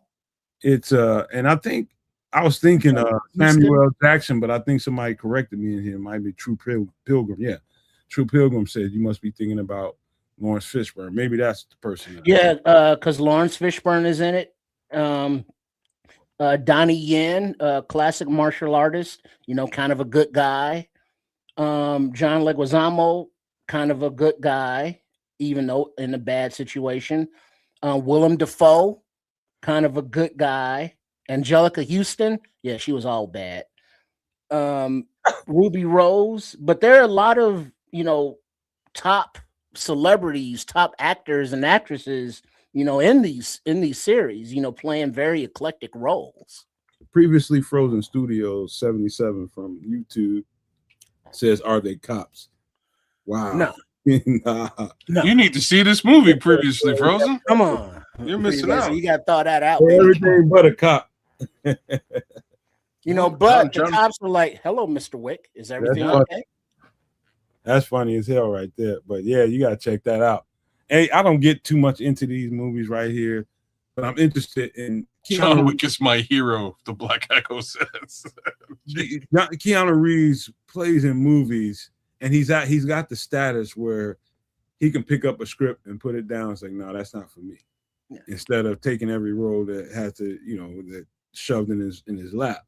And he finds roles that are kind of legendary right now. You know what I mean? So somebody mentioned that he's the best action movie guy there is. It's hard to argue that. But the movie as a whole, you know, he's a great lead character for that role. But the movie itself, the way it's shot, the stunts, the visual effects, is a sommelier and the weaponry and how they go through that and how they, you know, kind of explain what his suit is and why he seems, you know, bulletproof. You know, the setup and planning of the missions that he goes on and how he does all that. So there's a lot going on there that just goes beyond, you know, shoot 'em up. So if you get the opportunity to watch it, you know, just watch it and then you're gonna want to, you know, continue with the subsequent films. And they're all different, but they're all the same, but they all kind of, you know, tell a story. So it's very interesting, you know, when he goes to China, you know, it hooks up with his people over there, you know, bad people, but good. So, you know, that dichotomy exists throughout the whole series. Okay, last thing, man, we do have to get out of here, man. I do have to get out of here. I think he had been looking and searching for a role to getting out of the pigeonhole that his whole acting career was in, which is The Matrix. He was forever going to be Neo. Forever. Had he not found this role right here, I think he's still forever Neo for a lot of people. No. But, you know, this role right here gives him at least some kind of little bit of dynamic, you know what I mean? So that people don't totally just see him as Neo, because he did that seem like 80 years ago, but people still, that whole genre of The Matrix is still as powerful as ever right now today. But this role of John Wick has definitely moved the pendulum for him, and that's good, you know, for his acting career. But if I told you right now, I pull up the first, you know, this is a promo image of John Wick. If I pulled up the first promo image of The Matrix, it almost looked exactly the same, as far as the color and how everything is set up. It's almost identical. And so I just wanted to point that out before we get out of here and get some final thoughts before we get the hell on up out of here, man. What do you guys think about the show tonight and what you guys want to tell the people? Well, I'll go. I love Bears football. I like food. Keanu Reeves is one of my favorite actors of all time, and Karis One is one of my favorite MCs of all time. So we went clean around the horn here tonight. Hit up all the good stuff, and talked about some world focused things as well, current events, if you will. All that being said, really happy that y'all came through and hung out with us again on a Wednesday night for Extra Sauce. Give us a like, share, subscribe, drop a comment or something to that effect. Subscribe, if you will, to Sports Chicago Style, the Nomad Network, and Kids of Canuck. Mad love to all you guys for coming through and spending your time with us. As we're now on the back end of July, going into it, and we're still here with you. We appreciate you all being here with us, on all three networks. As Kaz was saying, make sure you are subscribed. Make sure you do the liking, for the Nomad Network, for Kaz Canuck and Sports Chicago Style, also known as at RRSCS. Yeah, the season's coming up. There are going to be moves made, camp starting up. But before we get there, there's still more summer to enjoy, and there's still more topics to be discussed. So I guess the next time we're with you on Sunday night, we will be doing more of the above. Amen to that. Hey, 10 days, man. 10 days until training camp starts. And when it gets to this point, I said at the very top of the show, I'm like, the antsy gets a little bit overwhelming for me. So I got to find things to do to keep my mind off the shit, be honest with you. Right about now, the last thing I want to do is think about Bears football because I just get too excited about it, man. So I'm going to be trying to keep myself busy so the shit don't go and spill over, man. Y'all don't understand how this shit is for me, man, but it's deep. And we only 10 days away from training camp when we're going to be overloaded and inundated with all kinds of Bears content. And I do expect, and this is just me thinking out loud, I do expect that there may be a signing or two. And I'm talking about maybe an extension, maybe or two, get some guys under contract. It's a lot of stuff that needs to happen, or a couple of things that need to happen with the Bears before they even get this training camp started. And that's making sure they got the right guys under contract and they're trying to do due diligence ahead of time before we go into the season.